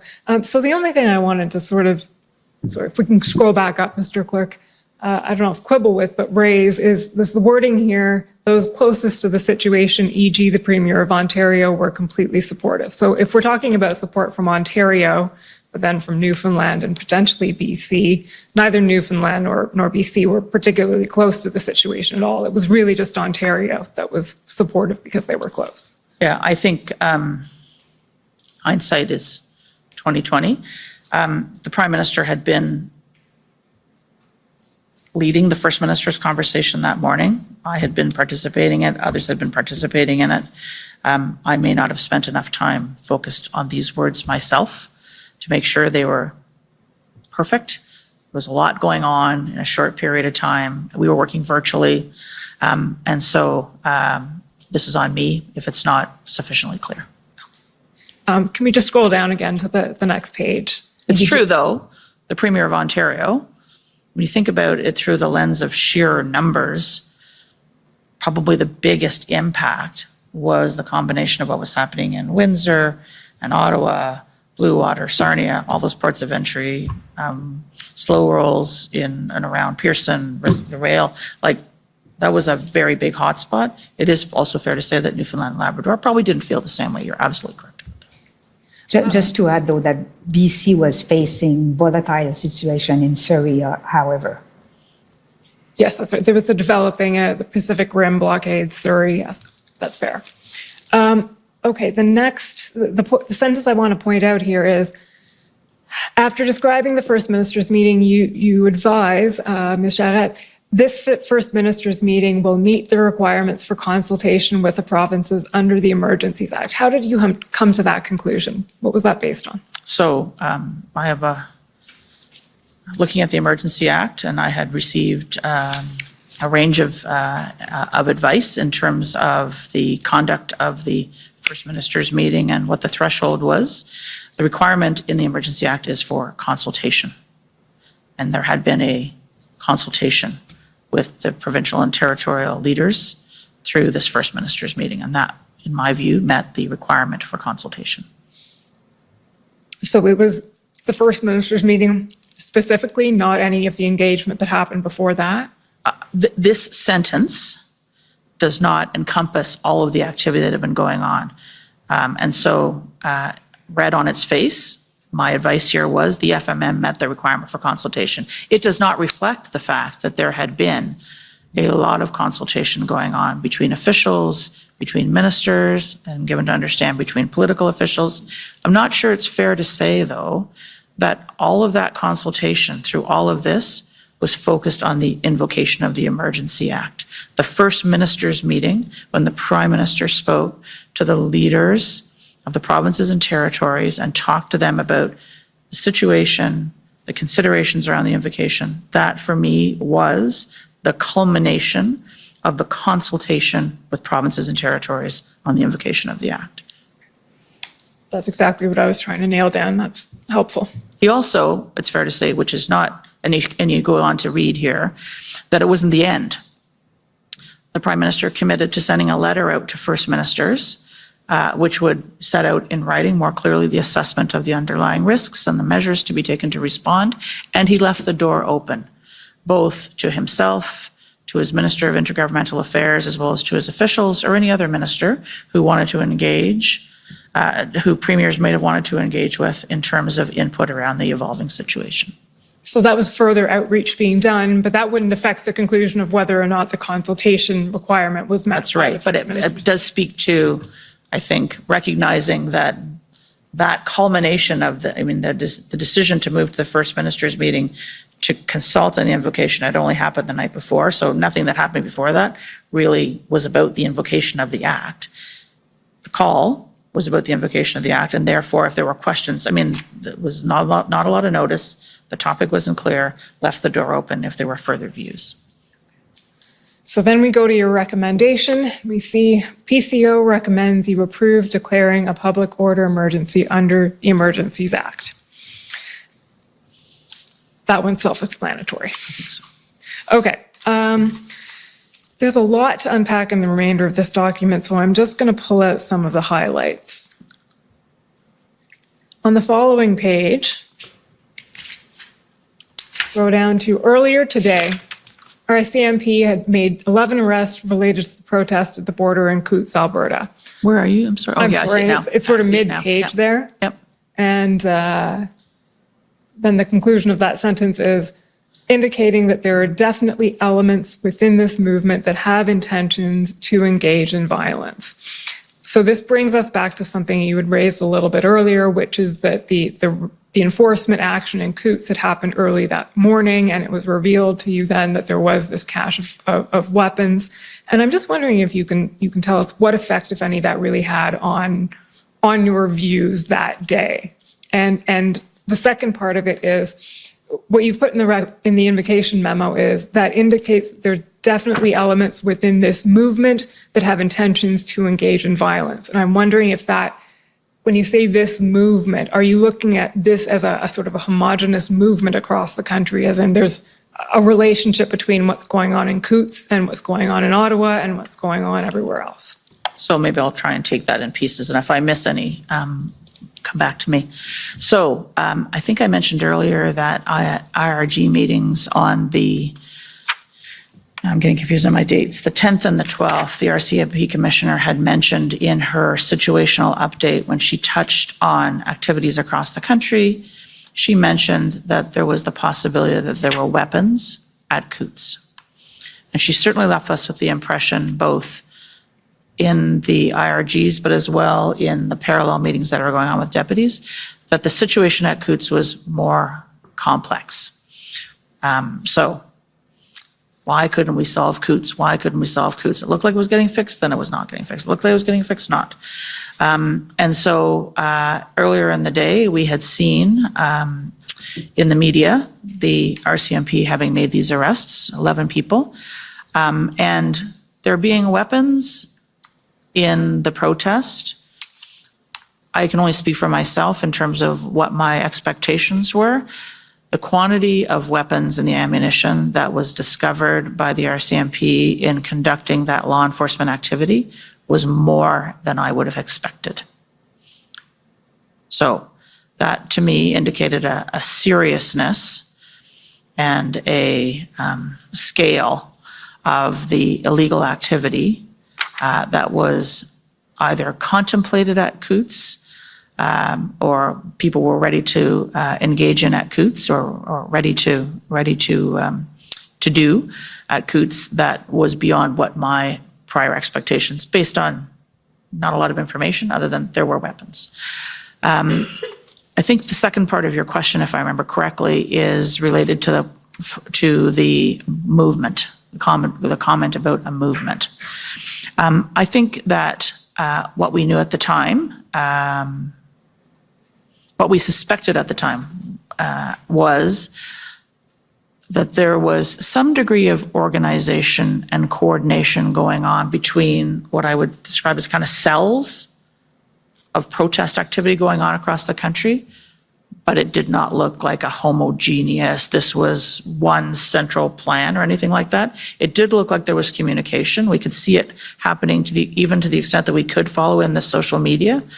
And in some of the open source, open media commentary that was going on, it looked like there were connections between the individuals that were involved. But I wouldn't say that this movement, beyond what's described here in terms of what was happening in Coots, was one holistic, everybody in the country all joined together in one big thing. And so that would then apply also to the next sentence, which says the movement has moved beyond a peaceful protest, and there's significant evidence of illegal activity underway. Right. So cells of sort of disparate cells as opposed to one organized movement. And there did seem to be different objectives, or maybe I could use the term motivations, maybe it's not the right word, but different objectives. Some people were coming to protest because they were opposed to the public health measures, which governments at many levels had put into place. Vaccination mandates, masking mandates, social restrictions. There were some that were coming to protest because they had more, they had different objectives. There was talk about overthrowing the government and installing a different government with a governor general, and that this new government would pass different rules in terms of public health or other rules. So there was definitely anti-public health measures. There was some people who just came because it was a protest and they wanted to join and they wanted to say they were opposed to things the government was doing. But there was this other element, and we couldn't just write it off. We had to take that seriously as well. Okay, we're going to flip through pretty quickly the next parts of the memo. So this is just summarizing municipal and provincial responses. Keep scrolling down, please, Mr. Clerk, until you see, actually keep going. Mentions no involvement of the Canadian Armed Forces. And here we get to the crux of in a sense, the memo, test for declaring a public order emergency. You'll see there, we'll just read it out. In order to declare a public order emergency, the Emergencies Act requires that there be an emergency that arises from threats to the security of Canada that is so serious as to be a national emergency. Threats to the security of Canada does not include lawful advocacy, protest, or dissent unless carried out in conjunction with any of the following activities. And am I right that the following 4 bullet points are pulled from Section 2 of the CSIS Act? I believe that's true. Okay. And then we'll just scroll down a little bit again. So those are outlined there. Incorporated by reference from the Emergency Act, which cross-references to the CSIS Act. Those 4 bullets are, I believe, in Section 2 of the CSIS Act. That's right. So Section 16, which defines a public order emergency, refers to Section 2 of the CSIS Act. Threats to the security of Canada has the meaning in Section 2 of the CSIS Act. So the next bullet there, a national emergency is an urgent, temporary, and critical situation that seriously endangers the health and safety of Canadians, that cannot be effectively dealt with uniquely by the provinces or territories, or that seriously threatens the ability of the Government of Canada to preserve the sovereignty, security, and territorial integrity of Canada. It must be a situation that cannot be effectively dealt with by any other law of Canada. So that's essentially just language lifted from the Emergencies Act itself. Scrolling down, PCO is of the view that the examples of evidence collected to date support a determination that the 2 criteria required to declare a public order emergency pursuant to the EA have been met. Scrolling down again. Specifically, PCO is of the view that while municipal and provincial authorities have taken decisive action in key affected areas, such as law enforcement at Ambassador Bridge, considerable effort was necessary to restore access to the site and will be required to maintain access. The situation across the country remains concerning, volatile, and unpredictable. While there is no current evidence of significant implications by extremist groups or international sponsors, PCO notes that the disturbance and public unrest is being felt across the country and beyond Canadian borders, which may provide further momentum to the movement and lead to irremediable harms, including to social cohesion, national unity, and Canada's international reputation. In PCO's view, this fits within the statutory parameters defining threats to the security of Canada, though this conclusion may be vulnerable to challenge.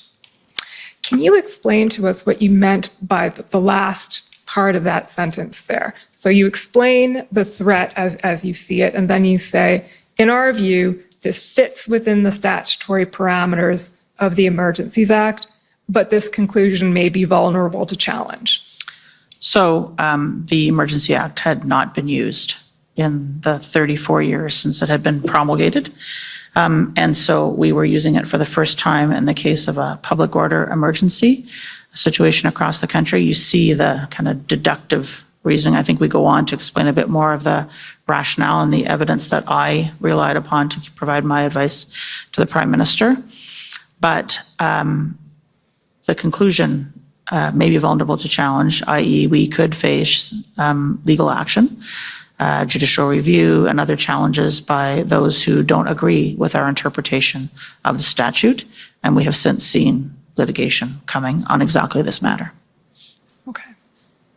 So it's essentially expressing some... My view was that it met the tests. Others may not share my view. Okay, so some uncertainty, let's put it that way, as to whether that would Not be by a me. universally accepted... Not by me. Not by you, but if the act had never been invoked before, there was no sort of case law saying this is what this means. That's a There's good some way to put it. uncertainty. Yeah, that's a good way to A fair way to put it? Yep. Okay. Uncertainty that others will share my view. Pardon me? There may be uncertainty that others will share that view. Okay, so your view is firm. Yep. There may be some uncertainty as to whether everyone agrees with it. Fair enough.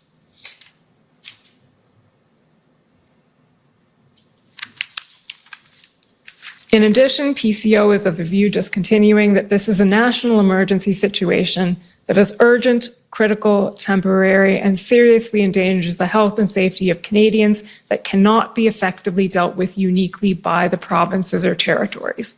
So some of the evidence that we've heard before the Commission is that there were tools that provinces could have used. There was an Alberta Critical Infrastructure Act and Emergency Management Act in Alberta that could have allowed for some of the things that ended up happening under the Federal Emergencies Act, for instance, the compelling tow trucks. Given that, and we saw, as you mentioned, even Commissioner Lucky was expressing that the tools she had available to her had not yet been exhausted. So can you just square that circle for us in the sense of measure of last resort cannot be dealt with uniquely by provinces or territories, but there are all of these tools available. Right. So we had seen, as you indicated, the Alberta legislation. We had seen the state of emergency locally in Ottawa and Windsor. The province of Ontario had moved forward with emergency legislation of its own. And we had, if you remember back to the long time ago, the Track 1 work, the sectoral deputies were trying to work with their provincial and territorial colleagues to see whether or not, if we saw some power that was possible under some provincial legislation, could other provinces or territories pick that up and use that in their jurisdiction. By the time this memo was written on the 14th of February, the view that I came to was that whether there were still authorities that had not been fully used, that the situation overall was a national emergency. It was urgent, it was critical. There was the threat of serious violence that put at risk the lives, the health and safety, the security of Canadians, our economic fortunes, and that taken together, that was beyond the capacity of any individual province or territory to deal with. We were seeing this on a national scale, breakouts or incidents from coast to coast to coast, including, cross-border traffic, even between, I think it was Alberta and one of the territories. This was a situation which had been escalating. I think we were on day 18 of what was happening in Ottawa.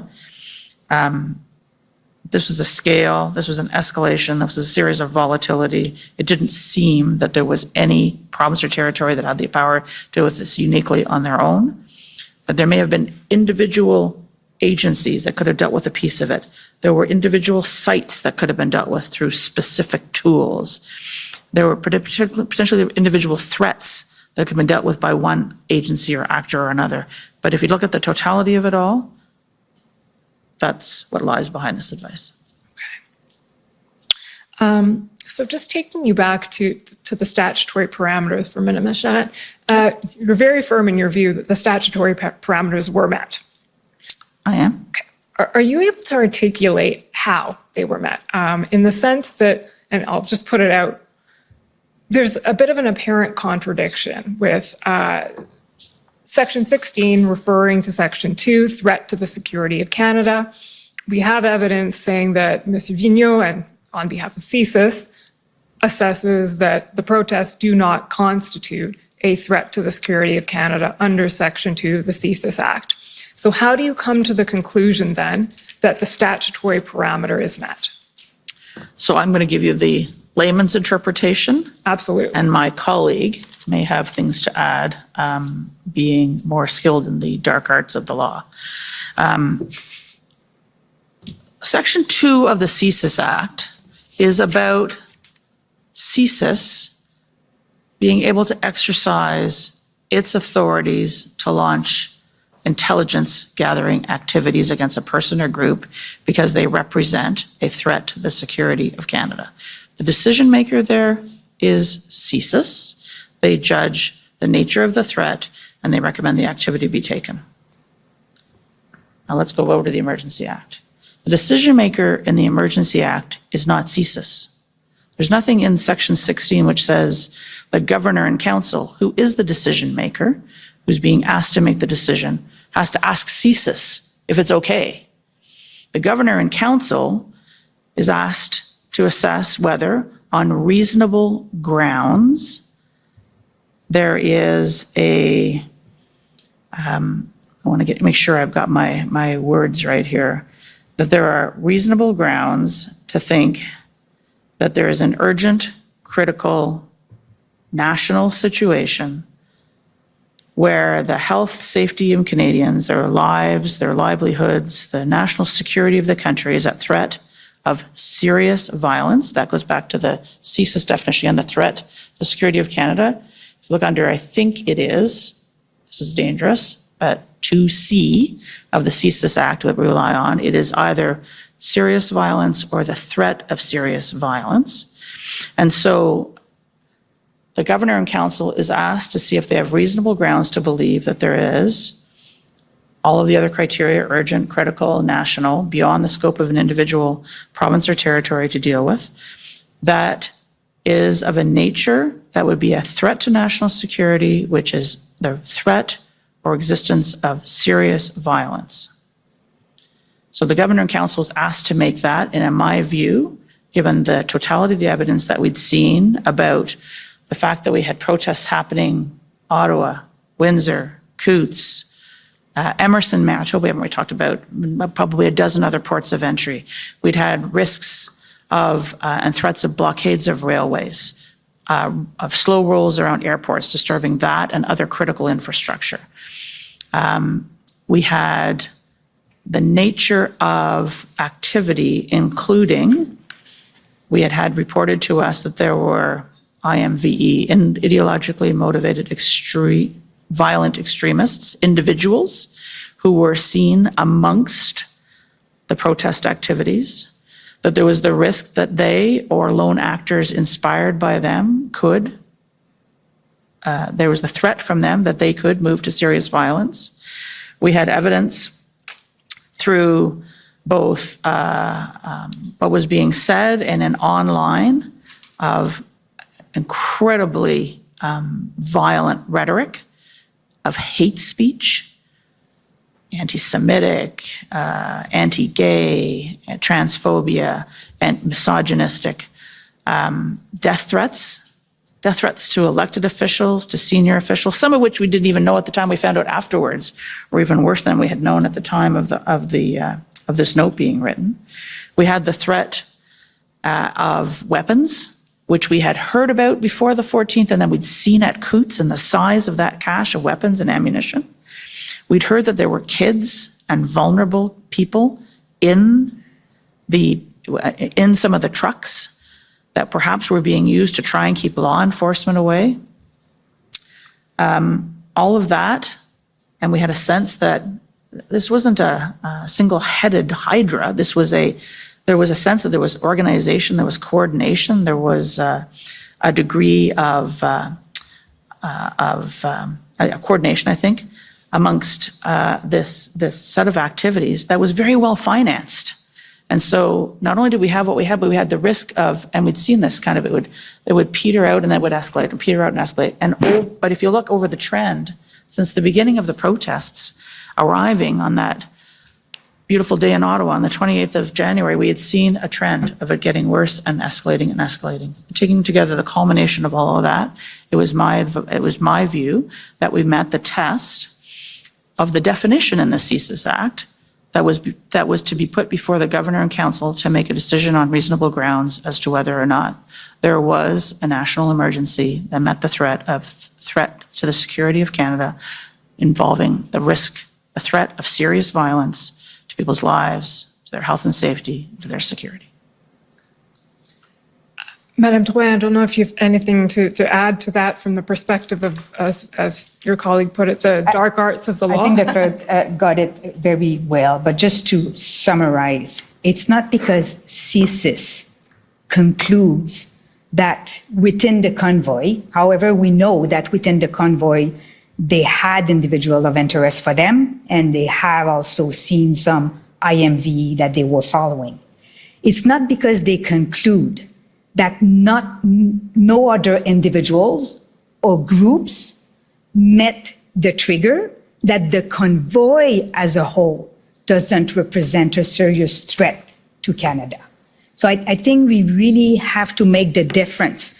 They do their assessment to determine under their act, the purpose of their act, whether or not some individual or groups represent that.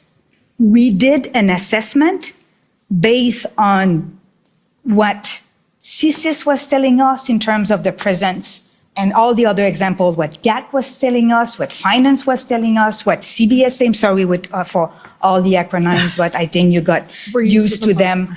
And so we made the recommendation and the government made its decision based on the cumulative effect, if I may say. Okay. So I'm going to try and articulate this, and correct me if I'm wrong as I'm attempting to wrap my mind around this, but would it be fair to say that we know that there was no specific threat of serious violence identified by CSIS, as in there was no bomb plot. There was no bomb plot to bomb Parliament Hill, or there was no specific January 6th insurrection planned. But is the position that you're articulating essentially that there can be a threat of serious violence without a specific identified threat having been identified? Essentially? The word threat here, I think, is used in many different ways. There's no specific site. There's no specific event. There's no specific actor. As you said, a bomb threat, an event like, God help us, January 6th kind of an event. There was a series of indicators which, in our view, were the threats of serious violence for all the reasons that I think Madame Drouin and I have tried to explain. Individual IMVE extremists who were seen in the crowd, targets, subjects of interest to agencies. So it's the combination of all of these things and the escalation of all these things, which taken together were enough for me, in my advice to the Prime Minister, relying as I do in everything I do on the inputs from the community of deputy ministers, the product of my interactions with my PCO colleagues and almost 40 years of experience now as a public servant, that together represented my advice. Maybe another way to articulate it, or maybe to frame an example in our head. Not all potential criminal offenses will be followed by CSIS. So let's say we are in face of potential family violence. This is serious violence. but that doesn't mean that it is a threshold for CSIS to investigate. So we were in face of a lot of potential criminal offenses, but that doesn't mean that one individual or a group of individuals were meeting the threshold of CSIS. Okay. Can I try the inverse of that? CSIS does use Section 2 of the CSIS Act to trigger the gathering of intelligence about a person or group of people that they think are a national security risk. We don't trigger the Emergency Act every time CSIS triggers Section 2 of the CSIS Act. So there's a definition in the CSIS Act. It isn't necessarily the fact that CSIS is not the decision maker in the invocation of the Emergency Act. That's a separate process by the governor and council, which relies on the definition but has a different construct of it. That's the total layman's attempt. Okay, well, that was a helpful layman's attempt, certainly. From there, I just want to bring in another piece of what was relied on in this sense to invoke the act. So we're skipping ahead now. I'm leaving the invocation memo and going to, and I'm just going to, I don't know that we need to turn it up, but this eventually results in, once the decision is made, what we've come to know as the Section 58 report. So this is the report to Parliament explaining the justification for having invoked the Emergencies Act, made the declaration of a public order emergency. And I understand that report was prepared by PCO in conjunction with the Department of Justice and a few others. Is that right? It was a collective. It was a collective effort. Collective effort. Right. There's not a lot of time between, I think we had 7 days under the legislation to actually produce and table this document, and it was tabled 2 days after the invocation because we were trying to move as expeditiously as possible. So it was a team product. Well, but ultimately, I think it's fair to say PCO would have been involved as the pen holder. You'll be relieved to know I'm not going to any specifics unless you no correction of our grammar or... Yeah, no typos. Not picking on typos. What I do want to raise is that a large part of that Section 58 explanation relies on something other than serious violence. It talks about the threat to Canada's economic security. And I think there are at least 3 or 4 points, and we can bring it up if you'd like to see it in front of you, but the talk about the threat to Canada's economic security that has arisen as a result of these various border blockades and everything that we've been talking about over the last couple of weeks, everything Mr. Sabia was discussing and his colleagues were discussing with us yesterday. So how does that factor in this sense? Economic security is, again, not something that is articulated within the Section 2 CSIS Act definition that is the trigger of a public order emergency. So how does that work? So to my way of thinking about this, there was what was necessary to meet the threshold, but there were other considerations. The term national interest, for me, takes a step back and says, okay, so what is in the national interest of the country? So safety, security, ability to protect lives, that's core to national interest. But also what's core to national interest is economic viability, the ability to maintain an economy, to have jobs, to have businesses operating so that people have a livelihood, so they can earn an income to support themselves and their families. So the economic risk, particularly at a time, and I think I tried to set the seed for this when I was talking about the fact that we were just starting budget deliberations as this was all happening. And I think Mr. Sabia spoke of other relevant considerations related to United States potential legislation that was being deliberated at the time, which had big impacts on Canada, our competitiveness, our ability to continue to attract investment. So when I think about national interest, our economic security is absolutely part of that. And that is about the ability to maintain and operate secure borders, to see to the free movement of people, goods, and services across our borders. We do $2 billion of trade a day between Canada and the United States, the single most integrated, I think, economy in the world. And that was being put at risk, foods, medicine, fuel, supplies, at a time when supply chains were already pretty fragile as a result of 2+ years of almost 2 years of COVID. So we were kind of shaky, and this was putting that at risk with big border points. If you look at Ambassador Bridge, Emerson, and Coutts, just those three, that adds up to about $500 million a day, and we do about $2 billion a day in trade between the two countries. So it's a big number. It's about a quarter of the trade that was impacted just of those three sites. So economic security in terms of being able to access those things, our ability to be a trusted trading partner. So Canada's an export-dependent economy, and we are in the business of trying to attract investment to be able to open new businesses, expand businesses here. There was lots of conversations going on about trying to attract big company names to locate in Canada. That's about jobs. That's important part of our national interest, is being able to do that. And investors don't like uncertainty. They don't like volatility. They like the rule of law. They like stability. They like predictability. And this whole situation was putting that at risk. And I guess finally, which is a little less on the economic, but I think also reflected in the Section 58 piece that was put before our Parliament, is Canada's international reputation. We are a G7 country. We are committed to the rule of law.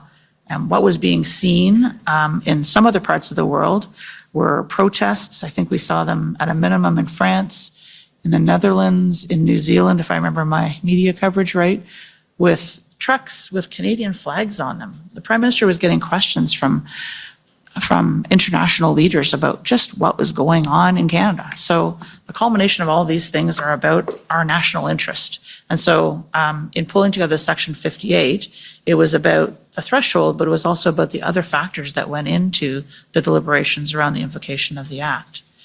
And if I could, while I'm talking about Section 58 just for a minute, I mean, because we kind of got out of the invocation memo, part of what I relied upon in my advice around the advice to invoke the Act was the nature of the Emergency Act itself, temporary, time-limited, targeted measures that would supplement provincial and territorial not displace, that were compliant with the Charter. So it was not just about invoking the Act, it was what the Act was allowing government to authorize to have happen.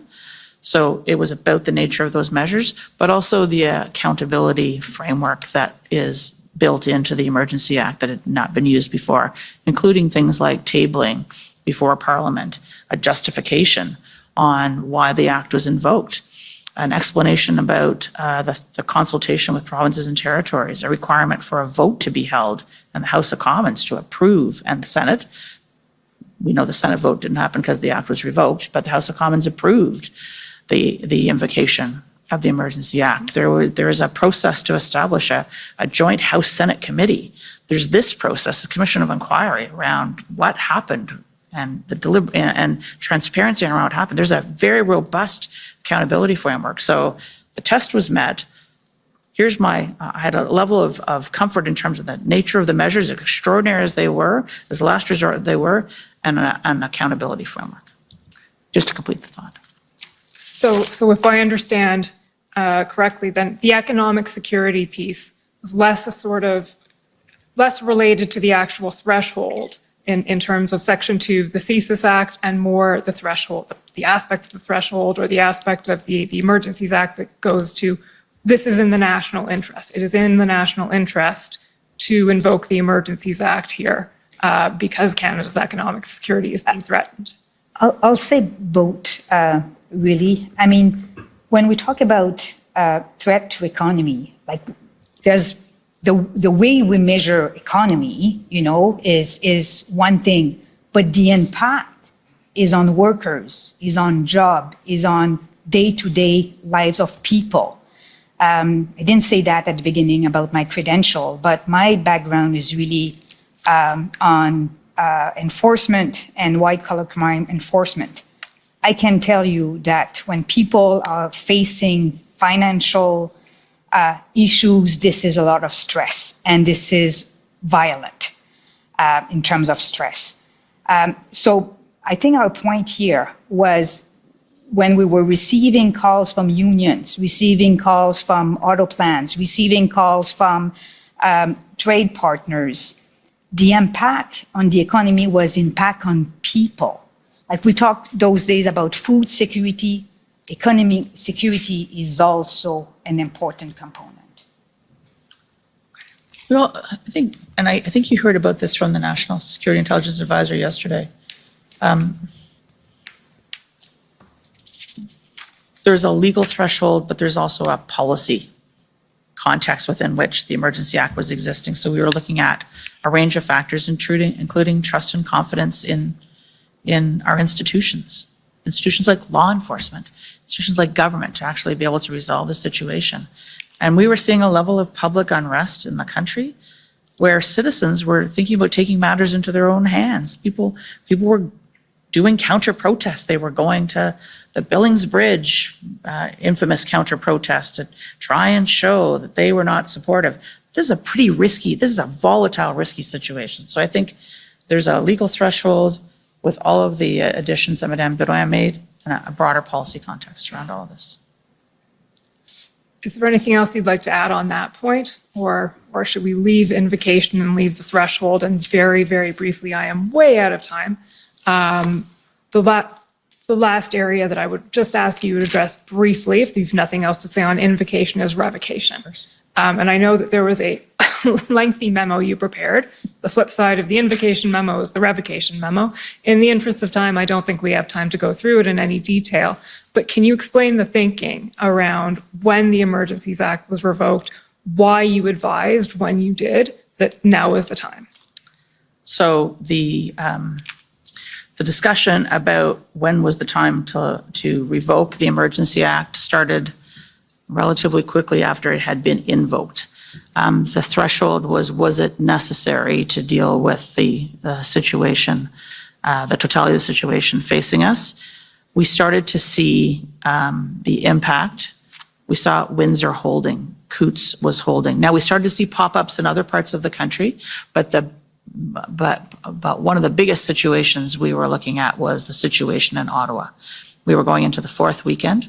There were daily IRGs happening starting on the 15th. Thank you for correcting me about the 14th. Starting on the 15th, where there was a daily sense of what's happening, what measures are being used, what else? It wasn't just like the Emergency Act was invoked and then everything else went out the window. What else can and should we be doing to try to help to address and resolve the situation? And day by day, ministers and officials were looking at whether or not the situation, the sum total of the situation, still was of a size and a criticality that we needed to continue.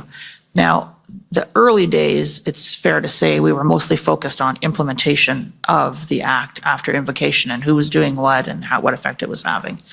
But I would say as we saw the law enforcement activity really starting to take hold in Ottawa on the fourth weekend, the days of the 18th, 19th, more pointy questions were coming back from the Prime Minister and from ministers. How much longer do we need the Emergency Act? It had been made, I think that the view with the invocation is no longer than necessary. And if we could move out of it as quickly as possible. And so we started to work on, okay, so what were the criteria for invocation? What are the criteria for revocation? And I believe you had some discussion with Mr. Hutchinson in particular about that earlier in the day, maybe with Ms. Bogdan as well. But there started to be deliberate conversations at the incident response group around were we in a position to revoke, were we in a position to revoke? And finally, that culminated in a discussion that took place on the 23rd of February at the incident response group, in which the Prime Minister asked everyone in attendance, were you ready to revoke the Act? And following that, he had taken his counsel from his ministers and officials. Again, the group production of a note was done. That was provided to the Prime Minister. He chose at that point the decision was to proceed to revocation, and that was announced on the 23rd. So just to close the loop on that, I'll bring it up very briefly to situate everyone in what that looked like, the revocation memo. It's ssm.nsc.can 403227.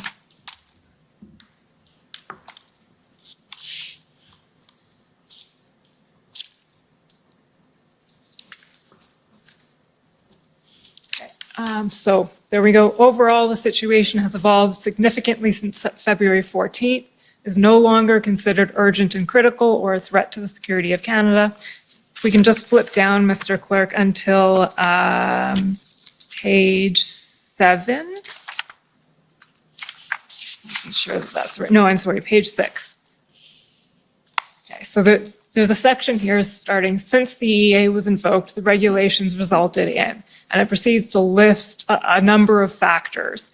Or a number of occurrences, let's say. Rapid assembly. Indicators. Pardon me? Indicators. Indicators, okay. Rapid assembly of large police presence, signaling to protesters that trucks would no longer be treated as violations of parking bylaws, but would actually be treated as potentially serious penalties.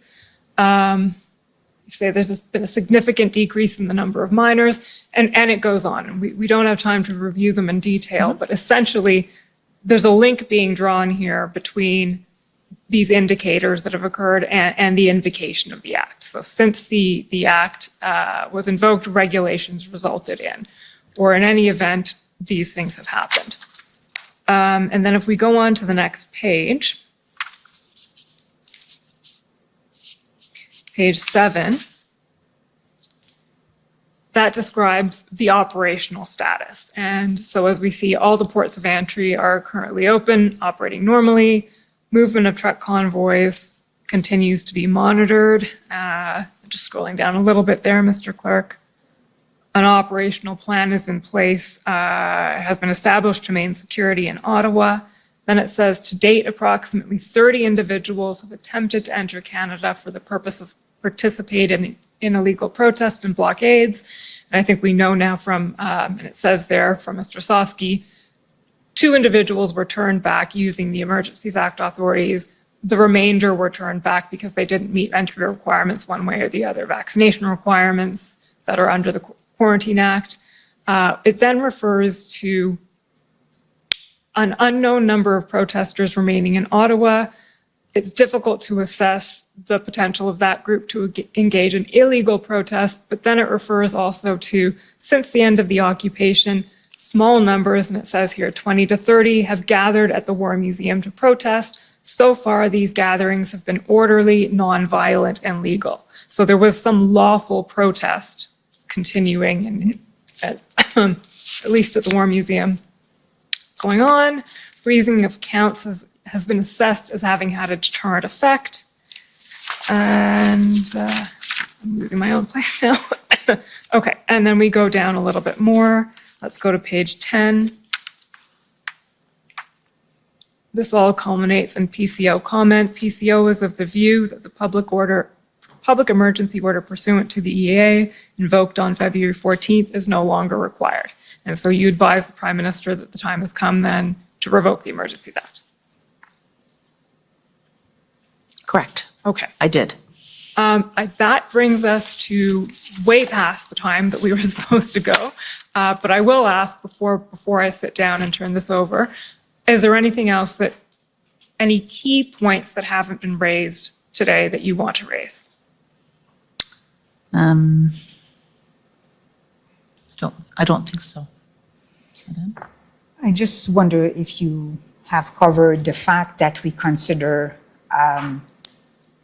trust in institution as one of our criteria as part of the threat, and what can be the consequences if, population is really losing confidence in our public institutions. So I can do it. So one of the reasons why it was an important factor. So first of all, we were seeing citizens, doing some counter-protests, asking the court for an injunction. So when you see the population trying to se rendre justice because they are not comfortable that law enforcement or government will do. That is for us like a beginning of a symptom that something worse can happen. We know what's going on in countries when the populations do not have confidence in our public institutions. That brings some anarchy and a lot of uncivilities. So this is why it was an important element for us, the taking into account the erosion in public institution and making sure that we can address that as soon as possible to avoid the worst, if I may say. Can I go back to revocation for just a moment then? Yes. I think when we arrived at the 23rd of February, it wasn't like it was peace and calm across the land, totally. But the assessment, which is represented in this note, is that we had arrived at a point where the Emergency Act was no longer necessary. Those extraordinary powers that came with the Emergency Act were no longer necessary, that we could rely on the existing tools, resources, and authorities to be able to deal with, to the degree that there was any illegal activity going on. But also, we knew as the protest was being taken down, the blockade was being taken down, occupation in Ottawa, that some trucks were going to other sites. They were going to Van Cleek Hill and amongst other places. And maybe there was other activity going on, but it wasn't of a scale, of an intensity, with the threat of serious violence that we faced at the time of the invocation of the Act. So it's not like everything was unicorns and rainbows is my expression, but probably not appropriate here. We had not arrived at, there was still a level of activity, including some lawful protest activity, which is reflected in this note, but there was still some level of illegality going on, but we were confident at that point that could be dealt with through, without the extraordinary measures of the Emergency Act. Mr. Commissioner, those are my questions. Okay, well, schedule has gone out the window, which is probably bad news for our panel. We're used to staying late. I'm sure you're also used to working late, but what I'm going to do is take the afternoon break for 15 minutes. And given the time, I will come back and I'll be a little more flexible with the questioning and cross-examination. Because we have a rule here, what goes in direct goes in cross, so I think we have to be fair, but I will be reasonable, only modest, not the degree requested by some, so. I'm sure, sir, you're not talking about little old me. No, I wouldn't want to single anyone out. So I'll take the break for the afternoon, 15 minutes, please. The commission is in recess for 15 minutes. La commission en avait pour 15 minutes.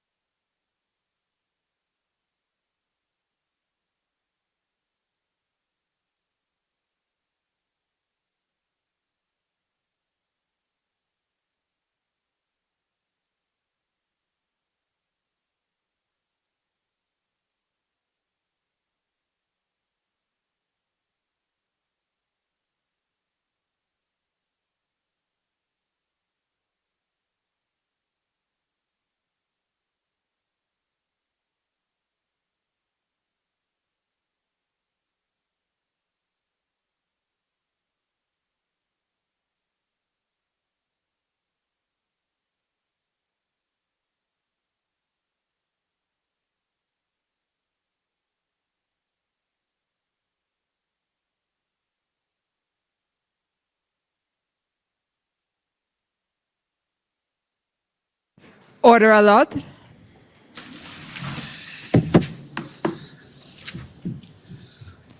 The commission is reconvened. La commission reprend. Okay, so we're ready to proceed? Of course, yes. Okay. The convoy organizers, please.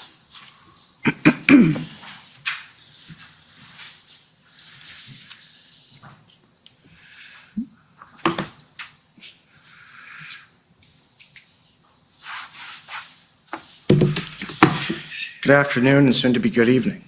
My name is Brendan Miller and I am legal counsel to Freedom Corp, which is the entity that represents the protesters that were in Ottawa in January and February of 2022. I have 20 minutes to question you, so that would bring us to 4:48 when I'm done, and hopefully I don't have to ask for a little more time. So I'm going to begin with yourself, Assistant Deputy Clerk. Ms. Druin, and I better, if you'd like to answer in French, I can get one of the things from my friend, but I'll ask these, and if you're going to answer in French, please let me know, and I will put on the translation equipment, because unfortunately I am sans bilingual at this time, but I'm working on it. Thank you. So, Ms. Druin, prior to becoming the Deputy Clerk of the Privy Council, you were the Deputy Minister of Justice and Deputy Attorney General of Canada, is that correct? Correct. And you're a lawyer, Yes, and you've been a member of the Quebec Bar since 1992. that's correct. And in fact, would you agree you're an award-winning lawyer? Well, I won the prize, yes, and Yeah. à l'avocat de l'entreprise de l'année. Yeah. Right, and so I'm not trying to pump your ego, but in 2009, you were named the Business Legal Advisor of the Year by Le Monde Juridique. Is that correct? That's correct. And did I pronounce it correctly? C'est parfait, oui. Okay, good. And in 2012, I understand you were awarded the Lawyer Erasmus, which is hyphenated AD.E, by the Quebec Bar, right? Yeah, that's the Advocatus Emeritus. Right. And from 2012 to 2016, you were the Deputy Minister of Justice and Deputy Attorney General for the Government of Quebec. That's right.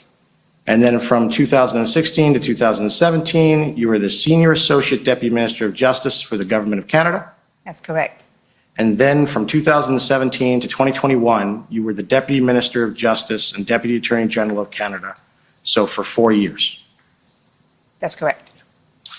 And you can agree with me that that position, the Deputy Minister of Justice and Deputy Attorney General of Canada, is the highest ranking position within the Department of Justice.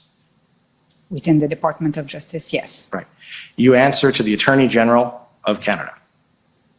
I answer or I serve the Attorney General. I also respond to the clerk of the time and to the Prime Minister. Thank you. And now, while you were in that office, you publicly described your role of the Deputy Minister of Justice and Deputy Attorney General of Canada as follows, and I just want to know if you agree with this. I'd like to begin by describing my dual role as the Deputy Minister of Justice and Deputy Attorney General of Canada. I've been in this position since June 2017. In both these roles, I support the Minister of Justice and Attorney General of Canada in fulfilling his or her responsibilities.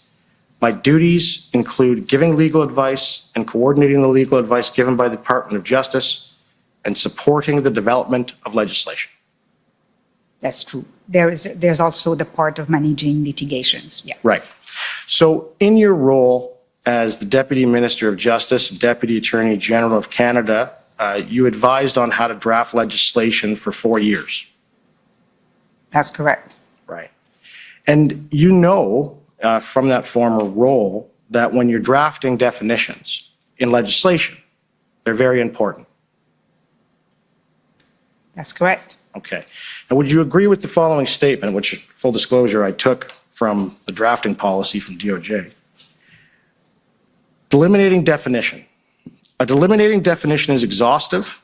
It is intended to set limits on otherwise ordinary meanings of terms.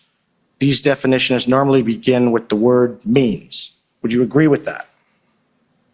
I agree with that. I just want to say that there is different drafting procedure, if I may say, or techniques. And for example, when I was head of the Justice Department in Quebec, we have eliminated definition. So just to say that there is different ways of drafting legislations. Right, but you can agree with me that in legislative drafting, that where there's a definition, and that definition states this means, and then is followed by a set of factors or what it includes, you're aware that that is intended to be exhaustive. That's Parliament's intention. You know that. I know that. If I may, just for the benefit of this commission, we also use a lot in federal legislation the technique of incorporating by reference. Right. So we do that a lot. When I was at Justice, we did a report on how many times we use that techniques, and I must say that it's numbers of time. We also know that when we put a definition within a legislation, it has to be read in the context of this legislation. Mm-hmm. And for the purpose of, the legislation we're talking about. So I'm just saying that because meaning can have different meanings at the end, depending in the context in which you are looking at those words. But and you can agree that the purpose when you're drafting is to try and carry out the intent of Parliament. That's the objective of drafting, yes. Okay. And you know that Section 2 of the CSIS Act, prior to listing what constitutes a threat to the security of Canada, states threats to the security of Canada means, and is then followed by the 4 threats. Fair? You know that. Yeah. And you know that under Section 12 of the CSIS Act, that in order for CSIS to open an investigation, CSIS has to conclude reasonable grounds to suspect that a person or group is carrying out activities constituting a threat to the security of Canada as defined in Section 2. Yeah, that's how the CSIS Act operates, yeah. All right. And and we talked about this, that the Emergencies Act, it states that threats to the security of Canada has the meaning assigned by Section 2 of the Canadian Security Intelligence Service Act, right? You know that. That's in the EA, yeah. And you know that under the doctrine of consistent expression, that where there is an adoption by reference, it's to mean the same thing as the primary legislation. You know that. I think what I've said is that when we are incorporating by reference, remember, I guess, when you did your bar, we were always talking about mutandis, mutandis. Huh? Mm-hmm. And the idea was to make sure that we interpret, avec les adaptations nécessaires, the incorporation by reference. Yes. So the idea here, and as I said before, is really to interpret within the context, the purpose, also the decision maker that have to look at similar words. Okay. And to your knowledge, from what you know, what do you know about Parliament's intention for a threat to the security of Canada in the Emergencies Act to mean something different from a threat to the security of Canada as defined in the CSIS Act? I guess what I'm saying here is when the legislator adopted the Emergency Act versus when the legislator adopted CSIS Act, it was for different purposes. The purpose of doing an investigation under the CSIS Act is not the same purpose as triggering or invoking the Emergency Act for public order emergency. And I understand, but you are aware that both the CSIS Act, as well as the Emergencies Act, were passed within just a few years of one another in the 80s. Well, I'm pleased to be corrected. Yeah, maybe 4 years. I thought the CSIS was 1984, if I'm not And you know that, and I take it that you know that one of the reasons that they adopted Section 2 of the CSIS Act, Parliament did, was to limit the executive branch of government from declaring public order emergencies. You're aware of that? I wouldn't use limit. I think that the Emergency Act was crafted to make sure that there's a lot of safeguards in terms of how we invoke the role of Parliament to confirm or deny the invocation of the Emergency Act, the role of the Joint Committee to supervise the implementation of the measures, and the role of an inquiry like this one. Okay. And if I can add, a very important component is making sure that doing so, I mean, invoking the Emergency Act, was compliance with the Charter, which was a new instrument following, the previous act. And in the Emergencies Act, it requires the governor and council to have reasonable grounds, you know this, that there is a public order emergency. Is that right? Sorry, I missed your question. So you know that in the Emergencies Act, it actually states that a public order emergency arises from a threat to the security of Canada that is so serious to be a national emergency. You know that. I agree that. And so you also know that in order to invoke the act, there has to be reasonable grounds, and that includes a threat to the security of Canada, right? Agreed. And that threat to the security of Canada is as defined in Section 2 of the CSIS Act, right? Right. Okay. So let's talk about that. Can you agree with me that there was not reasonable grounds of a threat to the security of Canada as defined in the CSIS Act and adopted by reference? I don't agree with that. Okay, so let's go through those grounds. Okay? So I can help. I know your time is. yes, and let me. It's really, what we use is really 2C. Right, so then we can throw out any other grounds, it's fair to say, other than 2C. The main, like the real ground was 2C. All right, so activities within or relating to Canada directed towards or in support of a threat or use of acts of serious violence against persons or property for the purpose of achieving a political, religious, and ideological objective within Canada or a foreign state. So that is the ground. And that is the single ground, from your understanding, of why the Emergencies Act was invoked.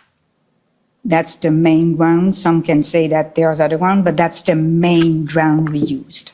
Okay, so let's talk about threats of acts of serious violence and acts of serious violence. Can you summarize for me the threats of acts of serious violence that the invocation was based upon?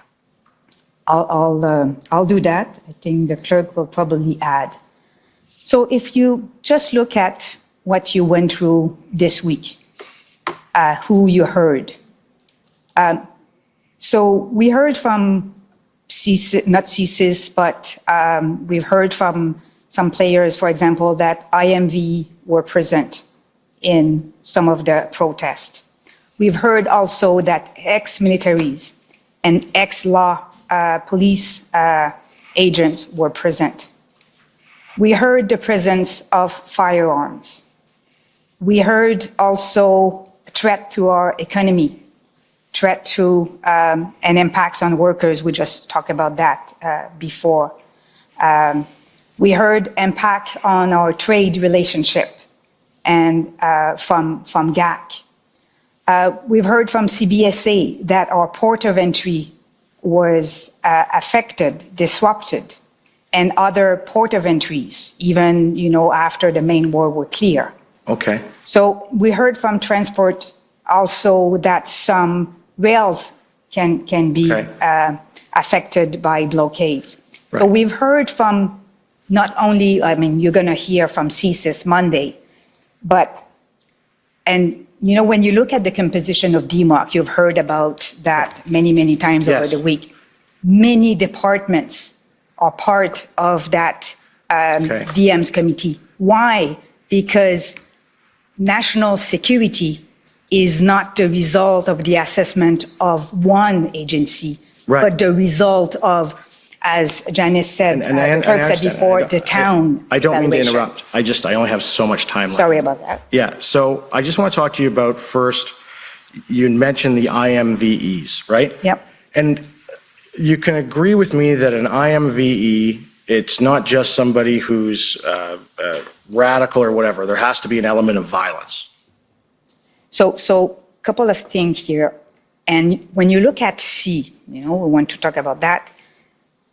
Careful about its threat or serious violence. Okay. I guess the or can be an N. Right. It's a also. threat of or Yeah. and I understand. So these IMVs that the government went on about, first, we've already established that the government wasn't aware of the individuals in Coots at the time of the invocation that were arrested by the local police department. I think what we were aware in Coots was, first of all, they were about to do enforcement, and then I think it was around the 10th or the 11th of February, we heard that they were slowing down enforcement because of the presence of risk of violence and guns. That's the only thing we knew at our level, because we're not privy to all the operational risk. So that's what we knew at Coots. But of course, Commissioner Lucky and her people, they were aware of what was going on. They just couldn't tell you. Exactly. Right. And you're now aware, I'm sure you've heard the evidence, that they, in fact, as of the February 9th, had 2 undercover officers embedded with these gentlemen. Are you aware of that? I was not aware at that time. When they do uncover operation, this is the... Yeah. we don't know those things. And these gentlemen that they were going after, they were actually local to the Coots area. You know that? I can say I didn't know at that time, no. Can you agree with me that the facts of that were that that issue was dealt with locally by police under provincial mandate via the agreement that Alberta has with the RCMP? You mean the contractual policing arrangement? Correct. It was carried out under that, right? Yep. Yeah, so it was provincially dealt with? You agree it was dealt with well? So I don't know at the end when, they put an end to the blockade, who was doing what. Okay. And whether, I'm sure you have heard about that the police of jurisdiction can ask more resources from the center using the section 9.2 of their arrangement. So I don't know. Okay. And so let's move to Ottawa. Ottawa, IMVs in Ottawa. I understand that CSIS advised that they had no concern with IMVEs in Ottawa. And that's what's in evidence. Is that correct? Well, this is not how I portrayed that. I understood and I've heard that some IMVE and subject of interest of CSIS were present. What I understand from their assessment is that they didn't conclude that they need or they have to open new investigations. Right. And so CSIS did a threat assessment of the convoy, and we saw it yesterday, and I can... They did, I'm gonna... not of the convoy as a whole, again, sorry. Of Ottawa. And let me bring that up. And it is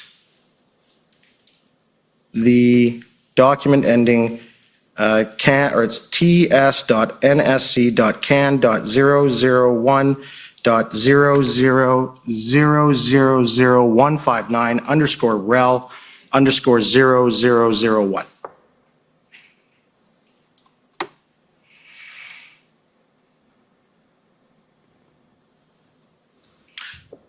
Now, we've all reviewed this. I've put it to folks, and I don't want to have to read it to you.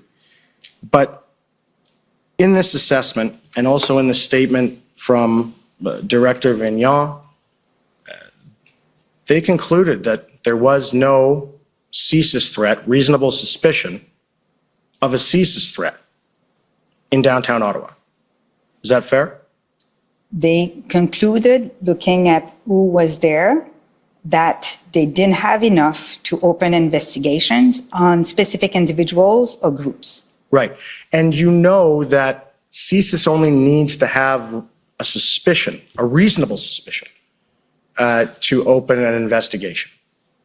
Well, I think the test is reasonable ground, yep. Reasonable grounds to suspect. Reasonable grounds to suspect. That's what it says. You know that. Yeah.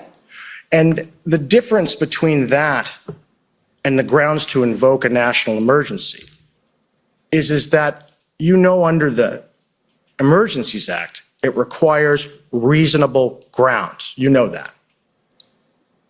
That a public order emergency exists. And you know, as the former highest ranking lawyer and legal officer within the government of Canada, that reasonable grounds to suspect is a lesser threshold than reasonable grounds, or referred to as reasonable and probable grounds. You are aware of that.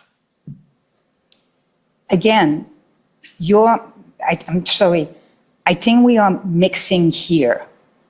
Reasonable ground to suspect what? And this is the purpose of CSIS Act. Right. So a movement can represent threat to security to Canada. Right. A movement, a situation. An activity. An activity. An activity. Without having individuals or groups into it that do meet the threshold of CSIS.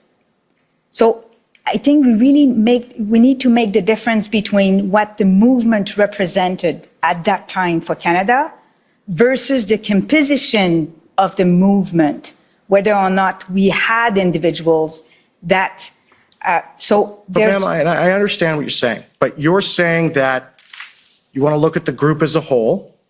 All right. And so I've asked you about Coots, that was taken care of. I've asked you about Ottawa, all right? You knew that the group, the assessment was that it did not meet that. And now Windsor. Can you agree with me that there was no Section 2 CSIS Act threat with respect to Windsor? You've mischaracterized the witness's evidence. She didn't agree with you that CSIS had assessed the group, the entire group in Ottawa. Right. So let me just move over to Windsor. Can you agree with me that you are aware of no Section 2 CSIS Act threat with respect to Windsor? I think I can go again through everything we have heard from all departments, and that the clerk, with my advice in particular, considered to determine whether or not we believe that the threat, the test under the Emergency Act. Let me try and rephrase it this way. What evidence and what information of violence at Windsor were you aware of when the act was invoked? I think it would have been a mistake to do assessment site by site while we were facing a national movement and situation. Thank you for answering my questions. Thank you. Next, I'd like to call on the province of Saskatchewan, please.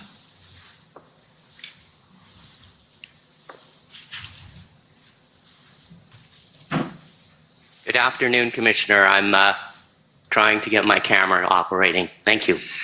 Okay. We won't deduct the time. Thank you. Good afternoon. I'm Mitch McAdam. I'm one of the lawyers for the Government of Saskatchewan, and I have a few questions this afternoon for you, Madam Charest. To start with, I understand that one of your responsibilities is that you are the Secretary to the Cabinet, right? That is correct. And that one of your responsibilities as the Secretary is to control the flow of paper to Cabinet? I manage the flow of paper into the Cabinet, that's right. Okay, so all of the paper that goes to Cabinet has to go through your office? No, that's not the case. It goes through the Privy Council office before it will be put in front of Cabinet Minister. Not my office, not the clerk's office necessarily, the totality of the Privy Council office. We have a Cabinet Papers unit that in particular deals with documentation. So it has to go through the Privy Council office? That's correct, sir. Yeah. And you're also responsible, I believe you said this morning, for recording the decisions made by Cabinet? That is correct. I have a few questions for you about the Cabinet meeting that happened on the evening of February 13th, where the Emergencies Act was considered. First, can you confirm for me that there were no papers or documents that were provided to Cabinet ministers in connection with that meeting? That is not correct. Okay, there was paper provided to them? There was a document made available to ministers. I believe I referred to it earlier, which had to do with an input. I believe I can say this. I'm now making sure I can say this. It was a assessment from the from CSIS, which related to considerations on invoking the Emergency Act. But there was no, in the usual course of decision-making by Cabinet, ministers would be considering a memorandum to Cabinet, which would frame a decision for them. There was no such memorandum to Cabinet. Does that help? No, so yes, it does. So there was no memorandum to Cabinet, and that was an unusual situation. That is not correct. The usual course. That is correct. It was an unusual Cabinet, an extraordinary Cabinet, called on the evening of the 13th of February. Okay, and I understand you attended that Cabinet meeting, correct? I did, sir. Okay, and I'm not going to ask you about what the deliberations were at that meeting, but you said a moment ago that one of your responsibilities was to record the decisions made by Cabinet.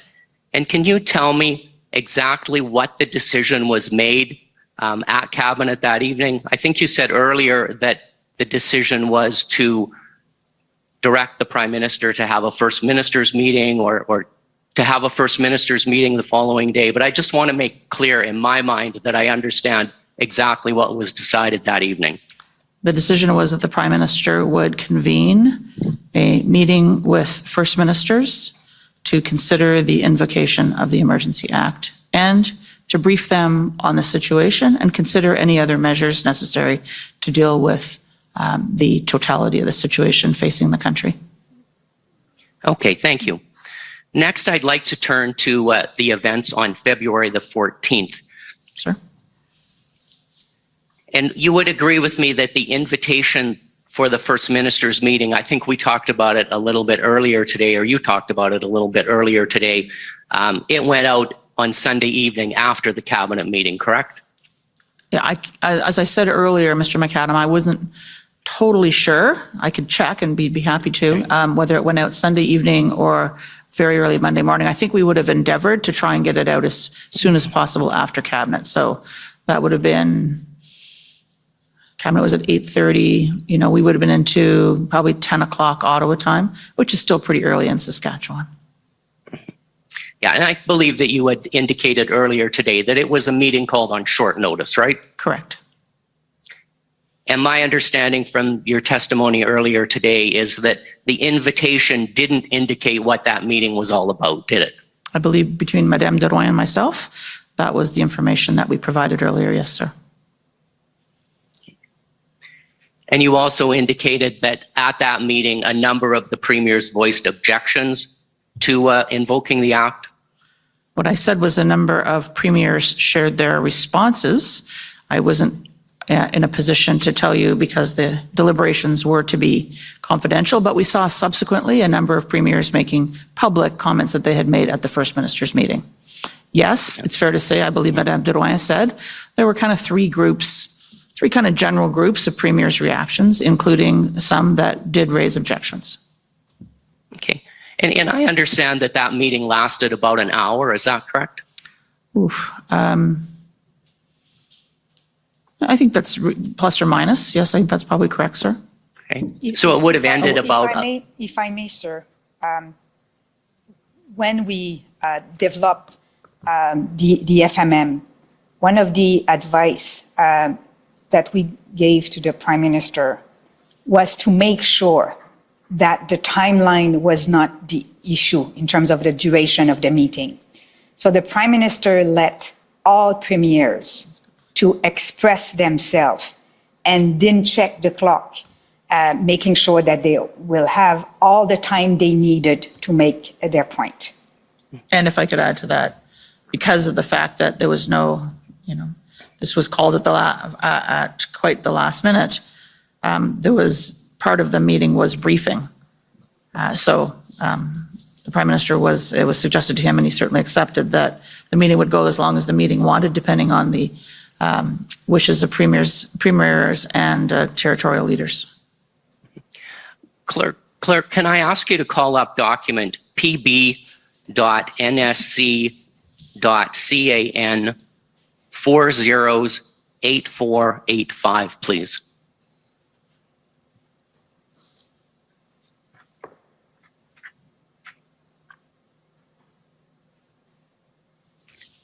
And clerk, if you could scroll to the very end of that document,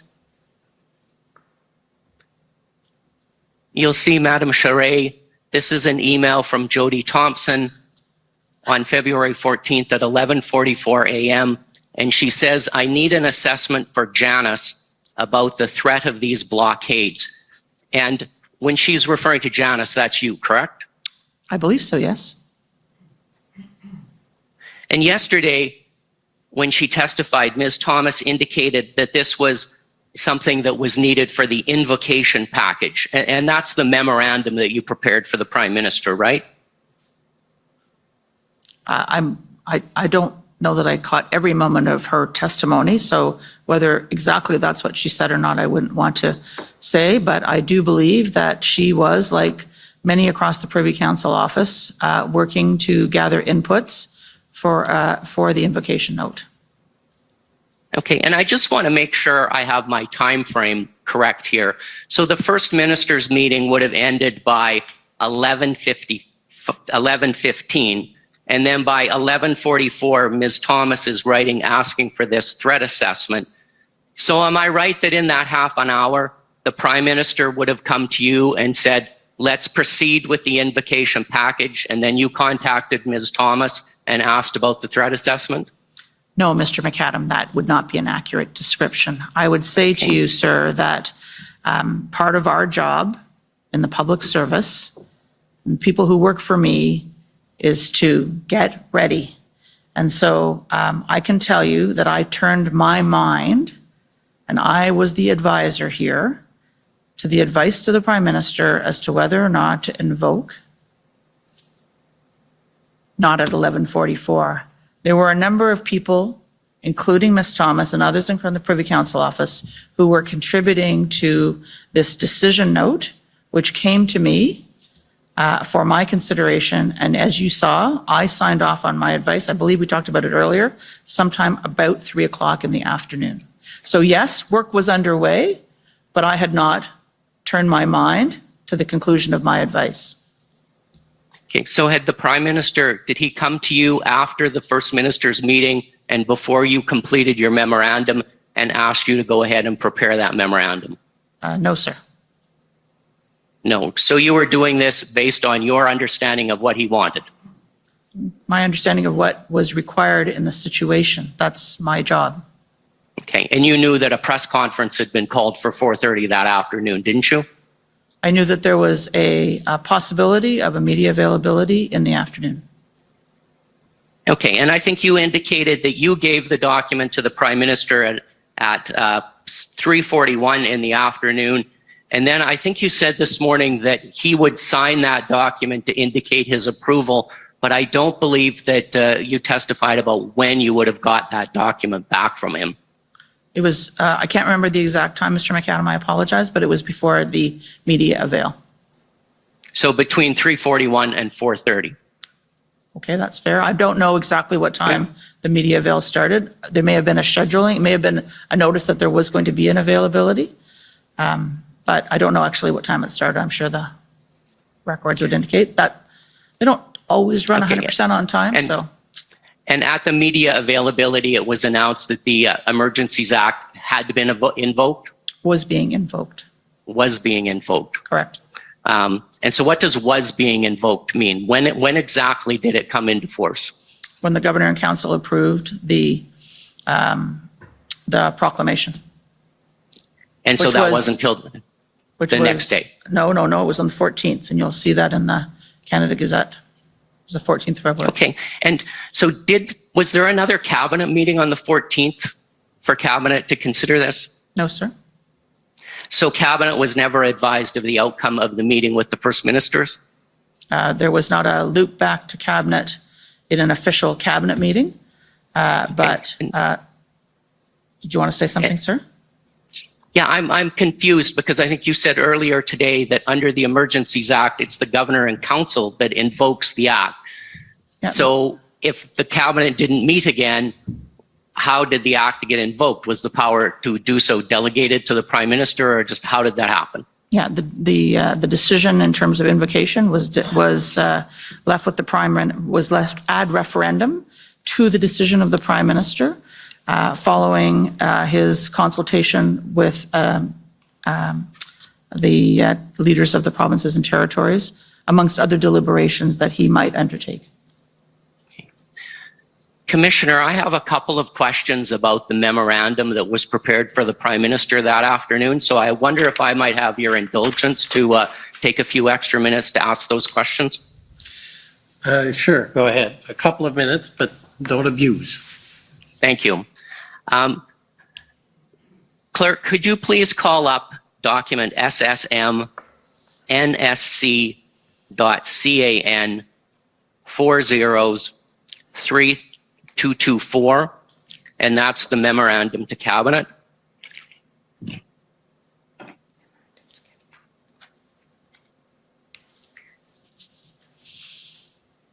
And you'll be glad to know I'm not going to go through in detail and talk about the test for declaring a public order emergency. Sharon, I was kind of looking forward to that again. Are you conceding it? No, not at all, but I'll leave those arguments for another time. Mr. McAdam, can I just correct you? This is not a memorandum to cabinet. This is a decision note to the Prime Minister, just to be clear, sir. Thank you for the correction. Clerk, if you could go to page 8 of that document, and about partway through, just a little bit farther, that's good. And this, it says this a couple of times in the document.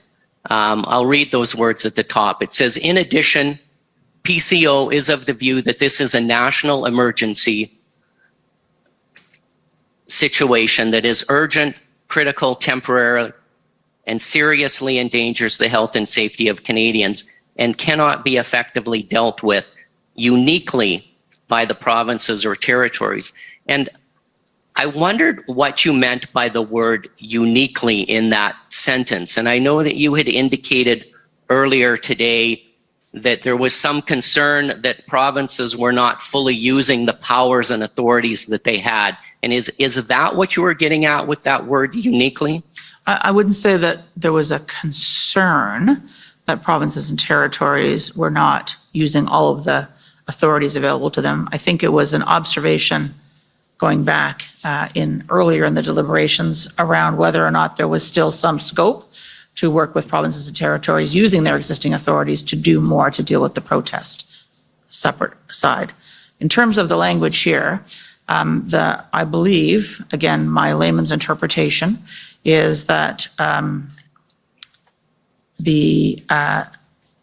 what we're trying to get at in the invocation of the Emergency Act is that the powers in the Emergency Act are put in place to deal with a situation which is a threat of serious violence, all of those other criteria that you see there, that can't be dealt with by any province or territory acting individually, uniquely, perhaps awkwardly worded. I can maybe add, if you allowed me, that the proposed measure here, we're not trumping any provincial or territorial jurisdictions. So while we were adding measures and authorities, we were not displacing provincial jurisdictions. So they were able, as also law enforcement, to continue to exercise their respective authorities. But we came to the view that separately, they were not able to deal with the national situation. Okay, so I'm still a bit confused about the word uniquely, and I just want to clarify, were you suggesting that the provinces could effectively deal with the situation, but there's something unique about what was happening in February that justified invoking the Emergencies Act? No, I think, sorry, Mr. McAdam, I don't believe that was the intention of this language. It was meant to say that the provinces and territories could not deal with the situation on their own. And that is why the Governor and Council would invoke the Emergency Act to deal with a situation which provides extraordinary powers, which supplement those powers and authorities of provinces and territories to deal with the situation, which we, as you see here, we think met the test of a national emergency. Okay, and one final matter, Clerk, if I could get you to go back to page 4 of that document near the top.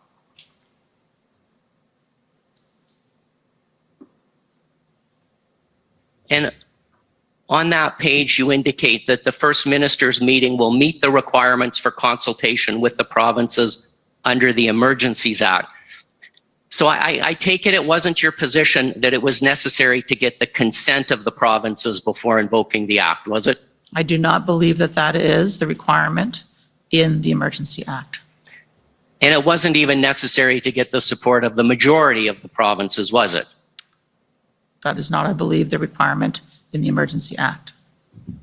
And so really, in order to fulfill that consultation requirement in the Emergencies Act, all you needed to do was meet with the provinces. It didn't really matter what their views are or what they had to say about the matter, did it? I don't believe that that is a fair representation, Mr. McAdam. I think it's fair to say that there was a First Minister's meeting in which the Prime Minister and his ministers, there are a number of them and who were in attendance, set out the situation, set out the proposed course of action, listened and asked questions of provincial and territorial leaders about whether they had plans, intentions, ideas, suggestions, proposals about other things that could be done to address the situation. So it's not, I think you are mischaracterizing it, sir. But you agree that there was a lot of opposition from, I believe you said earlier, or perhaps it was Ms. Drouin, the Prairie provinces, the Maritimes, there was a lot of concerns being raised, right? I believe Madame Drouin said the Prairie provinces and the province of Quebec, sir. And the Government of Canada decided to go ahead anyway, correct? The Governor and Council, the Government of Canada, chose to invoke the Act. I think you're now out of time. That's a perfect place to end, Commissioner. Thank you very much. Those are all my questions. Okay, next I'd like to call on the CCF, please.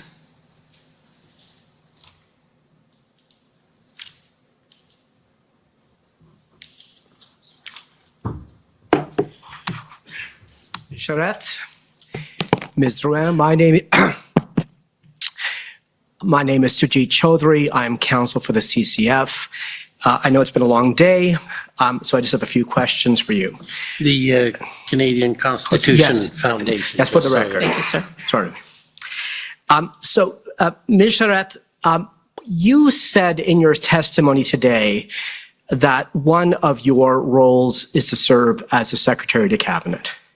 That is correct. And that in that role, you set or you participate in the setting of agendas for Cabinet meetings.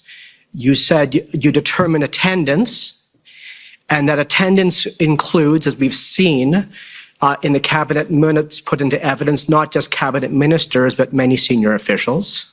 I oversee that process. You oversee that I don't personally necessarily arrange every single meeting, every single agenda. I have a team that works with me on these things. But yes, you are correct to say agendas, attendance. The agenda, I would say, I should clarify, in case I wasn't clear, Mr. Chowdhury, that the agendas are proposed to the chair and approved by the chair. So we then issue the agenda. Of course. To ministers who then arrive with the agenda. Understood. And you attend those meetings yourself as Secretary to the Cabinet. And as you said, you have a responsibility to ensure that if Cabinet is to deliberate or make a decision, that it has all the correct information before it. That is correct, sir. And you also said that they are, unlike Cabinet committee meetings, you said they're run in a very structured fashion where the Prime Minister chairs and officials speak if they're called upon. That is what I said, sir. Okay. So I'd like to take you to the Cabinet meeting of February 13th. So I take it that given the importance of that meeting, you were essentially involved in setting the agenda. I was advising the Prime Minister on the setting of the agenda for that extraordinary Cabinet meeting. It was not a regularly scheduled Cabinet meeting. And you also then were centrally involved in determining the attendance at that meeting. And in particular, you were involved in ensuring that Commissioner Lookey, Deputy Minister Stewart, and Monsieur Vigneault were at that meeting. I would say that given the topic, I would have expected those deputies to be invited to support and agency heads to support their minister. I'm just trying to remember whether I actually looked at the attendance list, but I would have expected, and I would have asked that they be in attendance. Yes. And the invitation would have come from the Privy Council office, correct? That is correct. If not from you directly, that's certainly by your ministry. I have a team that organizes Cabinet meetings. That's correct. And so we've had testimony. Oh, sorry. Excuse me for a second. Please, Bruna. please.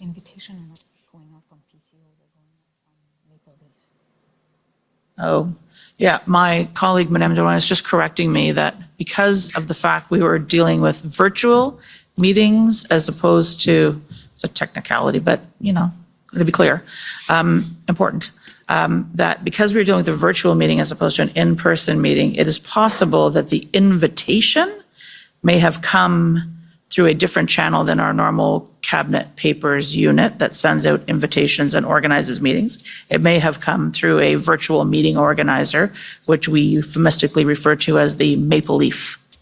And is the Maple Leaf lodged institutionally in the Privy Council office? For Cabinet meetings, I would think so. I believe it's between the Privy Council office and the Prime Minister's office. Okay, fair enough. But at the center? Yes, sir. At the center, okay.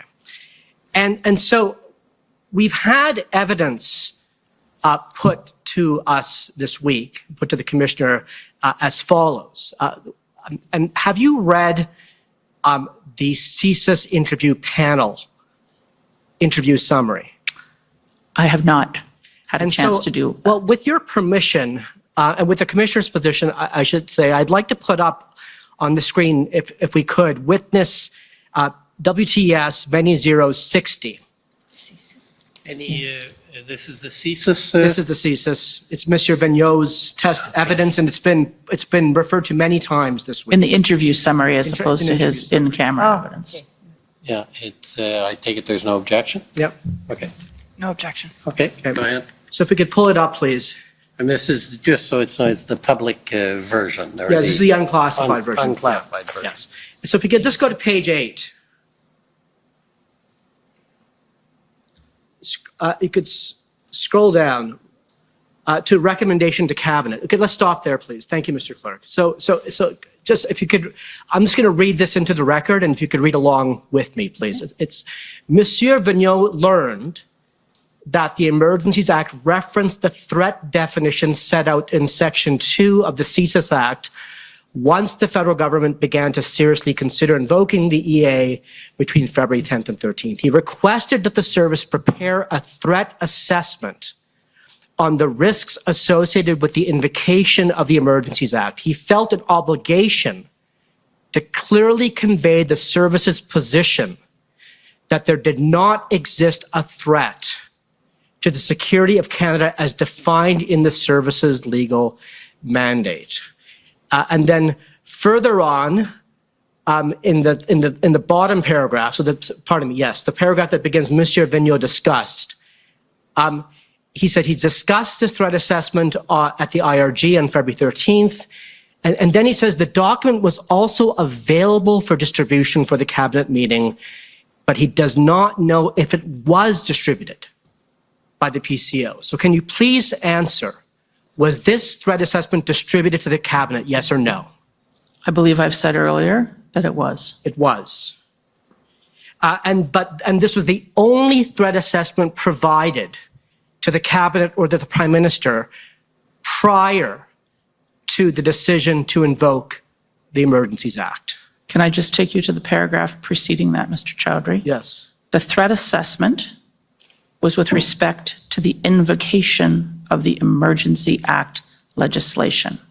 I believe that I have given testimony already that indicates that the invocation of the Emergency Act, as in many things, is a balancing act between are you acting too early, too late, doing too much, too little, and the threat assessment prepared by the service, which was discussed at the IRG, as Mr. Vigneault indicates, and which was available to ministers, was assessing what the risk was of the invocation of the emergency legislation. And the CSIS assessment was that there was a risk that the invocation of the Emergency Act risked further inflaming IMVE rhetoric and individuals holding, and you can read the rest of it, holding accelerationist or anti-government views. As we came to see the next day, or am I getting this right?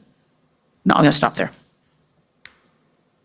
But Ms. Charette, was the service's assessment that that there was no threat to national security, was that shared with the cabinet? That was not the nature of the threat assessment prepared by the service, as indicated by Mr. Vigneault in this statement. Well, the threat assessment prepared by the service was that the invocation of emergency legislation risked further inflaming the rhetoric and individuals holding accelerationist or anti-government. If I may add, yes, what I said earlier is that we knew that CSIS assessment for the purpose of the application of CSIS Act was done, and that CSIS concluded that for the purpose of their act, the level of threat was not met. And was that view shared with the cabinet? Yes or no? I mean, I can say that I knew. I think it was shared in previous IRGs, but that was not news for us when we gave the advice. But I'm sorry, just a simple question. Was that assessment shared with the cabinet? Yes or no?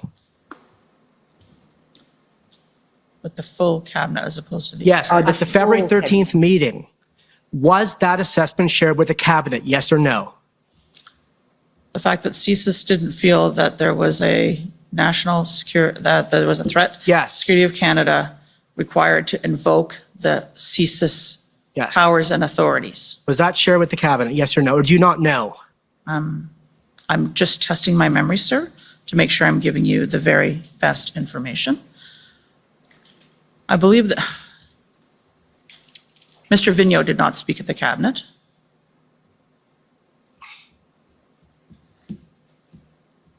I mean, and here, as I said, we knew that it was shared in previous IRG. And, you know, some of the cabinet members were not member of the IRG.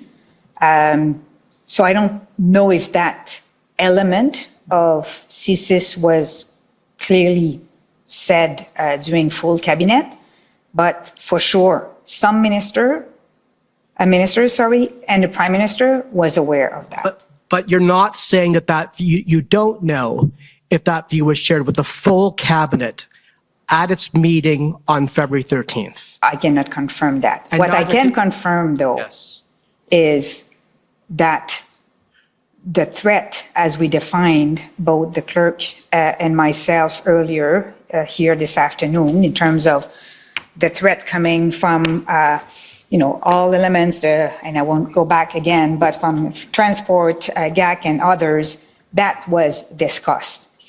And can I go on to add one thing, which is in the discussion at Cabinet, I'm going to be careful here, in the deliberations at Cabinet in terms of the considerations related to the invoking of the Act, it's fair to say that there was a discussion about the nature of the threat environment, the legal threshold, the tests for invoking, and the evidence that the thresholds had been met. But you don't know if Mr. Vigneault's assessment was shared with the cabinet. So just one thing. Yeah.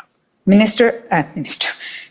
Vigneault's assessment on the fact that invoking the Emergency Act can inflame the situation, that was shared. And we've heard that also from provinces. And I'm not asking you about that. Yeah. I'm asking you about what he stated in the previous paragraph of his evidence. Do we know if his views... So I think we answered that we cannot confirm that. I think I share with the best of my knowledge that I'm sure that some ministers were aware of that, key ministers involved in the management of the convoy, the members of the IRG, that the Prime Minister, was aware, but I cannot confirm whether or not it was discussed. Like, you know, that CSIS reports to the Public Safety Minister. What he said, we cannot disclose, and to be honest, I really don't know. So I cannot confirm that. And so have you had a chance to review Deputy Minister Stewart's testimony from this week? Well, I've listened to part of it. To part of it, yeah. So I'd put to you that under cross-examination this week, Deputy Minister Stewart testified on Monday that CSIS was not asked to provide this assessment to Cabinet. Do you have any reason to disagree with Deputy Minister Stewart's testimony? I believe I said, Mr. Chowdhury, that Mr. Vigneault did not speak at the Cabinet meeting. Thank you. Therefore, he did not speak. He did not read that into the record himself. So I now would like to turn to the memo, Ms. Charette, that you wrote to the Prime Minister. You're going to have to make it very quick. You're way over time already, and I'm generous, but there are limits. There are limits, I know, Commissioner. So, and in the memo in which you recommended to the Prime Minister that the Emergencies Act be triggered, you were aware of Mr. Vigneault's view, but nonetheless, you determined that there was a threat to national security, correct? We can go. Yeah. I'm happy to take you through my logic again if you'd like. I was aware that Mr. Vigneault felt that there was the threshold for CSIS to launch an investigation under the CSIS Act was not met. Good. And you relied on the National Security and Intelligence Advisor view, who kind of integrated, as she put it in her testimony yesterday, information from across the federal government to arrive at her view that there was a threat to national security under the Emergencies Act. She was one of the advisors that I relied on, sir. She was not the only advisor that I relied on. So I would like to put this point to you, that in a constitutional democracy, to prevent the abuse of executive powers by an elected government, it is imperative that the views of a professional, nonpartisan, and expert security services be front and center. And that they not just be a factor, but they be at the core of whether a government decides to invoke emergency powers. And what you've said today is that you're not sure if Mr. Vigneault's views were before the full cabinet. They weren't set. You've distinguished the legal relevance of his views. And you're suggesting that what the security sector agency says... Are you coming to a question or making a presentation? Are you suggesting that what the CSIS says isn't at the core of what makes it reasonable to determine if a public order emergency exists? What makes it reasonable to determine? I don't understand what your question you're asking. I think that... yeah, please. I'm sorry if you didn't have the opportunity to, the cross-examination that I had with Mr. Miller, but I think that we talked about the difference between who was the decision maker under the Emergency Act versus who is the decision maker under the CSIS Act. And the purpose of those two acts were different, and what we were looking at was different.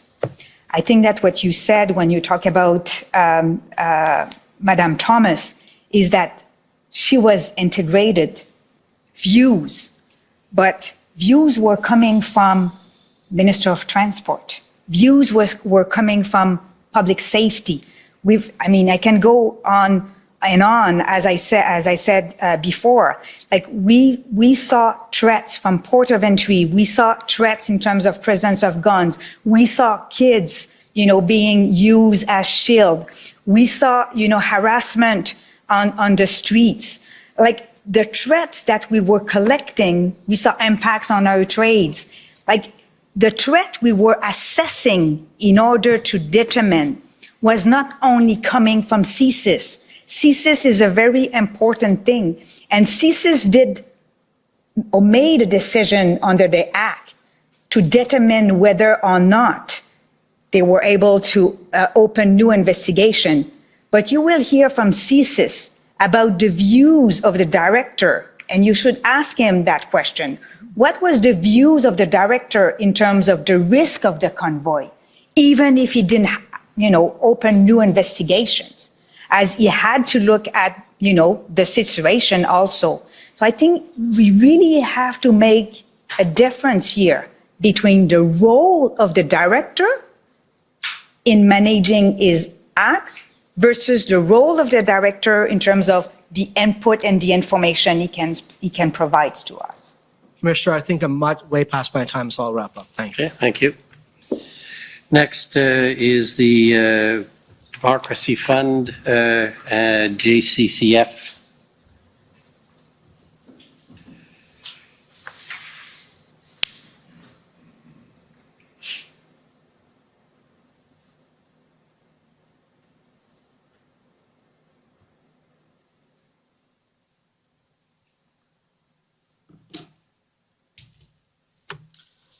Good evening. My name is Alan Honor, and I am a lawyer at the Democracy Fund. Just going to put on my timer to make sure I don't go too long here. My friend from the CCF was just asking you about a threat assessment from CSIS.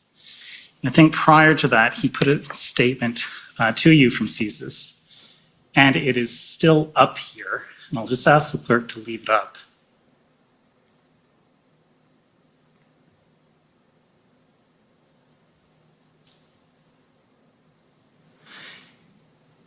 And it says here, he requested that the service prepare a threat assessment on the risks associated with the invocation of the Emergencies Act.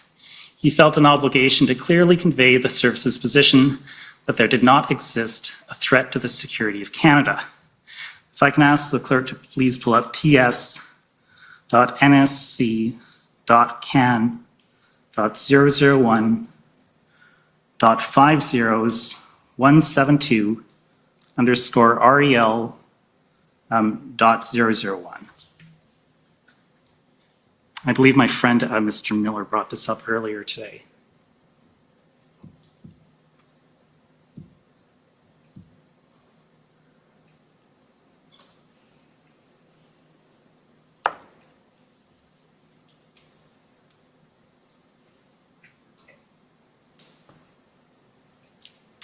just while we're waiting for that document, Ms. Drouin, you would agree with me. Okay, well, can we just make it a little bit bigger, please? And can we scroll down a little bit?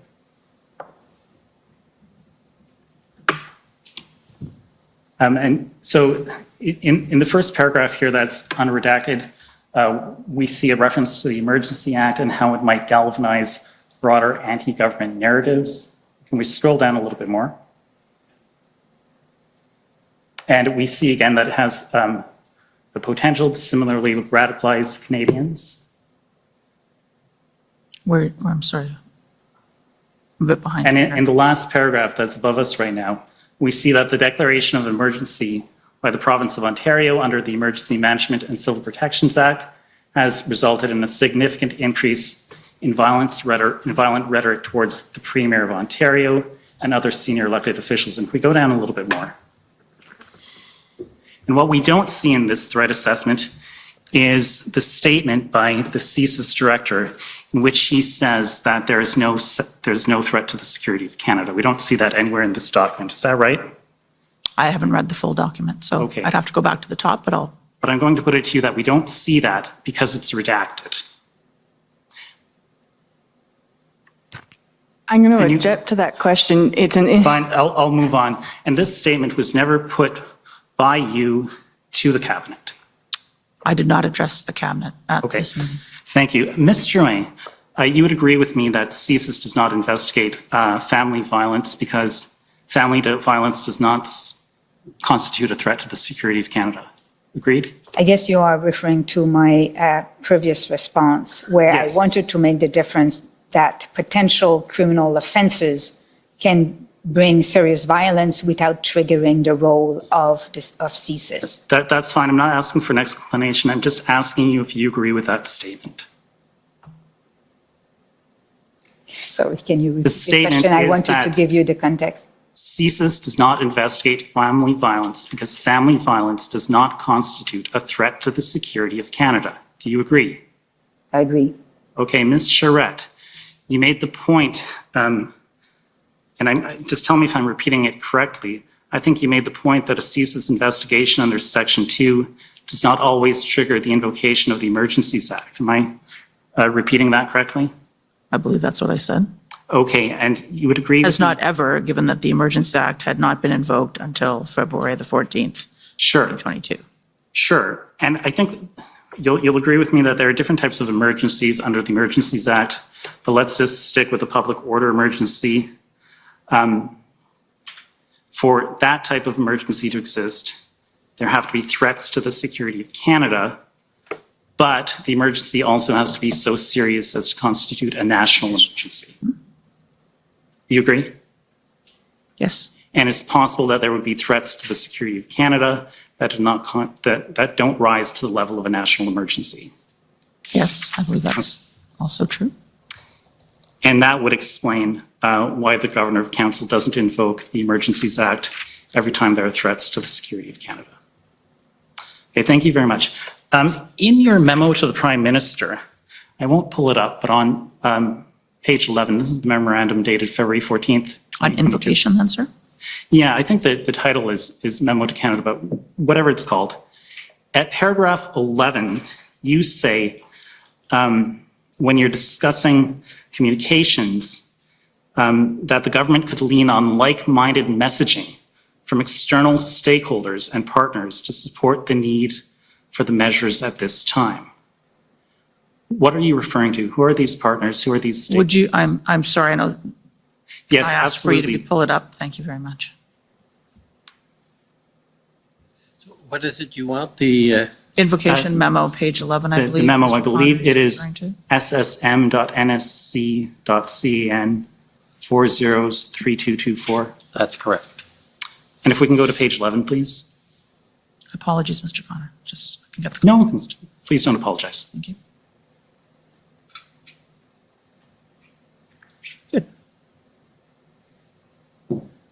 Okay, so right at the bottom here, for public communications, further public communications should emphasize the fair and proportionate action taken by government. And then the last sentence, the government could also lean on like-minded messaging from external stakeholders and partners to support the need for the measures at this time. Who are those partners? Who are those stakeholders? I think it's fair to say that we have heard from organizations like some of the business people in Ottawa, as an example. We have heard from, I'm sorry, just give me a minute here to just get my thoughts clear about this. Is it a reference to the RCMP? No, sir. Is it a reference to newspapers? External stakeholders and partners would not include a government organization. And if it meant the media, that would have been set as the media. No, these would be external organizations. I believe we had an ongoing conversation led by my colleague in the Department of Transport and the Minister of Transport with the Trucking Association, as an example. We had business associations across the country that were calling for calling on the importance of keeping those ports of entry open. So I think there were a number of stakeholders who were interested in a peaceful resolution of what had become a serious national emergency. Understood, thank you. One last question. There was a threat assessment referred to in this memo to the Prime Minister. And my friend from the government of Saskatchewan brought up an email from Jody Thomas, and that email says, I need an assessment for Janice about the threat of these blockades, the characters involved, the weapons, the motivation. You recall that, of course, it was just up before you. I do, sir. Okay, and I'll ask the clerk to please pull up pb.nsc.can.403462_rel0001. And just while we're waiting for the document to come up, I can tell you that it came up in the examination of Commissioner Brenda Lucky, and it's correspondence from Mike McDonald to Adriana Polas. And Mike McDonald is from the PCO, is that right? Yes, he is. Okay, and it looks like Adriana Polos is from the RCMP. Now from Commissioner Lucky's exam, I think we concluded that Jody Thomas's request for a threat assessment was passed down to Ms. Polas. And if we scroll down a little bit here, a little bit more, please. Just a little bit more. Oh, so, I'm sorry, just up a little bit, pardon me, right there. If we look at this email, we see that she identifies 3 groups, and the first group is a group called the 3%ers. The second is called Diagolon, if you scroll down a little bit. And the last one is called Canadians First. Canada First. And I put it to you that these are the only IMVE groups that were identified by the RCMP. Those are the 3 groups that are in this email that Ms. Pelosi sent to the Privy Council office. Did the RCMP identify any other IMVE groups to you?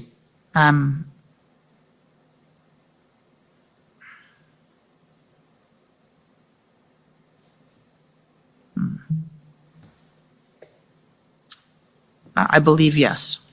Okay, but can you tell us who they are?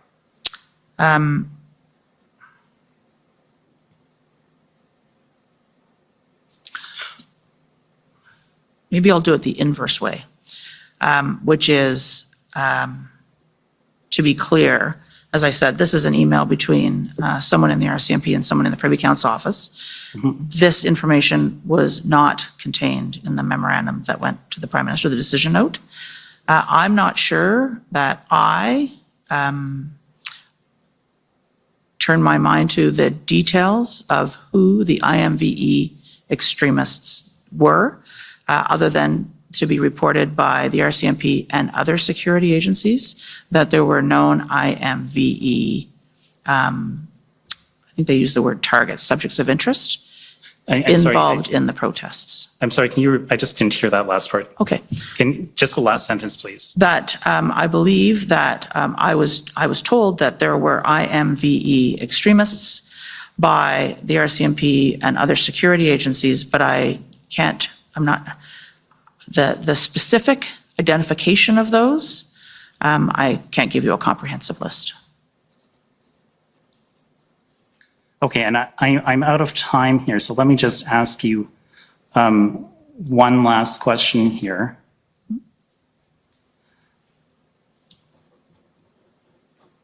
you would agree with me that in your memo to the Prime Minister, dated February 14th, you told him there is no current evidence of significant implications by extremist groups or international sponsors. I'll take your word for that. Can I suggest as well, as I said, this is an input, the official record that I would commend to you in terms of the evidence upon which the government based the decision to invoke the Emergency Act is contained in the Section 58 justification, which was tabled before the House of Commons. And I think that's the most reliable place to find the evidence that the government used to rely on to invoke. But the memo contains your advice to the Prime Minister. That is correct. And this is not in my memo, sir. Thank you. Okay, next is the CCLA, please.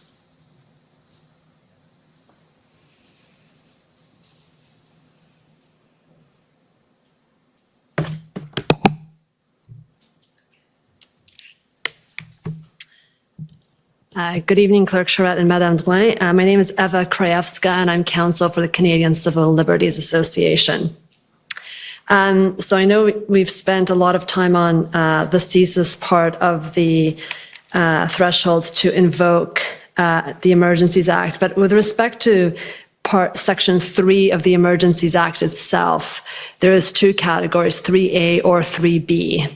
And 3A is that there is a national emergency that is urgent and critical of a temporary nature that seriously endangers the lives, health, or safety of Canadians and is of such proportions or nature as to exceed the capacity or authority of a province to deal with. And I understand that that is the part that the government relied upon to invoke the Emergencies Act, correct? Agreed.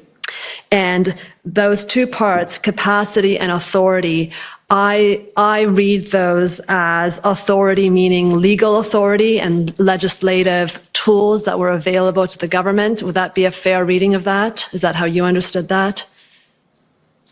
Yes. And capacity, to me, the word capacity connotes an issue of resources, correct? Operations, I agree. Operational capacity. Yeah. And Madam Charette and Madame Drouin, from your witness statement, I understand that leading up to February 9th and February 14th, you both expressed frustration, or maybe not frustration, but frustration with the inability of the local police officers in both Ottawa and Windsor of being able to execute on their operational plans. Do you recall stating that in your witness statements? So I don't think I've used frustration. No, sorry. I will read you the part that you said. You said she, which I think refers to you, Madame Drouin, she recalled losing hope that local police forces in Ottawa and Windsor were capable of executing on their operational plans. Is that fair? I think that, I don't recall talking about losing hope here. I think that what I've said at the beginning of this is we were facing a situation where all the indicators were towards federal symbols, and that we were being asked to do something, and yet we didn't have jurisdiction to do a lot of things. So we were asking ourselves, and of course we were getting worried, if I may use that word, especially on week 2 and week 3, whether or not we were going to see an outcome or a result, or that the situation will be resolved. But I don't think that we lost, I don't think that I've said that we lost hope. We were worried. We were really worried.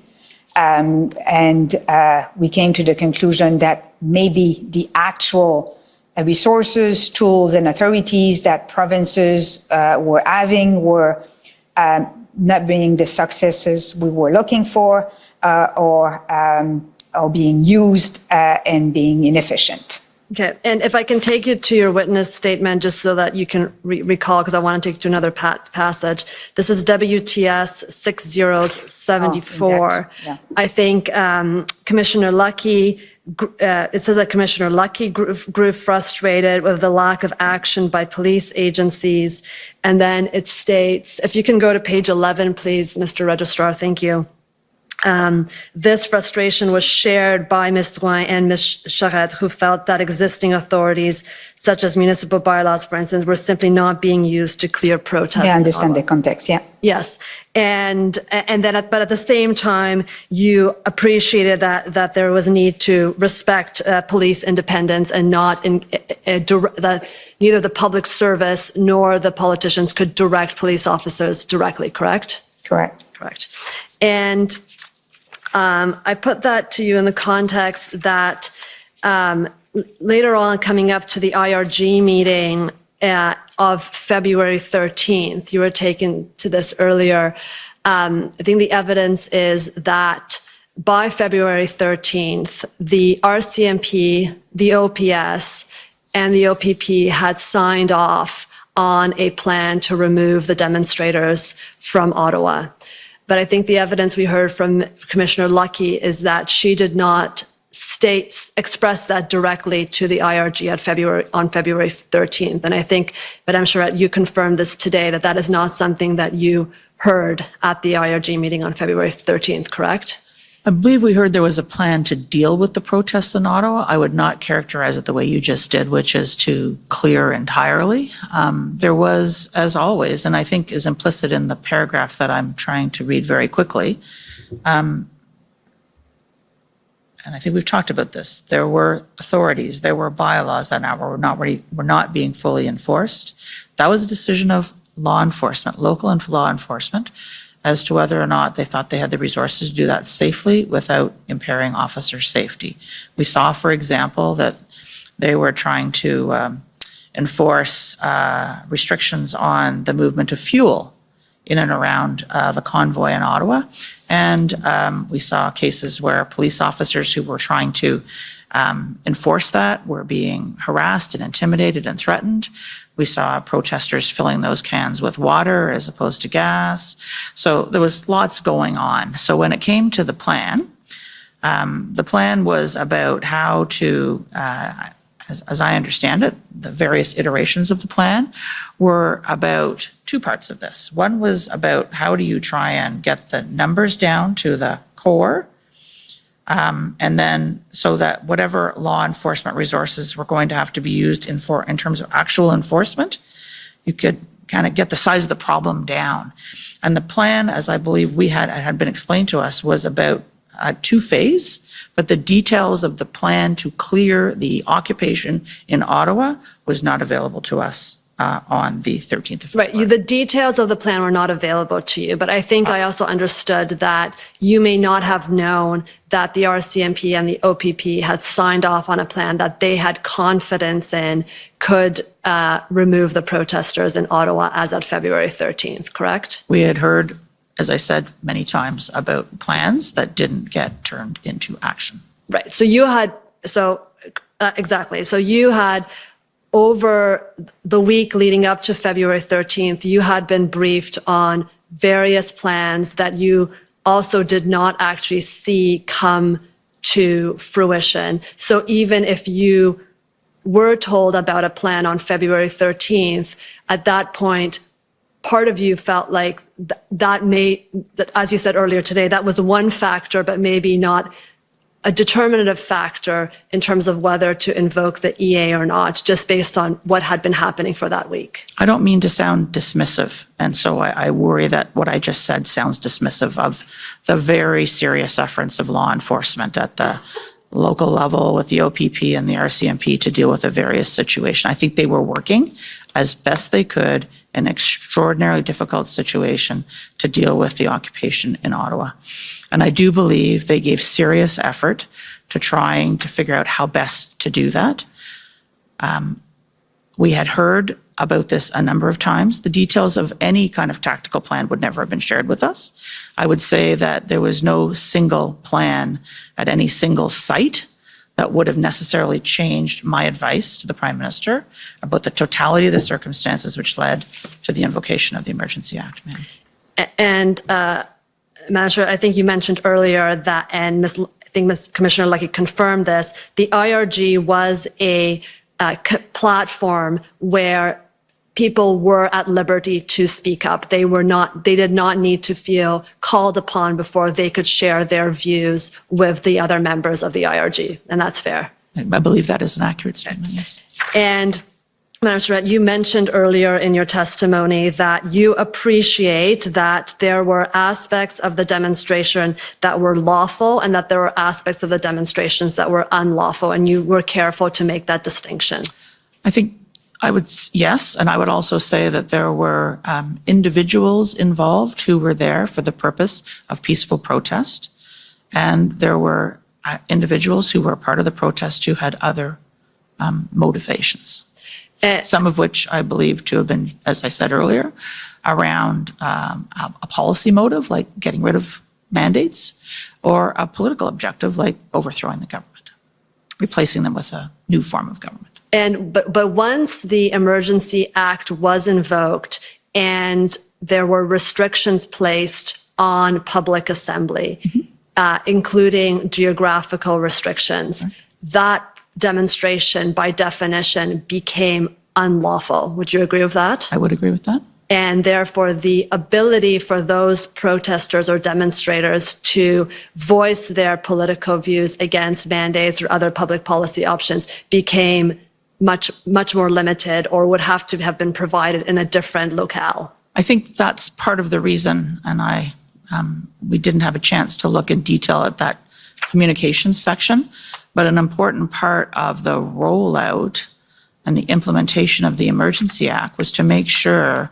that those who were involved in what was becoming covered by the Emergency Act knew to go home. They had heard from ministers and the Prime Minister, they'd heard from the Premier, it was time to go home.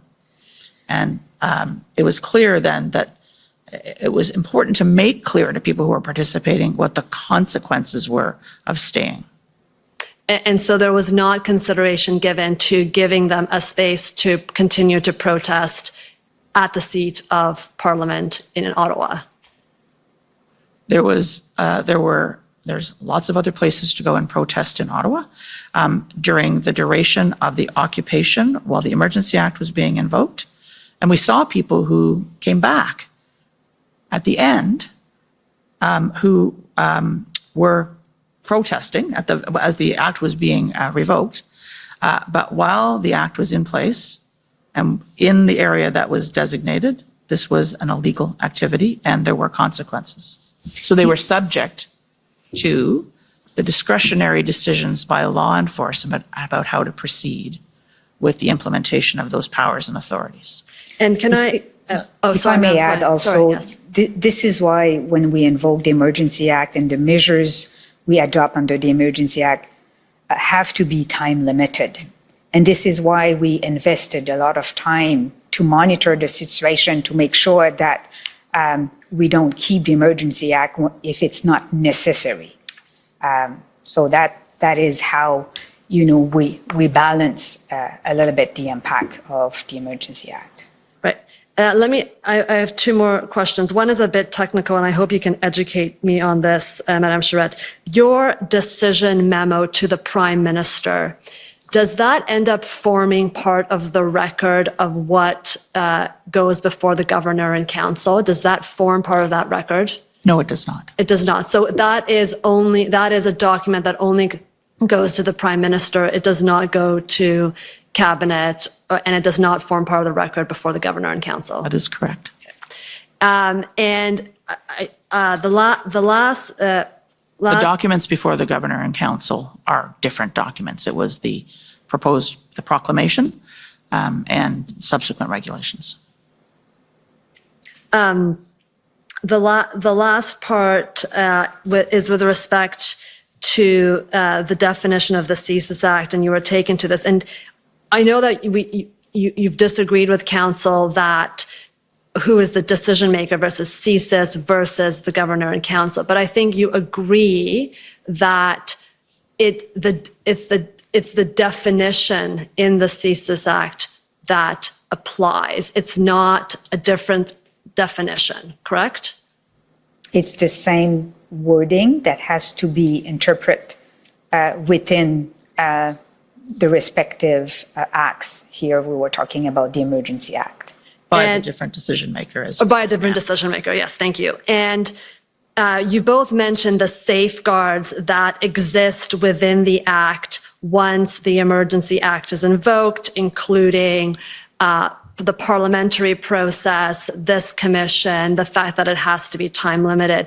But I think you'd also agree that there are ex ante thresholds. There are safeguards in the Act about the thresholds that need to be met that are also very important in order to ensure that we only invoke the Emergencies Act in exceptional circumstances. You'd agree with that as well? I agree with you, and also add that the measures that a government adopt have to be charter compliant.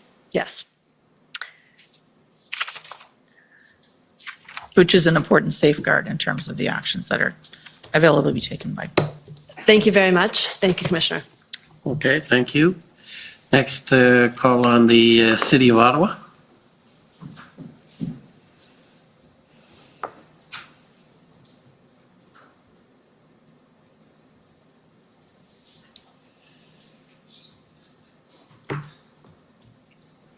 Good afternoon, almost evening. My name's Alyssa Tompkins. I'm one of the lawyers representing the City of Ottawa.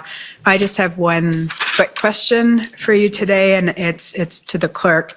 If our clerk could bring up document SSM. Knew we were going to get in trouble with that at some point. Switch jobs.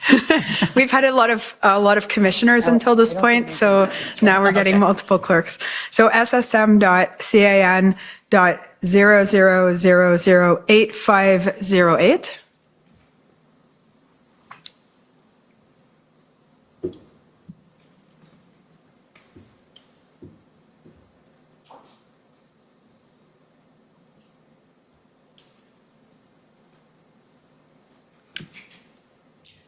So if we can just scroll down to the bottom of page 2, just so the witness can see what we're talking about. So there's an email from Rob Stewart, and it's attaching the engagement proposal I'm sure you're familiar with.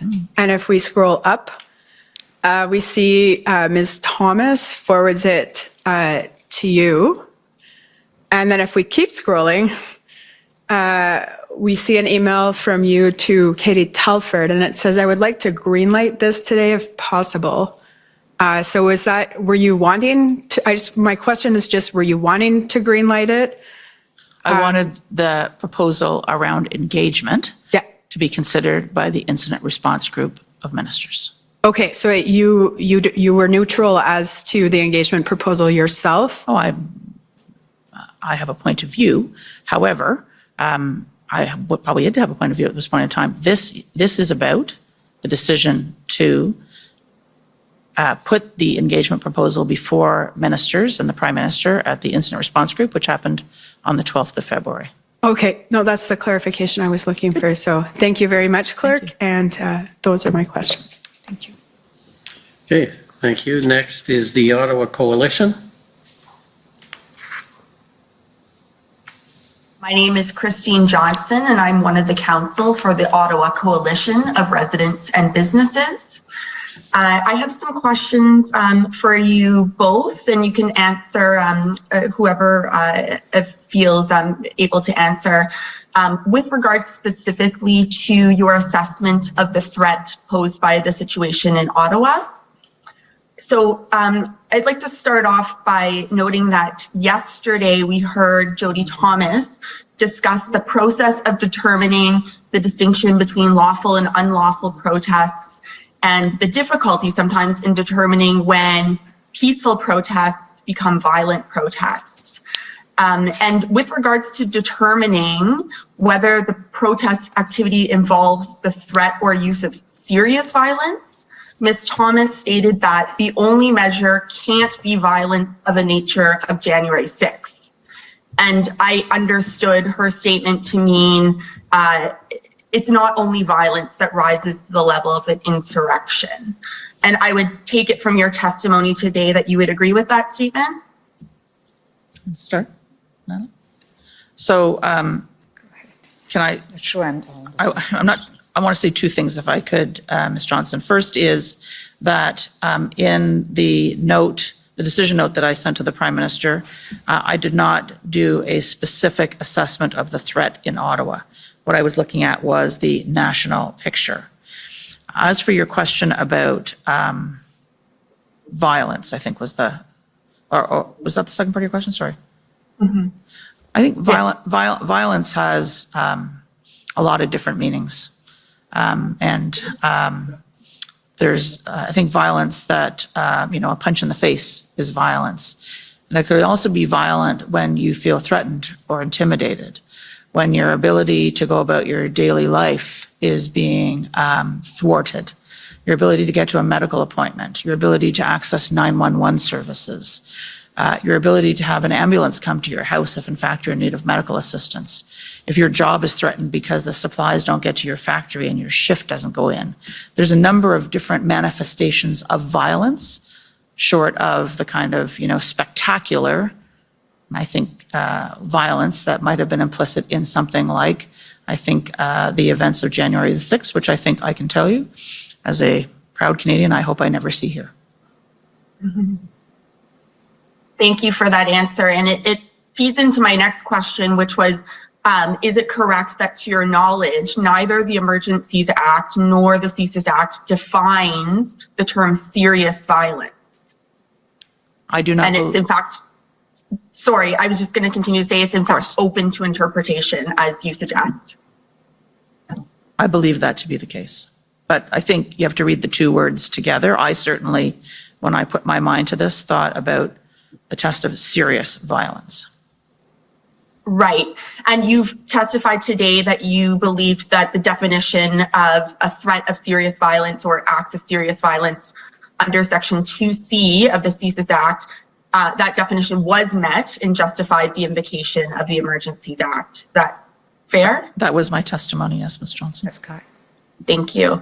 And you gave some examples to my friend, Mr. Miller, and this is for Ms. Drouin. You gave some examples of my friend, Mr. Miller, of the types of things that you considered in looking at, from all of the inputs you were receiving of what was going on at the ground, the types of serious violence that occurred. And you gave examples of threat to the economy, impact on trade, impacts on workers, disruption at ports of entry, as well as, the on-the-ground harassment, intimidation, these sorts of things, assaultive behavior. So is it fair to say that your understanding and interpretation of serious violence included more than just physical violence, but also economic and psychological violence? I agree.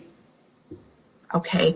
And just, if I may have just a couple of minutes, Commissioner, just to ask specifically about the situation in Ottawa and how certain things factored into your decision-making. We've heard testimony from both residents and law enforcement about people in Ottawa who experience harassing and assaultive behavior. We've heard that not all of this was reported to police. And in some circumstances, when it was reported to police, it wasn't always followed up on, in part because sometimes the nature of these circumstances were difficult to pinpoint perpetrators and follow up and investigate. Was this something that factored into your consideration of the serious violence that was occurring? I would say that the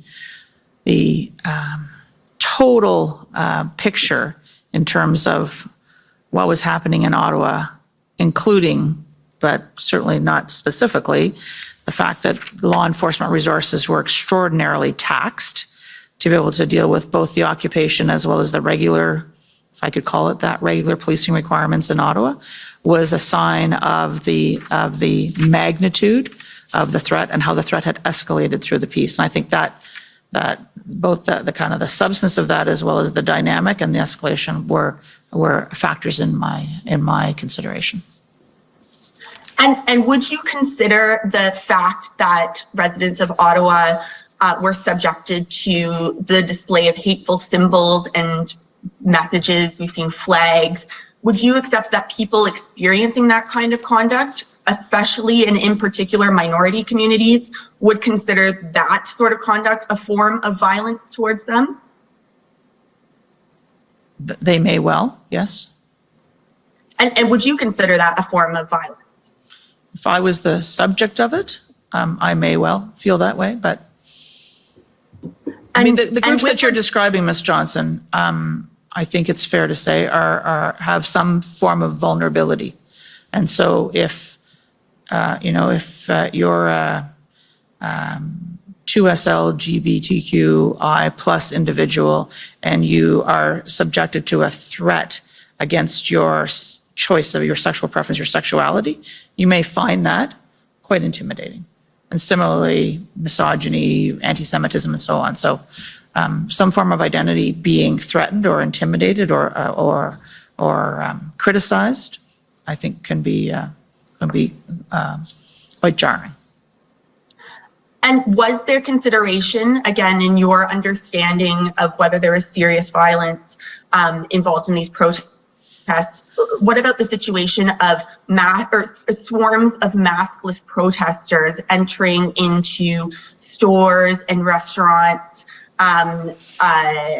posing serious risk potentially of illness to employees, business owners, other patrons? Would that be a form of violence that you considered? I think in my earlier explanation, I indicated kind of public unrest, including the kinds of behavior you describe, with or without the public health dimension, would be a manifestation of a situation which would be part of that broad threat and risk environment. Now, you're well over your time, so if you could wrap up, please. I'll leave it there. That's fine, Commissioner. Thank you very much, panel, for answering my questions.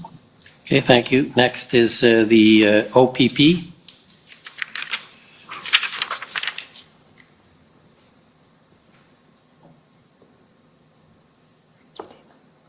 Good afternoon. Thank you, Commissioner, and good afternoon to you both. My name is Janine Kabursi, and I'm one of the counsel for the OPP. So I have just a few minutes with you today. So I'd like to ask you just a few short questions and briefly deal about your understanding of what was happening in that weekend leading up to the arrival of the convoy in Ottawa. So if you cast your mind back to that time period, and we have seen some of the documentation, but I'd just like to ask you, did you have any awareness at that point that there were some indications that this convoy of truckers, which was going to number potentially in the hundreds in terms of vehicles heading towards Ottawa, were you aware of that basic fact at that point? So, Ms. Kabursi, you're speaking about the week beginning the 24th of January, the Monday. Is that what you're referring to? That's right. So I think I can't exactly remember what day. I believe 24th or 25th, we heard for the first time in a team meeting that there were reports that there was at least a significant number of protesters coming to Ottawa. I can't remember whether there were other sites at the time that were mentioned or not, but certainly Ottawa sticks in my mind. And the exact details of that, I'll tell you, I didn't retain. Those events were being monitored by other folks in the Privy Council office. You may recall earlier I said that there was a cabinet retreat underway, and a lot of my attention was focused on supporting the cabinet retreat, but I had others in the organization, in the Privy Council office, who were monitoring that and conducting daily briefings with ministers' offices and meetings between the PCO and PMO, which led into the ministers and so on and so on. So that was the beginning for sure. Right. And understandably, you had other matters that you were dealing with, of course. So can I take it, as you're saying, you had some awareness and you have some recollection of hearing that there were going to be a large number of truckers, perhaps Vehicles. not a specific vehicles. Thank you for that correction. Vehicles that would include some trucks, were on their way to Ottawa. And did you have any awareness at that time that there was some indication that some members of this protest group, if I call it that, were intending to stay in Ottawa until their demands with respect to vaccine requirements were met?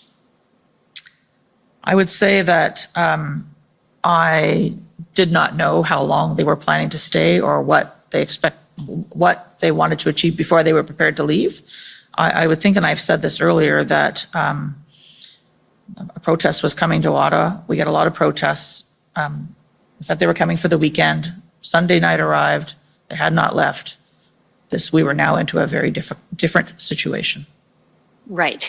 But would you agree with me that early information that there was at least a group indicating a commitment to staying in Ottawa until certain demands were met, and early indications that some vehicles, including heavy machinery, with the truck that were on the way to Ottawa, would all be indications that would be at least informative for you and your colleagues in terms of what you might expect?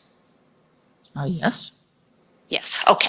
And so I now we've know, heard in this. Sorry, may I add something, Yeah. ma'am? Yes, I think please. what we have heard through the work of this Commission of Inquiry is that there were reports, there was more information available that was being shared with law enforcement that we have found out after the fact. And I think the Hendon reports is an example of the kind of information that was being shared, but that wasn't my focus at the time. Right, not your focus, and not within your awareness, because you're not direct recipients of these reports. They are shared within a law enforcement community. But you'd agree that through your appropriate information channels, including the National Security and Intelligence Advisor, communicating with the RCMP, it's of course helpful to ensure that the communication channels are working effectively so that you have early information that can assist you in your role and then ultimately, decision making. I think it's absolutely true that the better information we have about what's happening or what's going to happen will inform our actions every single time. The fact that there may have been information known by some people but not all is, I think, what's known in the business as an intelligence gap. And we've taken a lot of steps to correct that in terms of the international dimension of our work, following up on the events of 9/11 to make sure that the information is shared, that there's an ability to assess and to integrate threat assessment. And I think the National Security Intelligence Advisor may have talked about some of that. I think earlier I talked about there may have been gaps in what we knew or didn't know in terms of OSINT, open source information, social media information, and there may have been domestic sources of intelligence that maybe we need to do a better job of pulling together and looking across. No, you're out of time, actually over time, so you're going to have to wrap up. Okay, I have one remaining question or two, Commissioner, if you might allow me, in a different area. I'll allow one. So okay. Pick the best one. I'll try, Commissioner. Thank you. Your witness summary and some of what we've heard from both of you in your evidence acknowledges certain jurisdictional challenges, if I can put it that way, in that a public order event that is being considered as potentially a public order emergency is one that occurs, in an area that doesn't engage federal jurisdiction in the sense that it's a situation that the federal government can apply its resources to resolve. And sorry for the long introduction, but would you find it helpful in such a situation if it were ever to present again? But would it be helpful for you to have a more direct line of communication to certain law enforcement leaders, perhaps, with respect to options, tools, status of the police situation generally, to assist you in being as fully informed as possible? Well, I do believe that, a better coordination, an appropriate flow of information is always helpful. That's for sure.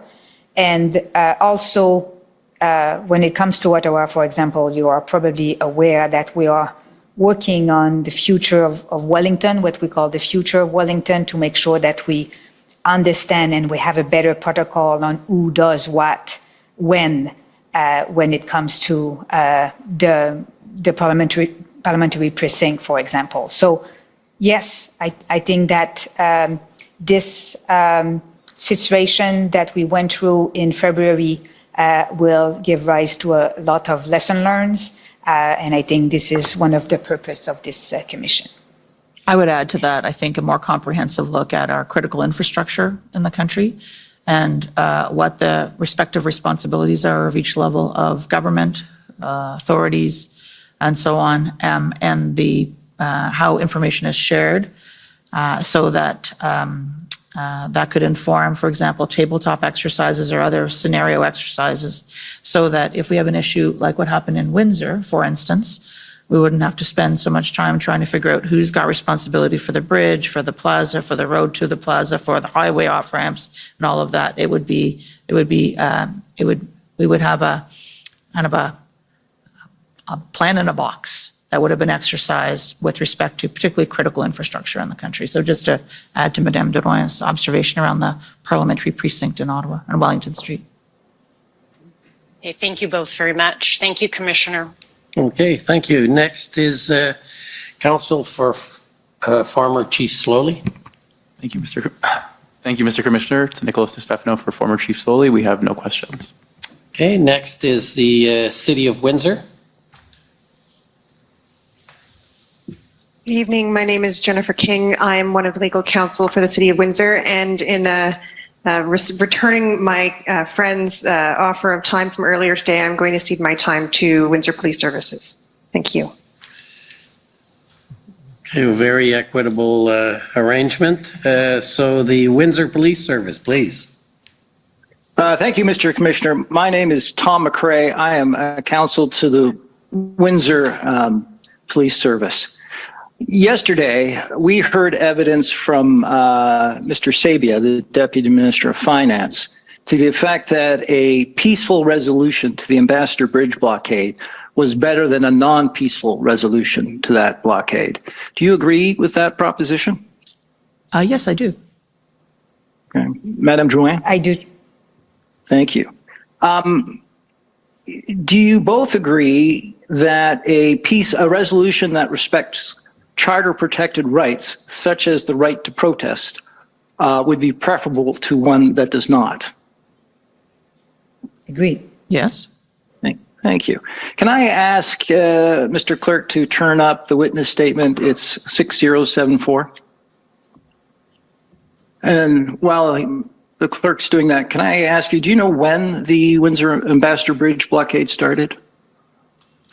Oh, I think there were blockades that started in the week of, let me just get my dates here, right? Excuse me for a moment, Mr. McRae. Take your time, take your time. I think we were seeing kind of on and off in and around the 5th, 6th. There was kind of slow down, slow rolls, up, down, and then the kind of the crescendo, if you want to call it that, happened around the 9th, 8th, 9th, to the 10th. Is that fair? I think it was the 7th. I think it was the 7th, actually, when a truck just stopped in the middle of the road there. Oh, there you go. If I can take you, please, to the top of page 7 of Witness Statement 74. Sorry, I guess I got it wrong. Oh, I'm sorry, it's the top of page 8. My apologies.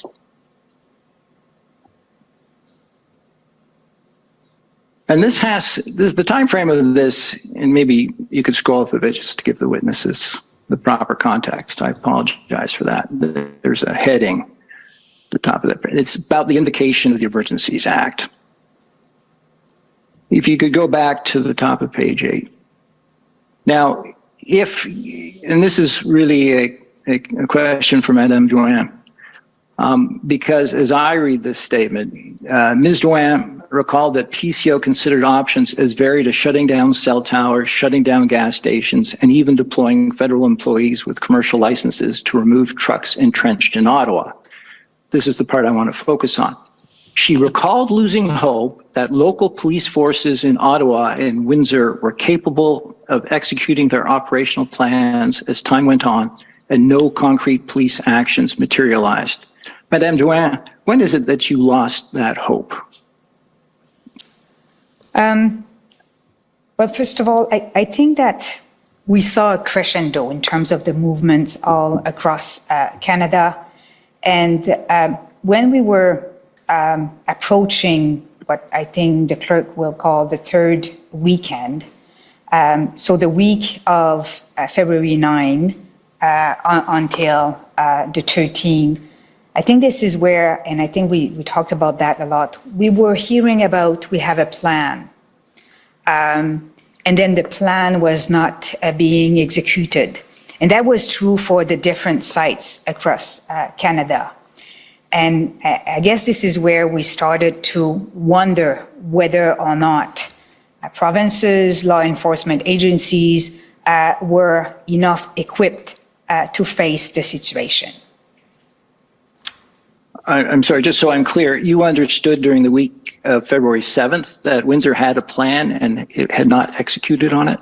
So what I'm saying is that, and I'm not putting a date for Windsor, what I'm saying is that during the week or past February, 6 until the following week, we were hearing very often in our update from law enforcement agencies that we have a plan, to the extent that it was like something that every day we were hearing, we have a plan, we're working on a plan, but yet we were not seeing any action on that plan. So I think this is what I mean by I was losing hope. And perhaps I can add, just contextually, would it be helpful, Mr. McRae?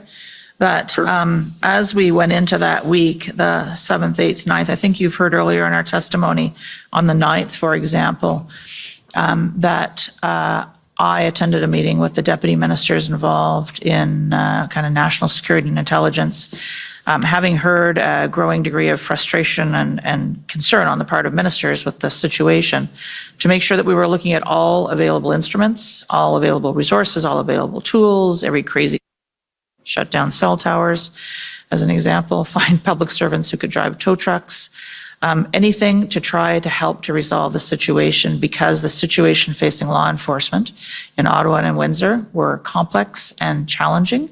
Windsor in particular, we had a lot of concern about, as you know, our colleagues from the Canadian Border Service Agency, directly involved working with the police of local jurisdiction on the ground. But what could we do to help? That was the focus here. Police alone, without more help, were they going to be able to deal with the size and the intensity of the challenge? I think that's what our focus was in our attempt to try to bring all of the resources and the might of the federal government that we could to try to help. We've heard evidence that the OPP came promptly upon a request for help. The RCMP from London came promptly on a request for help. Police forces from Waterloo and Hamilton also came promptly on a request for help. Were you aware of that at that time, around February 9th? I'd say, Mr. McRae, that I was watching these events kind of unfolding on the television screen. Okay. Maybe just to add, and I'm sure Nina was saying, I think you would agree that where we saw a positive outcome in Windsor, we also heard that it will require a lot of resources to keep it open. So it was also time intensive in terms of making sure that the passage will stay open. And I think, if I could add, that we saw the complement of law enforcement and the assets and capability that were deployed to deal with the occupation of blockage at Windsor. I know that some of those measures were left in place even after the Emergency Act was invoked, and to try and make sure that the Windsor port of entry, the Ambassador Bridge, was remained open. There was also a concern, as I believe we have found out subsequently, about how much resources this could be drawing away from the potential to deal with the situation in Ottawa. So resources are not finite, as I'm sure anybody who runs any organization understands. So. All right. If I can turn back to the witness statement, Madam Joanne, you clarify at the bottom of that paragraph. She clarified that neither she nor the clerk, that's you, Ms. Charette, correct, reviewed police plans because law enforcement agencies operate independently of government. Will you agree that that is appropriate? Absolutely. That law enforcement agencies operate independently of Absolutely. government? Thank you. If I can take you, please, quickly to a document that I think the Commission Council took you to. It's Canada, I think 403256. It is an email, I think, that you received, even though it's dated the 14th, I think someone received it on the 13th, the evening before the invocation of the Emergencies Act.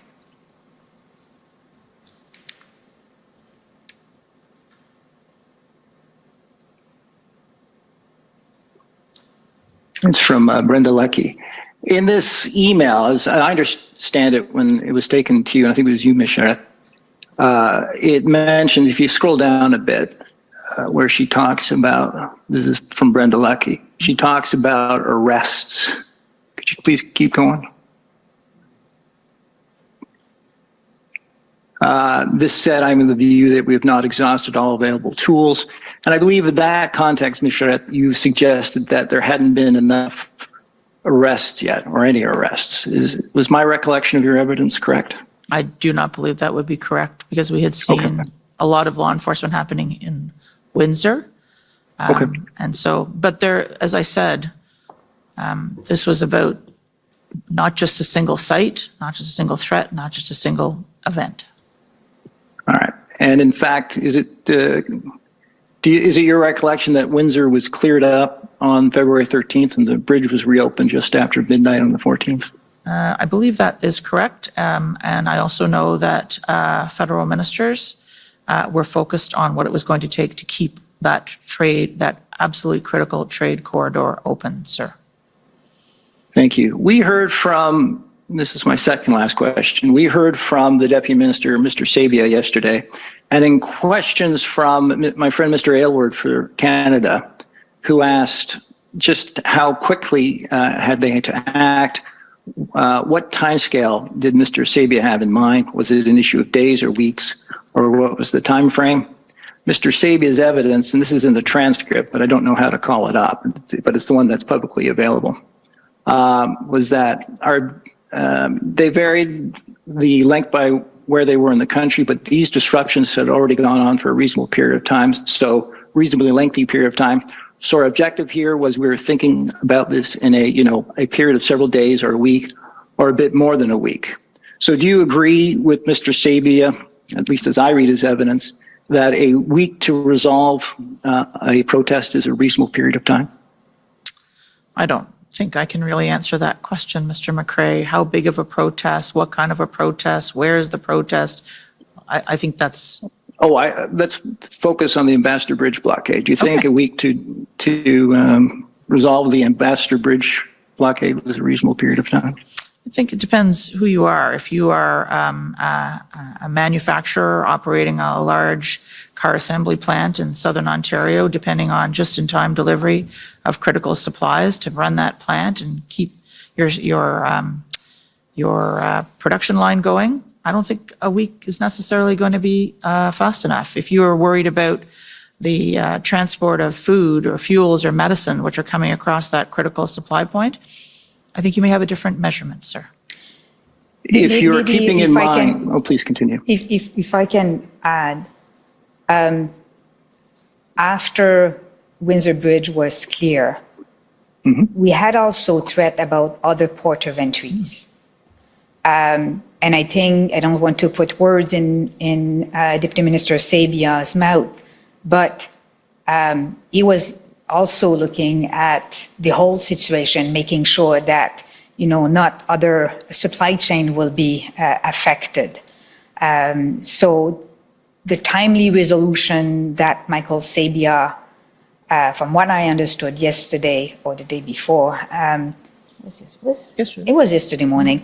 Yesterday was a long day for you. I know. Was really like a global resolution. And I'm, Ms. Charest, I guess this is focused at you. I'll rephrase the question. If you are looking for a peaceful resolution that respects people's charter rights, do you think, or do you agree with how I read Mr. Sabia's evidence, that 1 week is a reasonable period for that to happen? I'm sure everybody would have liked it to happen faster, but I think in terms of making sure that I think issues of officer safety and so on were taken into consideration, that a peaceful resolution is really the most important criteria. And if it takes a week, it takes a week, sir. Thank you. I'm just tying up something you said earlier, and then I'll be done. There is evidence before this commission that, for example, if there's a car crash on the Ambassador Bridge, it is the Windsor Police who respond. Did you know that? I did not know that. Okay. Those are my questions. Thank you very much for your time, and have a good evening. Thank you. Thank you. Next, you call on the province of Alberta, please. Good evening. My name is Stephanie Bowes. I'm counsel for the province of Alberta. Ms. Charette, I believe that your evidence today was that you learned about the arrests in Coutts sometime on the morning of February 14th. Is that correct? That is what I said, ma'am. Okay.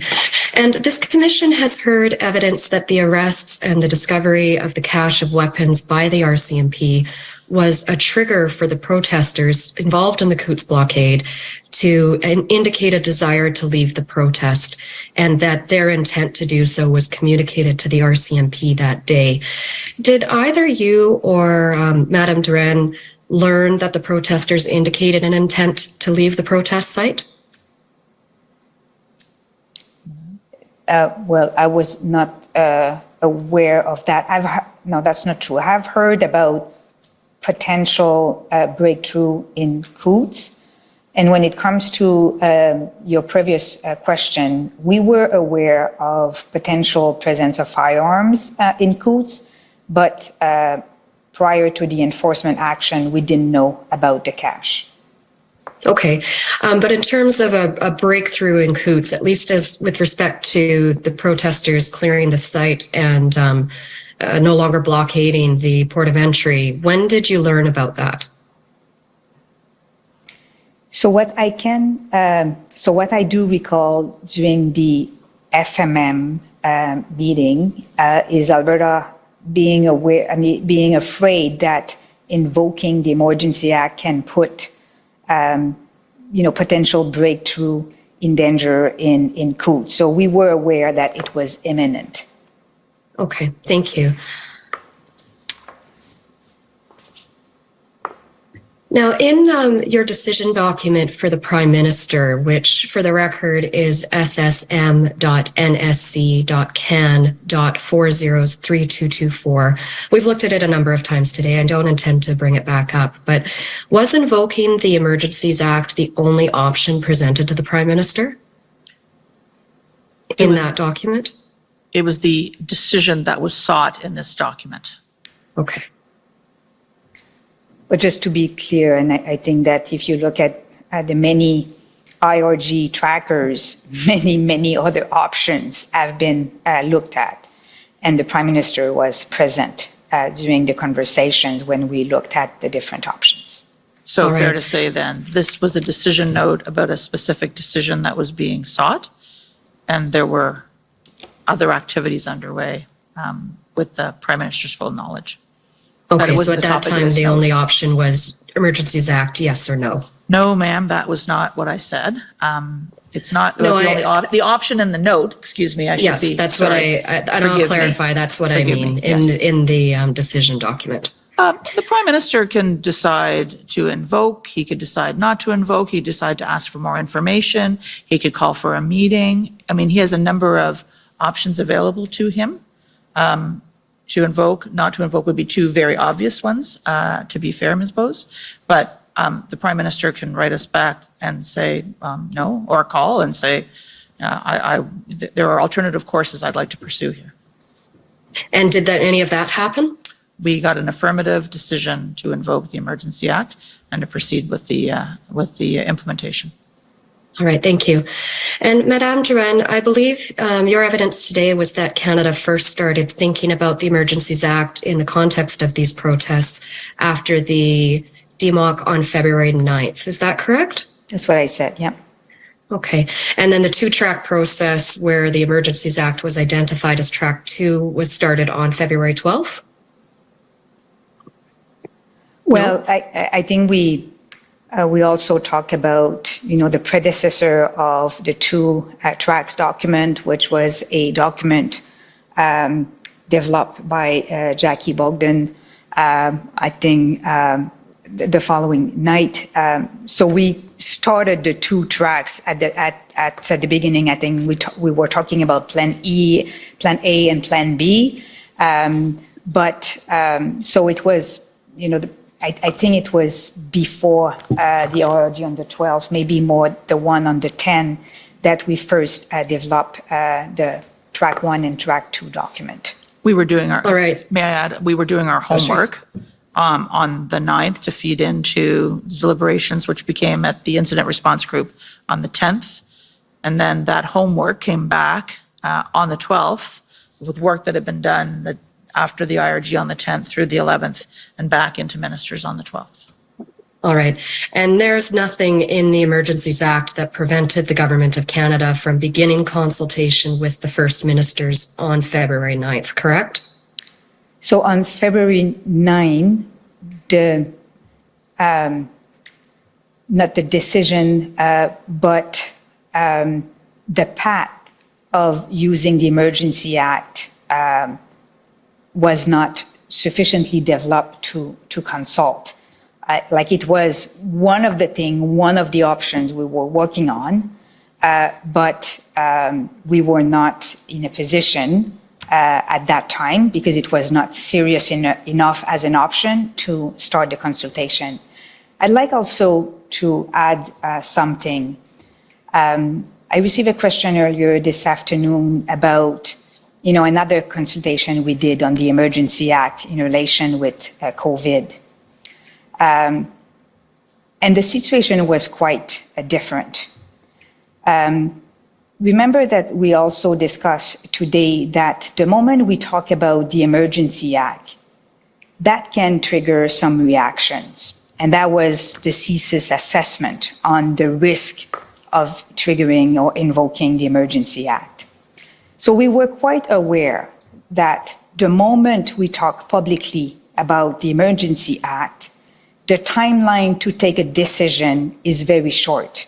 It can be a go or no go, but you cannot wait. You cannot put that in the domain without taking a decision. And what we were afraid happened very rapidly. The moment we hang off the call on the FMM, it was already out there that we were thinking about the Emergency Act. So this is why, we were very concerned and pas concerned, conscient that talking about the Emergency Act will request a very rapid decision, a no or a yes, but a rapid decision. Okay, so there was a concern there, but certainly no limit on the ability of the Government of Canada to start a consultation process. I think what I've said is that, contrary to the virus, you can talk about publicly that you're thinking about using the Emergency Act. You can develop, language. You can put in writing proposal to provinces, receive their comment, and that will not change how the virus behave. If you engage in a more lengthy process when it comes to protests, that can change how the protest will evolve and how protesters will behave. So this is why we were conscious that the time limit to make a decision was very, very short the moment it was public and out there that we were considering invoking the Emergency Act. And then you would agree that that concern, which limited the amount of time that you felt could be given to the First Ministers before they were consulted, meant that the First Ministers weren't able to prepare for that meeting and have briefing from within their public service, from the experts who understand the legislation, the powers that exist in the province, the resources that exist in the province, and what the police of jurisdiction in the province might need if the Emergencies Act were going to be invoked. I think this is why, after the FMM, first of all the conversations, all the FPT engagement prior to the formal consultation on the 14th really support and feed also our decision and our assessment on whether or not a single province can deal with the situation. But this is why after the FMM, we maintained open channel with provinces. We offered briefing and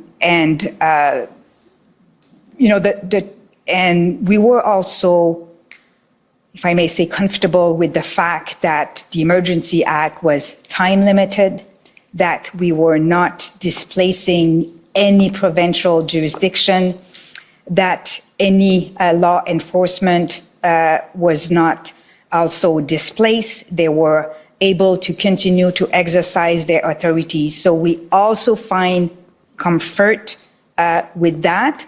And also, as I said, we maintained the channel open, and we were also offering possibility, for example, to amend the two measures that we were proposing.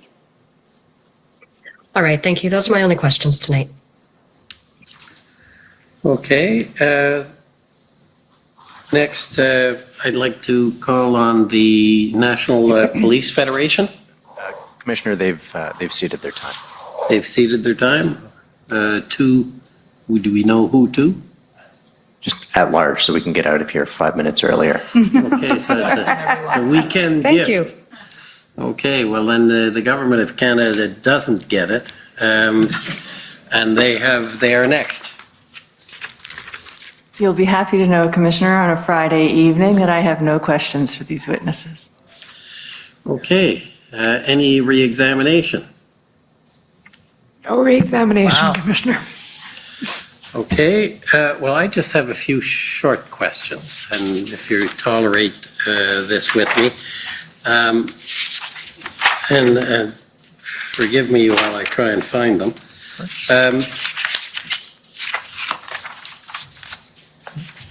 In your drafting of a proposal and the timing for the decision by the Prime Minister, did you consider the appropriateness or desirability of scheduling a debate in Parliament, not a vote, just a debate to consult, because the Emergencies Act is a delegation from the legislative to the executive. Was that considered and discarded, or was that not considered? And any comments you may have on that? Thank you, Mr. Commissioner.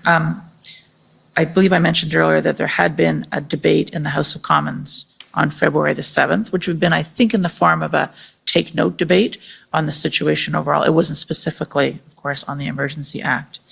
I think as with respect to the role of Parliament and the consideration of the role of Parliament, in the invocation note, I think I indicated to the Prime Minister the broad outlines of the role of Parliament, but I haven't gone into detail, and there was subsequent advice that was provided to him around that. I think it does come back to the point that Madame Deroyan was making. The sequence of events from the IRG on the afternoon of the 13th into Cabinet the night of the 13th, into the FMM the next day, the Prime Minister's time and space for final deliberations, mine to give my advice. It sounds like a long time. It wasn't a lot of time at this point. And it was also, we were anxious that that news getting out there, that information getting out there would have had an effect, cause an effect on the nature of what was happening. And it was already a volatile situation. And so there was to be a debate. There was in the House of Commons. There was to be a vote in the House of Commons. And I would say that we thought that was the parliamentary process to be followed in this case. I was going to say something else. I believe the Prime Minister had a consultation with the leaders of the opposition. In addition, I believe Ms. Thomas, the National Security Intelligence Advisor, referred to this on the evening of the 10th. So after the first IRG meeting, I believe the Prime Minister had a conversation with the leaders of the official opposition, including Ms. May at the time, to talk to them about the situation. So there was a parliamentary debate on the 7th. There was that telephone call consultation, not on the EA against her, to be clear, but on the general situation. And then we were into the invocation process.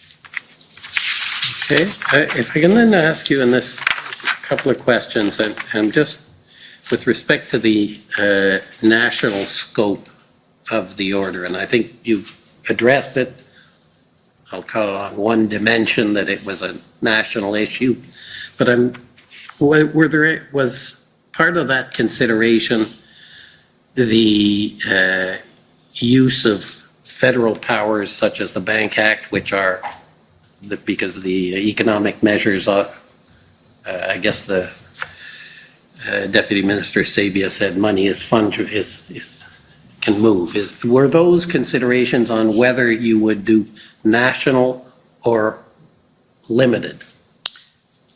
I'll try and answer your question. If I don't get it right, perhaps you can correct me, sir. But when we thought about both the nature of the situation we were facing was national in terms of how it was manifesting in different parts of the country, but also the people who were participating, let's say the truckers in Ottawa, for example, they didn't just come from Ontario. They came from right across the country.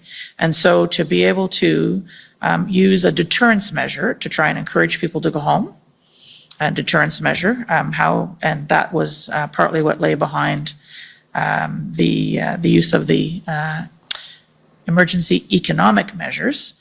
We were trying to get people to go home. And the freezing of the assets was a pretty important, powerful incentive to go home. Those truckers weren't all from Ontario. They were from across the country. So the use of a national tool, national legislation, allowed us to make sure that we were capturing not just, the people who might have been from this particular site that we were dealing with. Madame, do you want to add? That's good, perfect. I just want to add that I don't know if it was during the FMM or the following briefing that I did with provincials and territories, when I was asked, why don't we use the Emergency Act for only one province or two provinces, my answer was what the clerk said, i.e. The movement of protesters and the risk of having pop-ups all across Canada, but also exactly what you said, that in order for the economic measures to be effective, they have to apply Canada-wide. And I think I have said that also during my interview. Yeah, the financial institutions, for instance, that would be involved are across the country. Which gets me to an answer you gave, Madame Drouin, and I'm just going to press it a bit. You said the declaration did not displace provincial jurisdictions, I think you said. Yeah. That's not quite correct. Some of the provincial powers were interfered with. I don't mean it negatively, but that's one of the aspects of this declaration, is it does override the provincial in certain respects. So with the measure we have adopted, our views was that nothing was displaced. Like the provinces could continue to exercise their authorities. For example, what we did for financial institutions or the power with FinTrack, this is already federal jurisdiction. And we have already authorities to do that. So we haven't, and I think sorry, to interrupt you. No, I just wanted to direct, for example, you're dealing with caisse populaires. And you're directing caisse populaire. That's provincial jurisdiction. You overrode the way federal police officers could become peace officers in the province. So there were, I don't know, I mean, I'm not giving you legal advice. Yes, but I'm raising those points and saying. I would submit, for example, that Desjardins est déjà assujetti à FinTrack. Yeah, but He's already subjected to FinTrack. Mais on peut avoir par exemple, Yes, but we can have authorities or federal regulators that give orders to financial institutions like Caisse Populaire. So it's possible for a federal entity to submit to some orders or regulations, or it's possible for Desjardins and other financial cooperatives to be subjected to federal orders. Yes, but the question is, how do you get there? And if there is any displacement. And the other example that I gave is the fact that the RCMP could come without going through the provincial process to become peace officers. So I don't know, but I'm asking the question. It's only to understand the scope of the order concerning the sharing of powers. Well, it may be a matter of wording. Submit factums, but I think when I say displace means that what we are offering was in addition of what provinces and law enforcement agencies can do. Like, this is what I mean by not displacing. It was supplementing and not reducing. Yeah, I understand the intention. And maybe it's a quibble, but I was just wanted to raise it because I think the issue of federal provincial is simply what I have wanted to raise with you. Commissioner, could I take up the matter of the RCMP point? And no doubt our fantastic legal advisors will correct me if I'm wrong in their eventual information they'll file before you, but I believe what we were trying to achieve there was a facilitation tool that was available to be taken up, not something that was being forced on. So it was discretionary as opposed to obligatory, as so maybe I'm not trying to quibble either. I'm trying to No, I'm just raising these things because obviously that's part of the exercise. Of course. And it's an odd process, to say the least. Those are all the questions I had. other than to thank you very much for taking the time, especially on a Friday, and to allow us to have extended it beyond what was planned. So thank you very much, and we will adjourn until 9:30 on Monday morning. Okay. The commission is adjourned. The commission est adjournée.